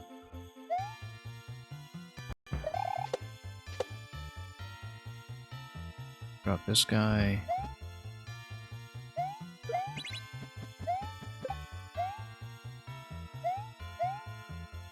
Also notice that throw speed obviously is going to be a little bit different than like throwing, kicking, tapping.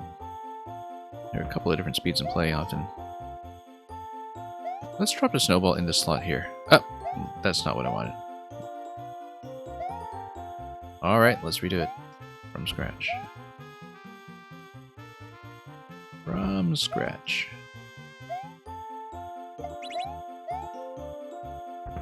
That's okay, we're not in any kind of unfinishable state yet, although that will change pretty quickly.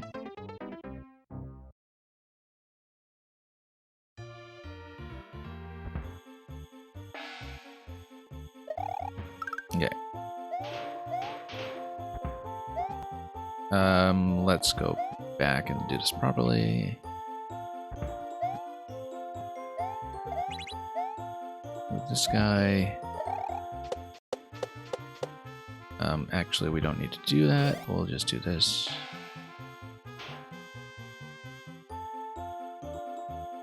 Pump this up. Is there an advantage to killing the Thwomp? I don't think there is. Because I don't really get any ease of movement back up anyway.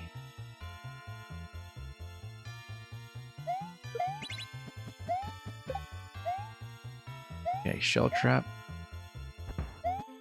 Snowball.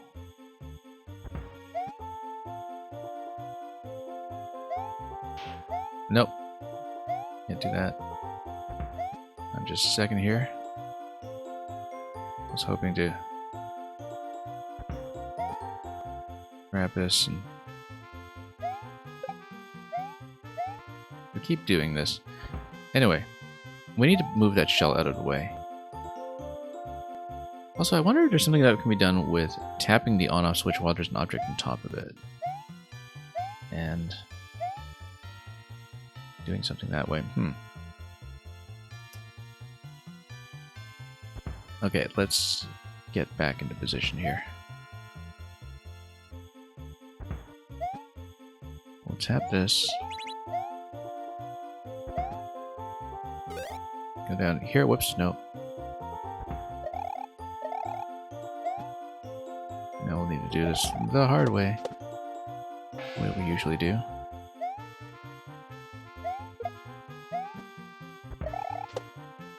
Okay, we'll put this back here.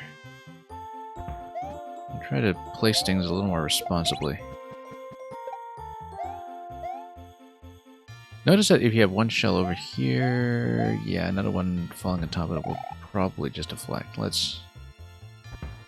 But if you have a snowball down below, then you are able to take 2 shells up.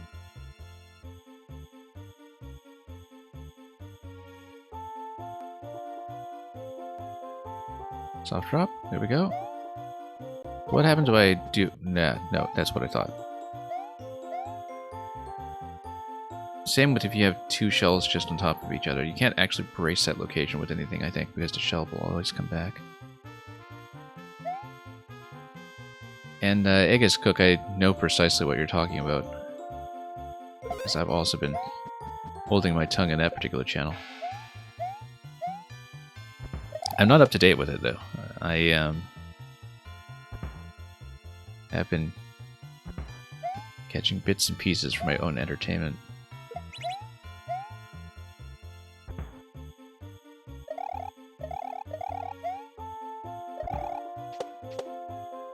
For those unaware, and for my future reference, if I should look back at this VOD and find this completely incomprehensible, there's been some discussion going on in one of the active Mario Maker Discords that is about level design from somebody who's much more from a Nintendo official content perspective than a Maker perspective, and who spends a lot more time with the out-of-the-box tutorial levels in Mario Maker 2 than anybody else have known, really. And the whole conversation would have been a lot more interesting as a study in level design if the people involved were all just a lot more personable, but, you know, this is the internet, and you can't have nice things. But things don't need to be nice to be amusing.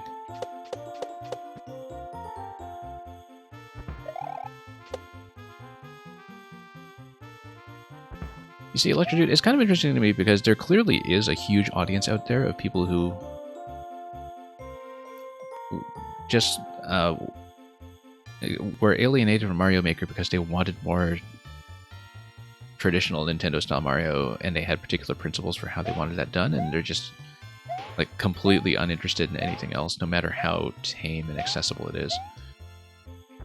There's clearly a huge audience like that, and that's the main thing that you'll hear about Mario Maker from people who don't actually know Mario Maker is, oh my god, on Twitch all they do is Kaizo and Trolls.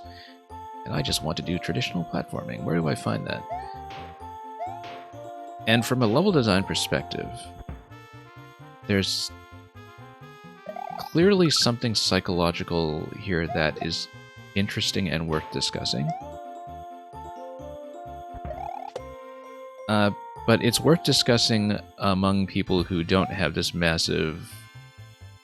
I don't want to get too gossipy about this stuff, but who don't have this massive case of Dunning-Kruger syndrome where they think they know everything about level design just from having played a couple tutorial levels, you know? I think there is an interesting philosophical discussion to be had, just not necessarily with the circumstances where the current conversation is taking place.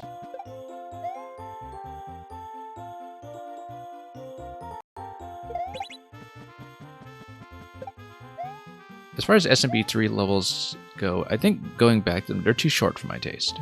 I like SMB3 a lot, but you can tell that a lot of the concepts are tiny little one-off concepts for which the closest successor is actually New Super Luigi U. That's the closest thing we've had to SMB3 in terms of level scope. Anyway, I'm talking here, I'm not actually solving the puzzle. Let's think about this. You don't know exactly what caused you to start being a usual Mario Maker 2 Twitch viewer. Yeah, I mean... I know that I kind of got into it because I wanted to see my levels get played, back when I was actually bothering to publish stuff.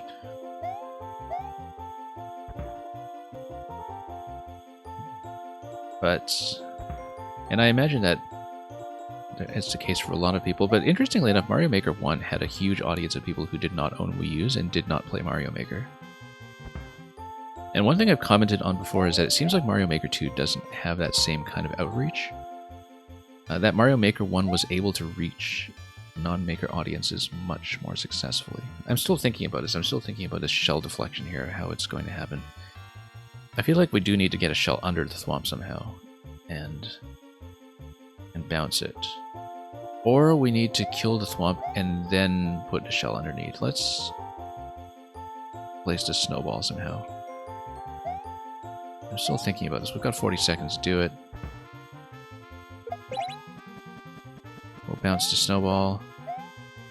Let's not kill the snowball.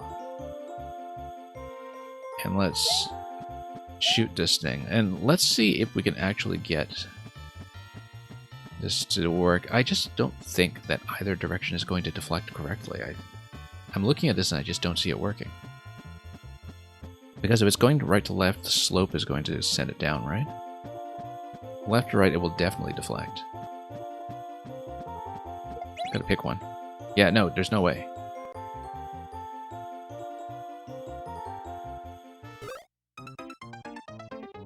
It's not going to be a deflection from that position. It might be a deflection using the thwomp somehow, if we can trap an object here with a thwomp, for instance, and have it bounce back and forth. So one thing we can do is that we're able to lower the thwomp and then trap the thwomp below the on-off switch. If we trap the thwomp below the on-off switch, we're in the on position, thwomp is down here, block is down here. Are we at that point able to get an object moving here? I'm not sure we can. Because it would be pretty timing sensitive to get something here trapped by the thwomp in the first place. And I'm not sure how that can happen.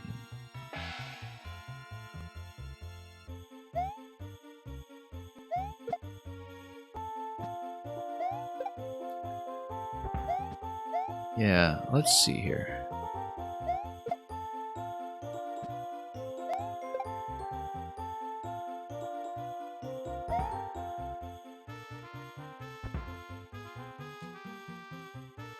Well, let's get back to where we were. We know how to do the initial on-off interaction. We know how to do this kind of snowball punch, which unfortunately will not be fast enough here. We should try to do something with the thwomp trap.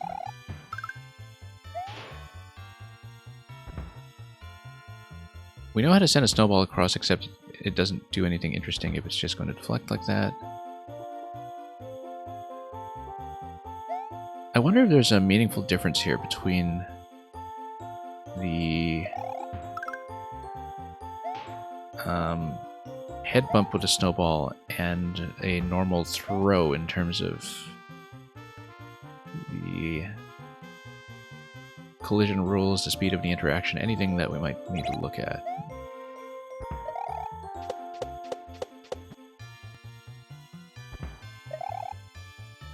Anyway, let's drop this down.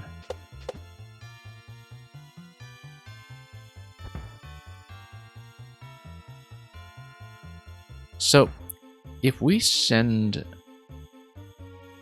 this down,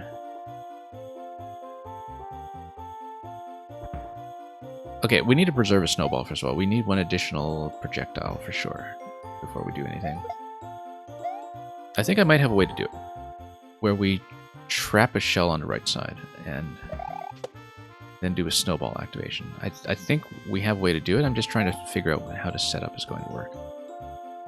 The idea is that you trap a shell under the gate between the thwomp and this side, but you need to trap it.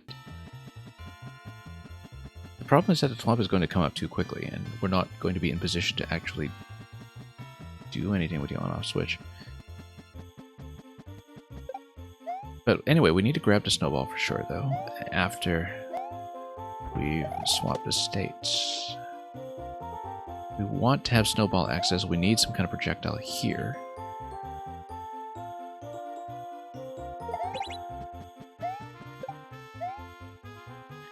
And then we can do a shell deflection down below.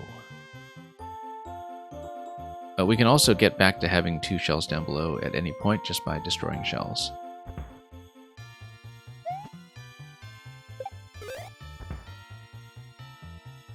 So the question is, can I bounce a shell back and forth between the thwomp and the end here without hitting the question block?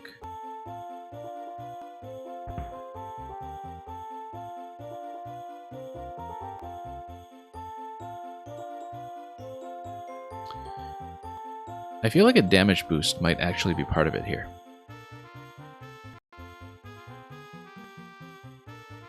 Yes, in fact. Yes. Because once we're back in the on state, we can get more snowballs, so we're able to destroy snowballs at that point. I'm going to try something. Lower the thwomp. And then we run through it, right? And then we start a deflection. Yeah, no, it is going to be a thwomp damage boosting.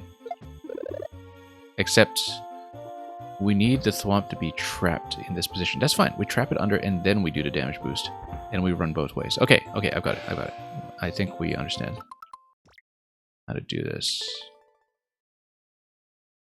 Yeah, that's the critical piece that I hadn't thought about, was running through the thwomp in both directions. That looks like the most promising thing we can do. That looks really promising, actually. I like this idea a lot. And it's very much a bird dog style solution. That's the other thing. Like using the thwomp collision when you're inside the thwomp. It feels like a bird dog solution. It just intuitively seems like the kind of thing he would do. The problem is that if you trap the thwomp, I'm not able to get down. Because I'm trapped above the red blocks. That's a problem. And if I'm trapped above the thwomp, then the thing that we can do, though, is deflect from down below. And we would be able to do that using the snowball. Because the idea is that you would...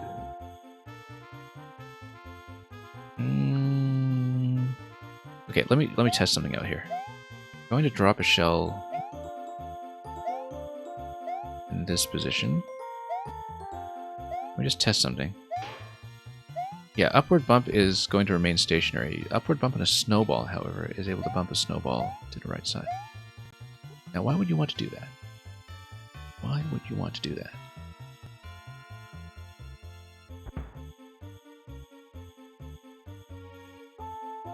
Maybe there's something you can do here with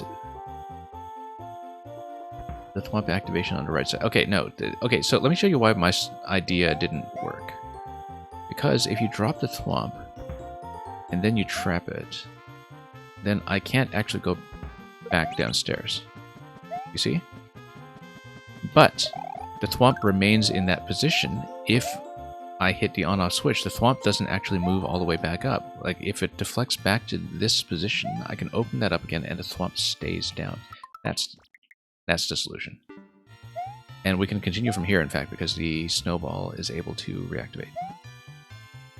Yeah, so Electrodude, this is what Bird Dog specializes in. He's kind of the master of the minimalist puzzle, where most of his puzzles are about trying to find the weird interaction with very few pieces and seemingly very few possibilities. And it's something that he kind of specializes in far more than any other puzzle maker that I've seen, for sure. So we need to get a snowball down here, unfortunately, because we will activate this back into the on state once we have a snowball to work with. So what I want to do here is I want to do the next activation using a snowball.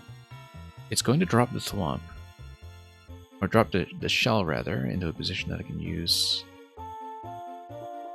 And then I can do the whole back and forth thing in the on state. From down below. No, because I need to get down below with the on state in order for that to work. Otherwise, the thwomp is going to be a problem. Rather, I can't activate the question block too early. That's the issue here. If I activate the question block too early, then we have an issue. And if this is back in the off state, the thwomp is down here in this position right now, but I'm going to have trouble later on. Because it's going to retract all the way back up to the top. I think? Oh no, maybe not. Hang on, let's take a look at this. I want to eventually do some kind of bump from below to move the snowball. But it's not going to happen while... I got this here.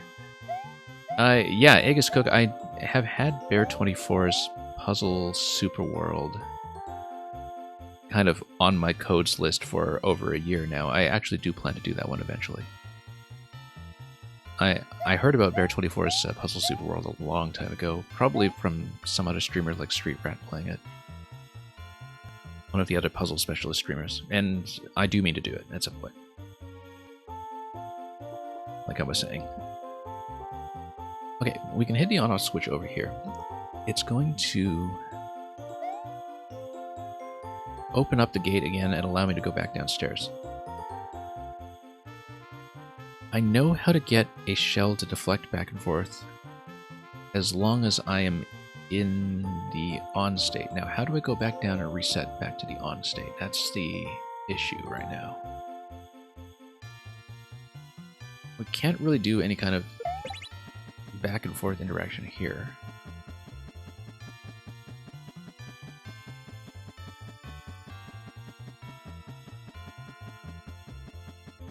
We might be able to do a shell deflection from up here.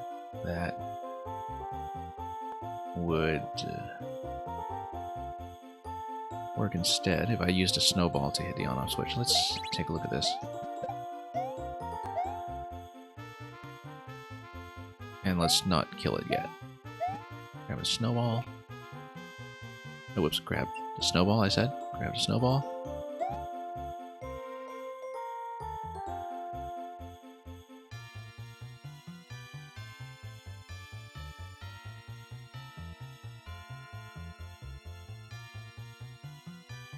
Am I able to do some kind of remote activation of the on-off switch from the lower level? I don't know, because we knew about the head bump of the snowball. That seemed to be somewhat promising.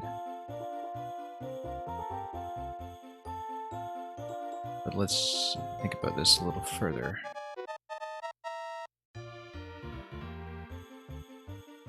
We don't really have a way to do any kind of deflection down here and make a shell go back and forth.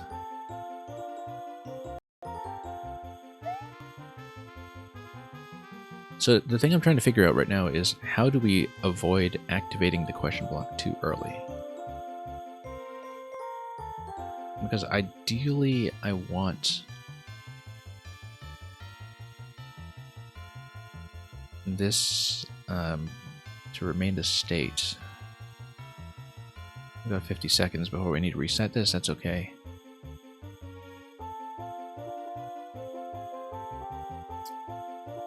If we activate this with a snowball, we can then maybe get the shell moving first. Let's do this. Let's just see what this looks like. I mean, the shell is just clearly going to deflect and ride off the thwomp, right? There's no way there will be anything else.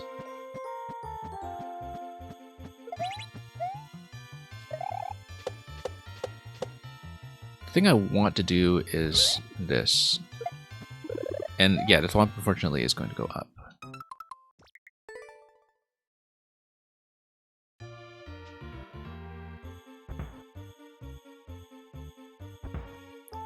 So the thing I want to do is thwomp down here, shell trapped in here.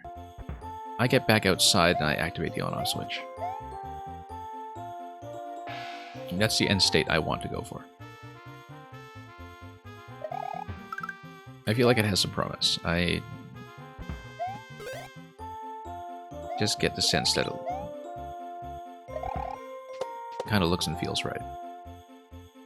We have a huge problem with doing that though, which is that if we trap the thwomp, how do we get back down? I think I know how. We lower the thwomp and throw a shell from up top. That's how we do it.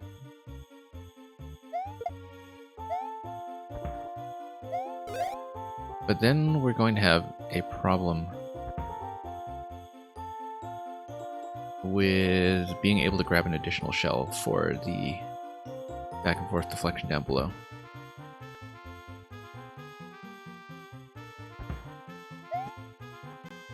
Snowball first.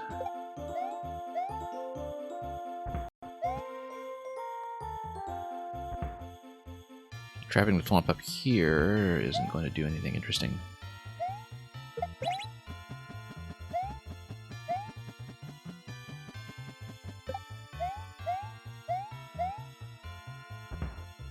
Yeah, because what if we drop from up here, then we go down, then we trap the thwomp.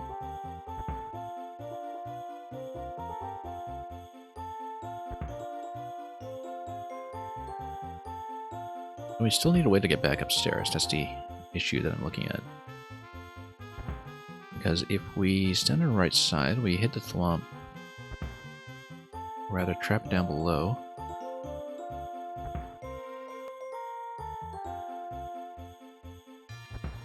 The idea is that I want a way to, maybe if we do a shell throw that's kind of like from a halfway position, like this, where the shell does go up a little bit initially when you toss, right? So we'd be able to do something like that from the bottom left, and the problem with that is that the thwomp is not going to be in a very good position for me to play with. But if we have the off state, hang on, let me get a snowball out of the way first so we can actually do stuff. Grab the thwomp over here, we put it down. Okay, let's not kill the snowball if we can avoid it. Want to keep it if I'm able. The snowball's totally in the way. I need to... well, okay, we messed that up. That's okay, we can always just take the snowball down, which is what I want to do. And then thank you for the follow. Let's go back to doing double shell over here. Let's just kick it out of the way so I can... let's put a snowball down first. Hang on. I need to not kill the snowball. We need to do our best to avoid that. If I can. I just want to get it out of the way. Maybe place it... no. I want it accessible on the lowest level. For sure. Okay. Let's move it over here. Move it over here. Drop this guy.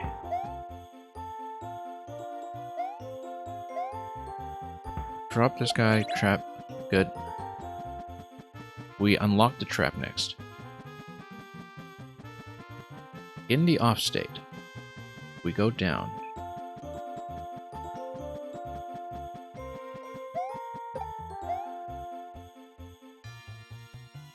We want access to a shell, though. We definitely want to kill the existing shell. If we can. We can do that anytime we want with a spin jump. We kill the existing shell. We take another shell down. We spin jump on the snowball. Do some kind of shell throw.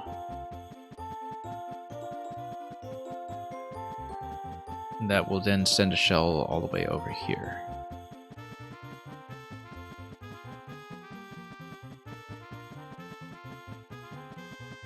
If we miss, though, that's going to be a big problem. So the thing I'm going for is something like a shell throw that... Whoops. It's not a shell throw.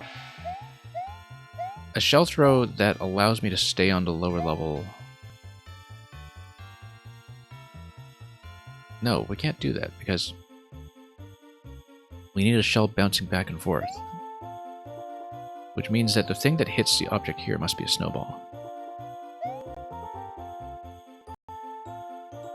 No, but as long as we are in the bottom side...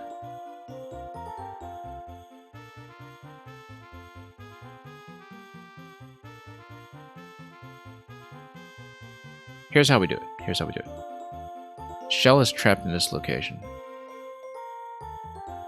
We can kill the shell with a snowball. Maybe.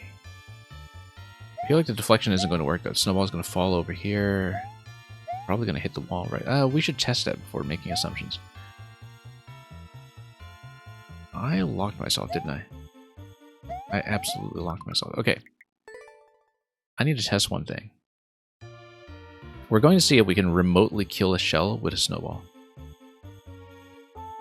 In the shell trap. Because if we can do that, that resets the shell and gives me access to it. In order to test that, we need to do a little bit of setup.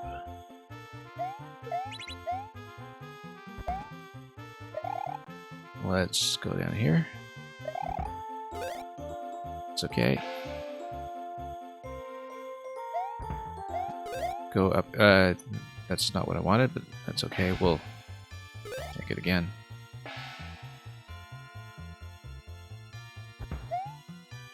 Yeah, up throw here. Drop the thwomp again.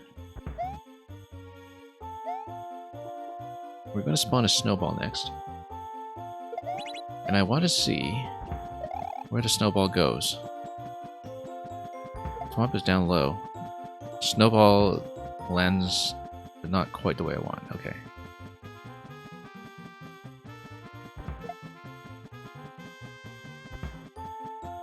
And it just dies on top of the shell without killing the shell. But what if the shell is stopped? Because right now maybe it's the shell that's killing the snowball rather than the wall. And then what happens? Let's try it. That's not going to help though, because we need... Yeah, the snowball just hits the wall. Let's see.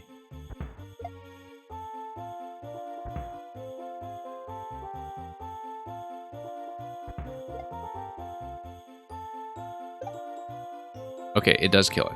Good, good, good, good. Interestingly enough, the thwomp had to give it a bit of a nudge there.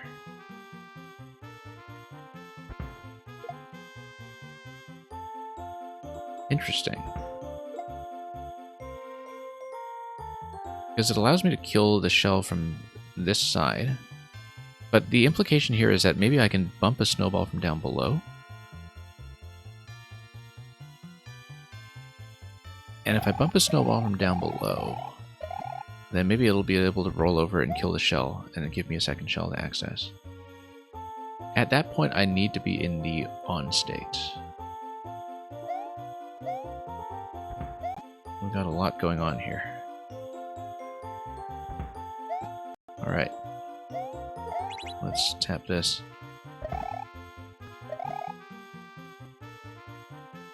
We're just kind of resetting ourselves back to the first interaction. I also haven't considered whether we can do some repositioning with Snowball using an up throw. Let's get the Snowball back first of all. This is clearly progress where we have access to both Shell and Snowball up top. Oh, didn't mean to kill it, but we'll take it.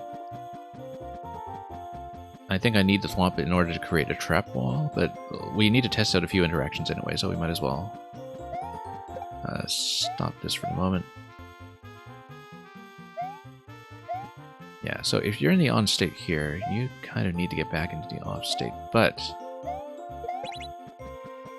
Hang on, let's test out a few things. Let's get Snowball out of the way first. We can even drop it. We will need to Thwomp in the end, but until that time, we'll just test out a few things so we can maybe assemble a solution in parts. For example, let's say I fire this and then I drop below. There we go. Normally at this point I would lose a helmet. We are in the on state though, and if I... No, that's not what I wanted to do. I want to jump up on top of it and hit the other snowball. Okay, let me show you what I was trying to do.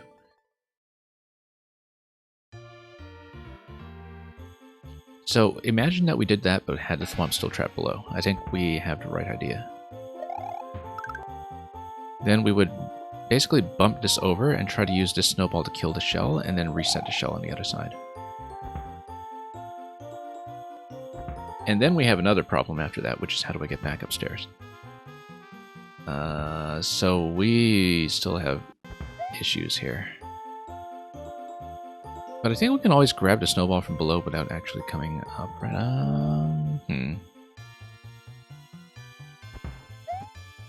We've got a lot of steps to work through.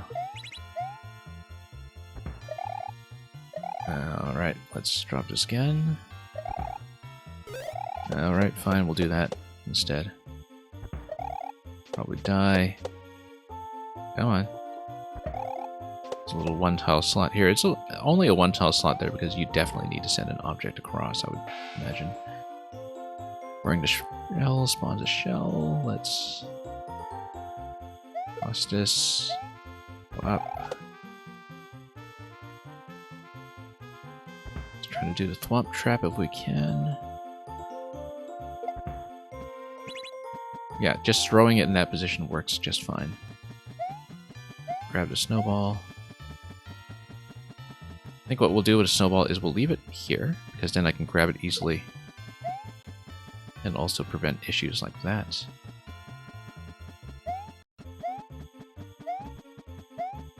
We will then deflect this.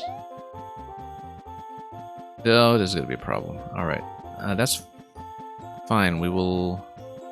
No, we need the helmet, because without... no we don't. We can bump the snowball from below without the helmet.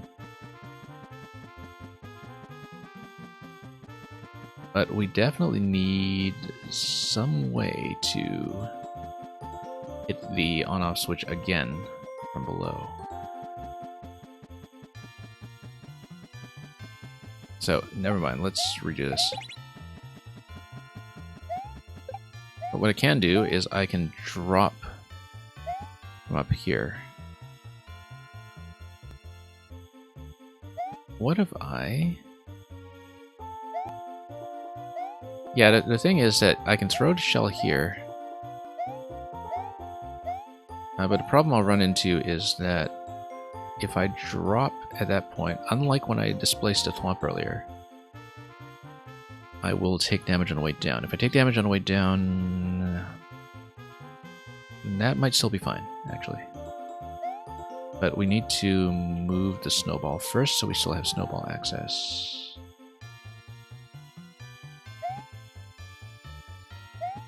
So the thing I want down below is I need a snowball down below. The snowball can be destructible because we can always get a new one. I can fire this from this position. I will then take damage on the way down, but be able to grab the snowball on my way out. That's not what I wanted to do. I wanted to have this be in the off state and then drop through and have the on state activate over my head. Yeah, so not exactly what I was going for, but let's try it again. And we can totally do it.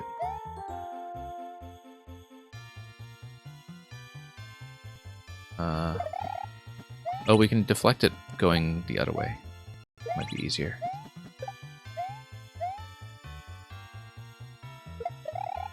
Nope. Slipped on the spin jump. That's the unfortunate thing with execution in this puzzle, is that the one tile gap does make it tricky to spin jump on top of the thwomp. But you have an approximate idea of what I'm going for with this solution at this point.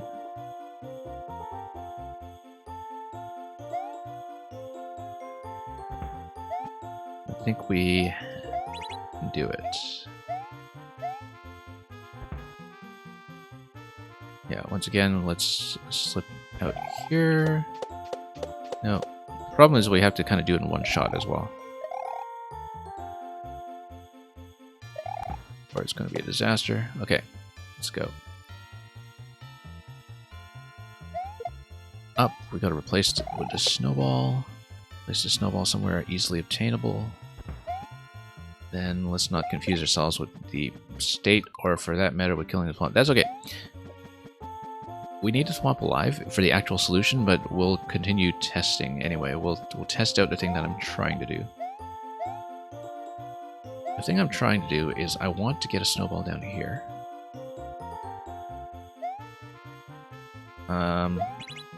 Bang, welcome.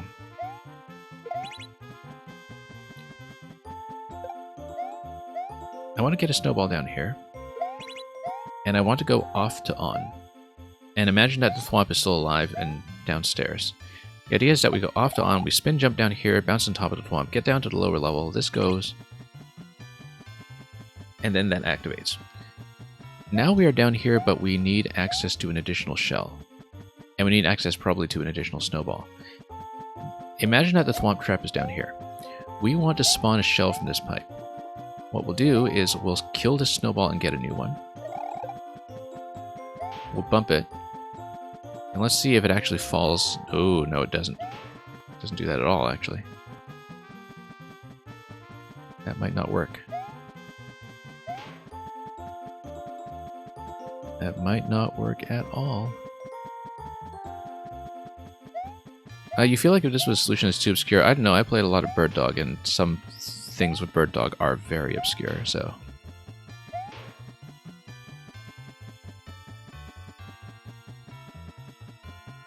Yeah, so we have a problem here, which is that the snowball is too slow.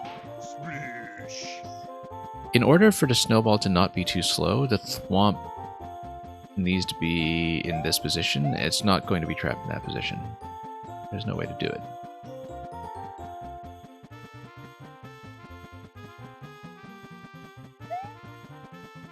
Thank you for the follow.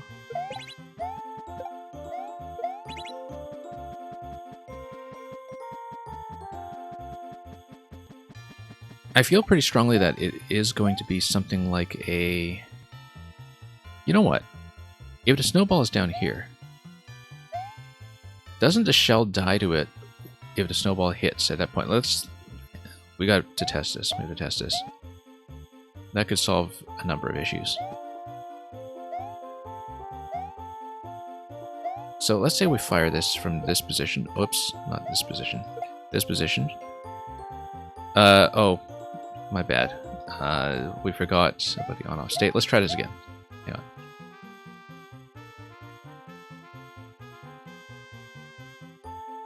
We need to try it again with the thwomp up and running. Okay.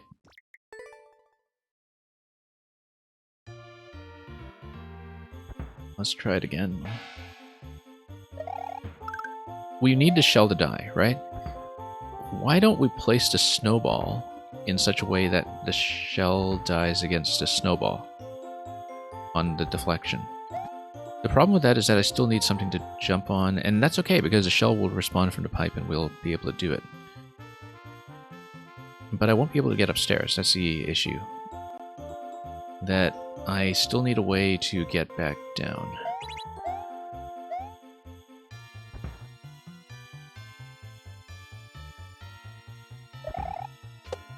Okay, we'll go down here. We will up throw.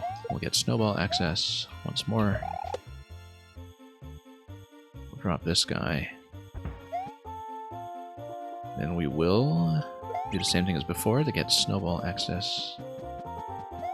Yeah, so we know that to drop through the middle, we need to throw a shell, have it hit the on-off switch. And then we need to destroy the shell. Then we need to trap a second shell in the middle. Once we trap a second shell in the middle, then we need a way to go back upstairs. And we would need a snowball in the lower level to do that. We can be patient about it. We can...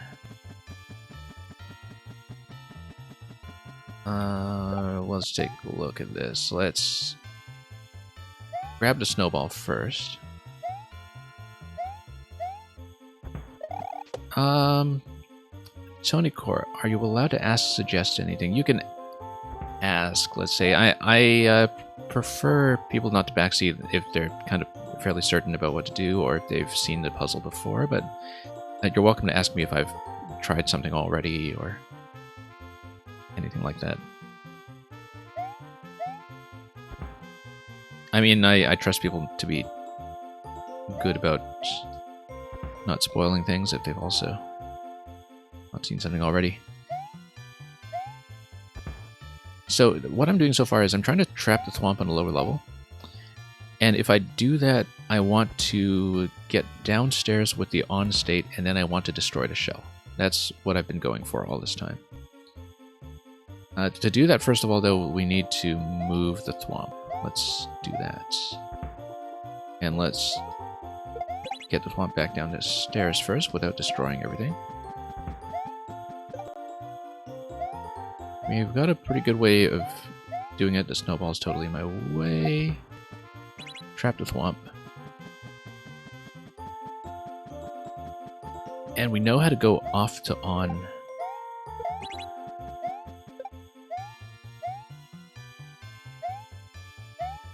If we fire the shell over. If we have the snowball in this position, the problem is that I don't know how to get a new one. The thing I want to go for, I think, is that the shell hits the on-off switch and then dies. But it's going to deflect like this. It's going to deflect off the wall. It's going to come here. It's going to hit the off switch. How does the shell die? Does it die if it hits the snowball, or does it cut through it? We need to figure this out. It does not die. Okay. I think I knew that. And then we are trapped. And I think we knew that too.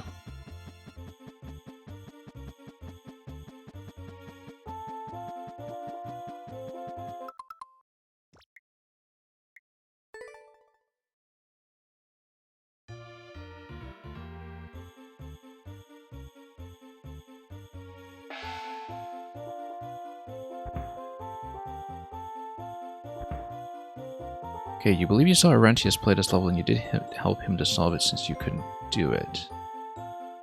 And it's really impressive how many things you can do with so few elements. Yeah, exactly. That's it exactly.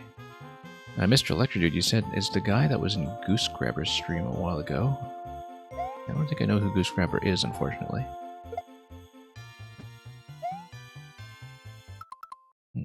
But let's see what we can do.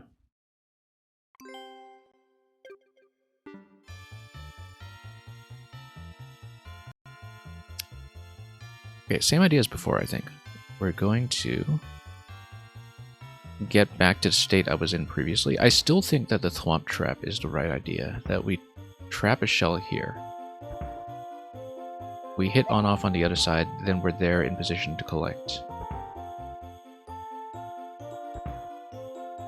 Because it's not going to be something terribly mechanics dependent, and it feels intuitive. The problem is that we're kind of missing one or two steps to setting that up.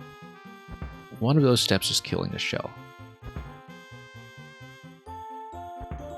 We need some kind of single activation of the on-off switch, and that will then diffuse itself.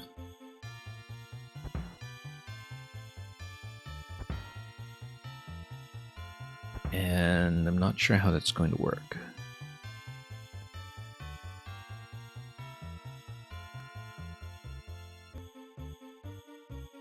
if I need a hint and let you know, yeah, I'm going to try to do it without for the time being, but because we're still kind of trying to execute some things properly that I already had as ideas. And looking forward to your level for the contest. I will be judging, as you probably know. I'm looking forward to doing one of these for some time.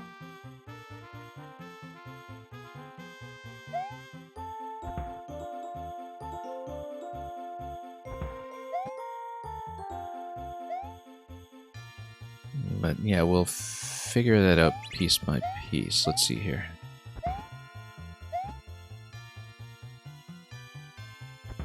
Okay, same idea as before. We're going to get snowball access once more.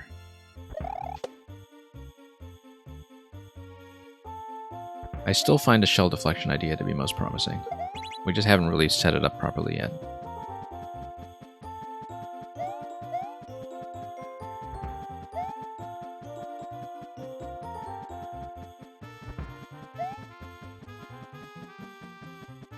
Let's think about this.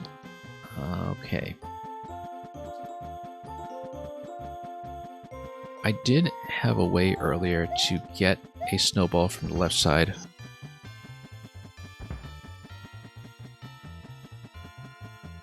To fall on the shell and then destroy it. But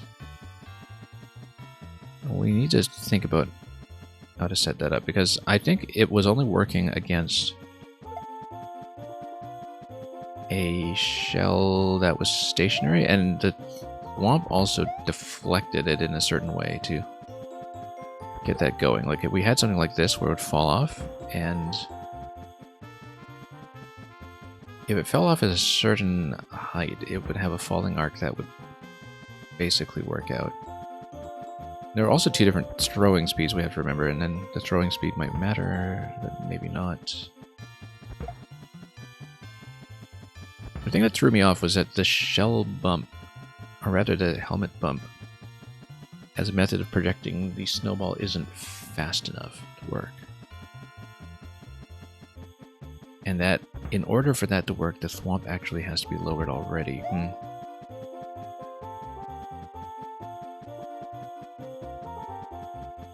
That is not what I expected. I still like the idea of the Thwomp trap down below, though.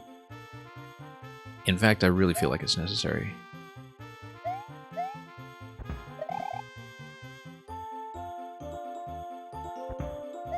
Okay. Let's see. Keep the snowball. We'll up this for the moment. But we'll lose the snowball because that's okay, we can always get more snowballs once we trap the Thwomp. We'll toss the shell from up here. Timing works out actually very cleanly from this position. Given that timing works out cleanly, let's see what we can do. And we're kind of back to where we were before. We can drop the snowball in this location. If we want to, we can always do 2 interactions to make that work. We can also just grab another helmet and go back up. Well, let's think about this. Maybe that was not the best way to handle the snowball. Let's just destroy it and try it again.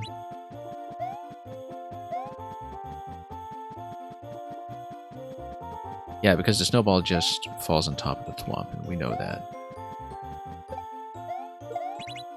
If we want to take it down, we just take it down manually. But do I want to keep the helmet? Yes, I do, because we need a damage boost at some point. But if we kill both shells...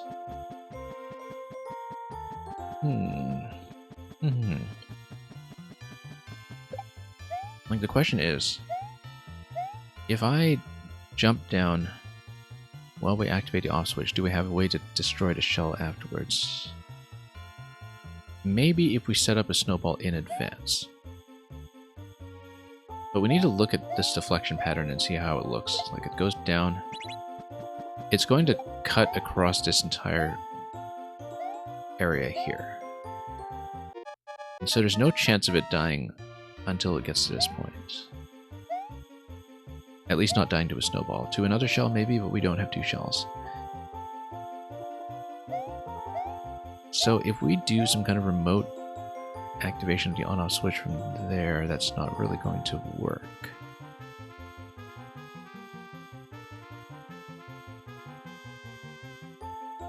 Place it on top.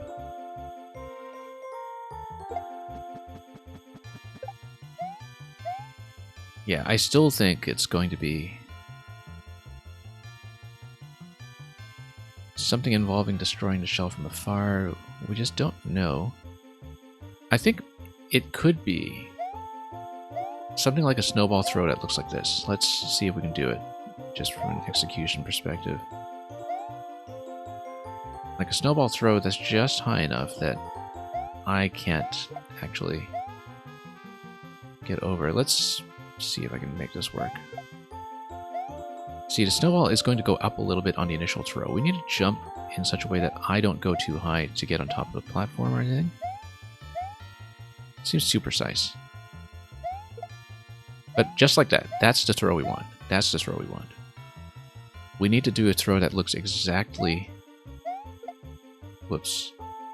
Like that. And we won't have too many chances at it, unfortunately.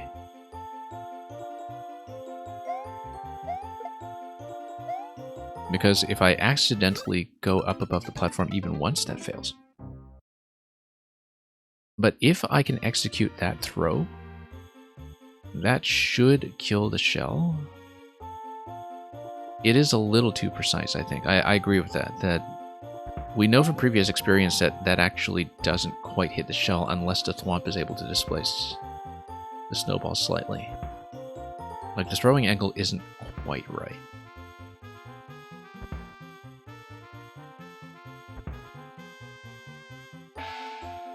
That's the thing that makes me suspicious of it, is that we know from previous experience that it's difficult to actually make contact.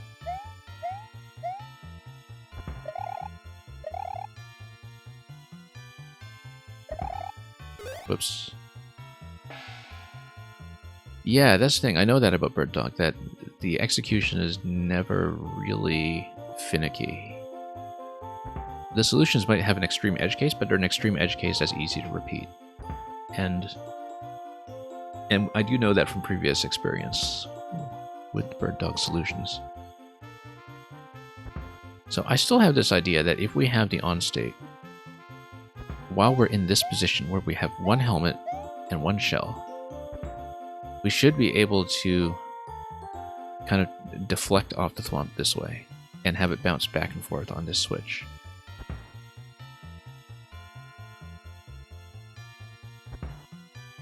We don't necessarily need the thwomp to... I think we do need the thwomp to be trapped below the on-off blocks to do that. Now we'll see if I can actually stay long enough to finish this one today. We finished a lot of puzzles today, so I'm pretty satisfied with what we've completed. Obviously, I'd like to do this one too, but it needs to be put away for some more thinking. We will do that.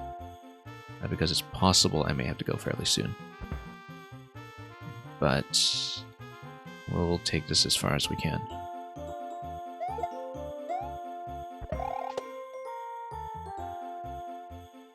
But yeah, we got through a lot of solutions today, actually, up until this one. Which is why I'm fine with finishing with something a little harder. And yeah, so, you know, you have a pretty comfortable throw from this point.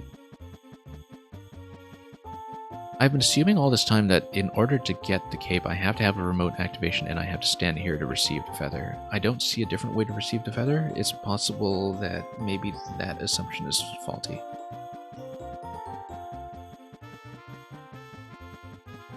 But I don't think so. I think that will be right. I'm gonna have to snowball. Here's something interesting. On-off switch can destroy anything I want in this location. That includes destroying the shell in this location, if I ever wanted to do that. But then why would I want to do that? because... I mean, I can destroy the shell anytime I want. I can spin jump on it. I can do anything like that. The one thing I can't do so far is destroy a shell up here if I'm downstairs. And I want to find a way to do that. I want to find a way to destroy the shell in this position if I am on the bottom half.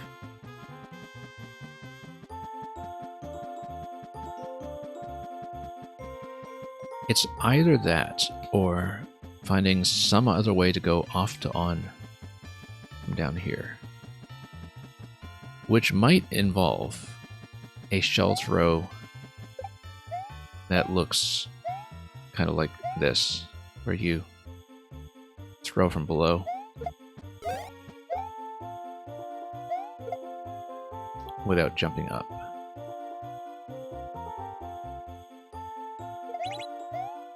But no, hang on.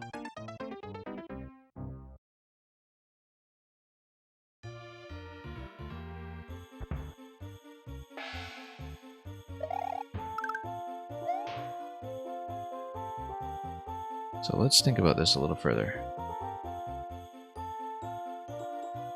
Yeah, like I said, we might have to postpone this one for a continuation, but that's okay. That would be the only defeat today. So.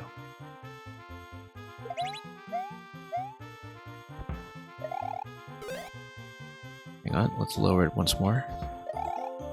Just to get the pieces moving again. Okay, we got this. We got this. We'll get back to the snowball because that is going to be a strict improvement on the current position.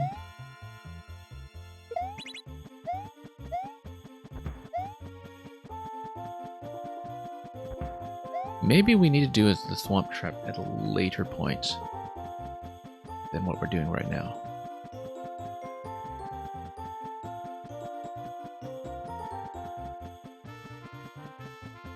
What happens if a snowball hits a moving shell from the top? The shell kills it.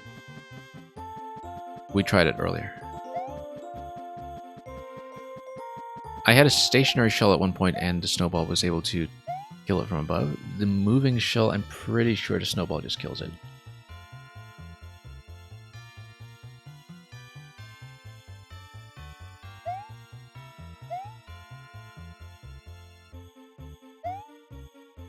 Like, are you talking about a drop, or are you talking about...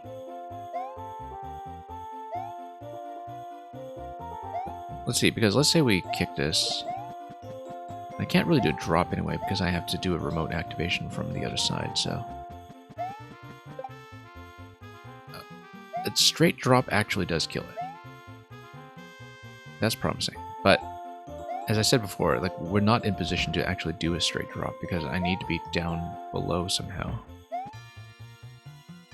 And so that will not be it.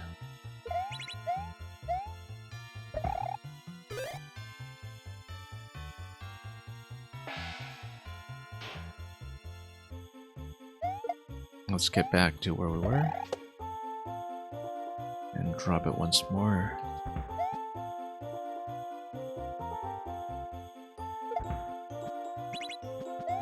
Now the interesting thing though is that if we do kill this shell over here... No, the thing is we still need to go down below. It's still fundamentally the issue. If we place a snowball a little bit off center here... We're thinking the snowball might change direction in some way.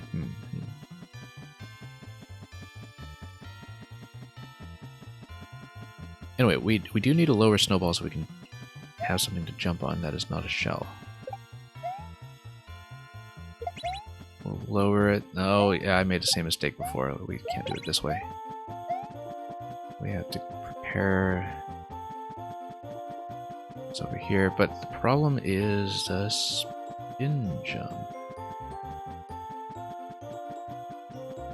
I actually just needed to drop the snowball before the... Okay, no. Here's how we'll do it. Take this off first. Go down below first. Drop this guy.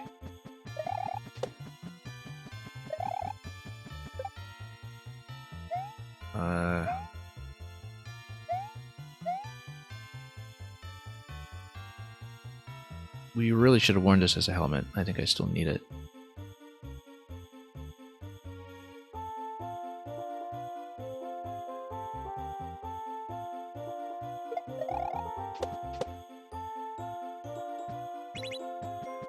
Okay, so it's going to bounce back.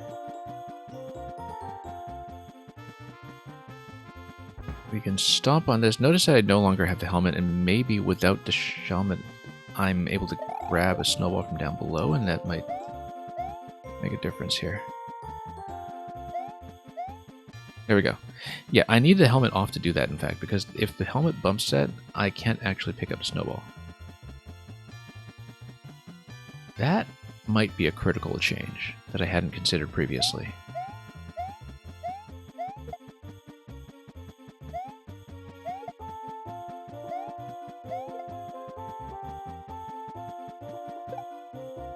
Magic, look at that. Okay, we're set. We got it. If we take off the helmet, then I'm able to pick up the snowball and then throw it. With the helmet, I can't actually pick up the snowball. We're in great shape all of a sudden. I need to grab a snowball from up above because I need something to jump on. Yeah, I had too many assumptions about wearing the helmet the whole time as a safety mechanism, and that was actually causing problems. Let's leave this here for a moment. We need 2 of these so I can take a damage boost and run back out.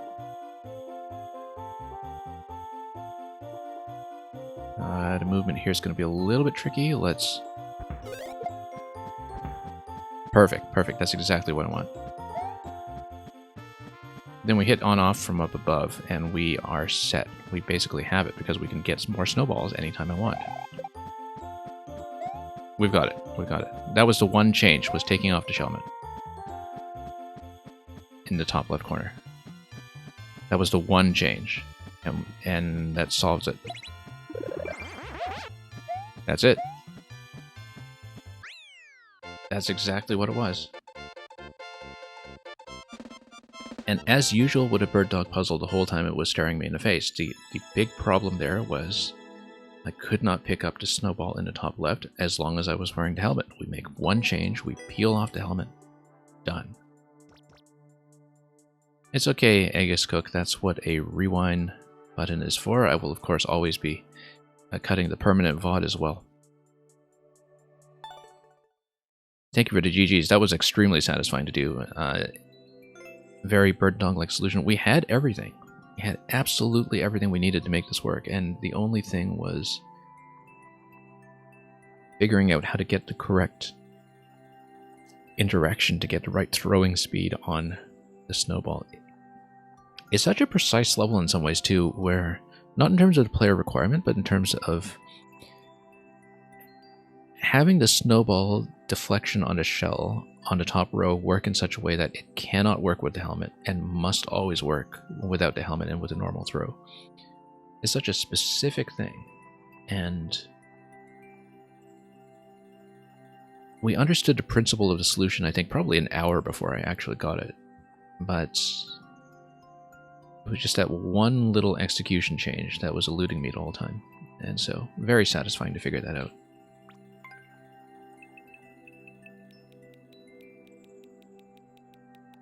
Hey, you know what we should do, Aegis Cook, is we should get Zara to review this level. I guess that would be contingent on actually being able to finish it. Just to get a different perspective on this. But yeah, a lot of familiar puzzle names here, obviously. Orator actually got it. With or without a chat, I don't know. Yeah, a lot of familiar puzzle people, of course. Itchy Knee is another one-screen maker. Rantius is an all-puzzle streamer. Lots of people we know. Yeah, Shurschlag, Dave Taster, lots of people who love this kind of thing and got it ahead of us. And I'm sure they enjoyed it just as much as I did. 16-second record, I don't know how, but we're not doing it. Thank you so much for joining me for this stream. That will be the conclusion of today's program, and we will be rating somebody else. Viewer levels will be back tomorrow. All goes well. And on the same kind of schedule. We got through so many puzzles today. Let me actually check just how many did we get through. 3, 4, 5, 6, 7, 8, 9. We got 9 solutions today. Not bad. Most of the stream felt like the bird dog puzzle at the end. Pretty good variety and style too. Once again, I think most of you here know this, but contest coming up on the Puzzle Discord. We showed off a lot of thematically similar levels today if you want inspiration. Enough talking for me though. Let's send you on to somebody completely different. And until we've decided who that is going to be, as always, thanks for watching. Hopefully the stream was a watchable experience. And happy making or playing or whatever else it is you have been accomplishing lately. We'll pass you on. Have fun. Have a great week. Fare thee well.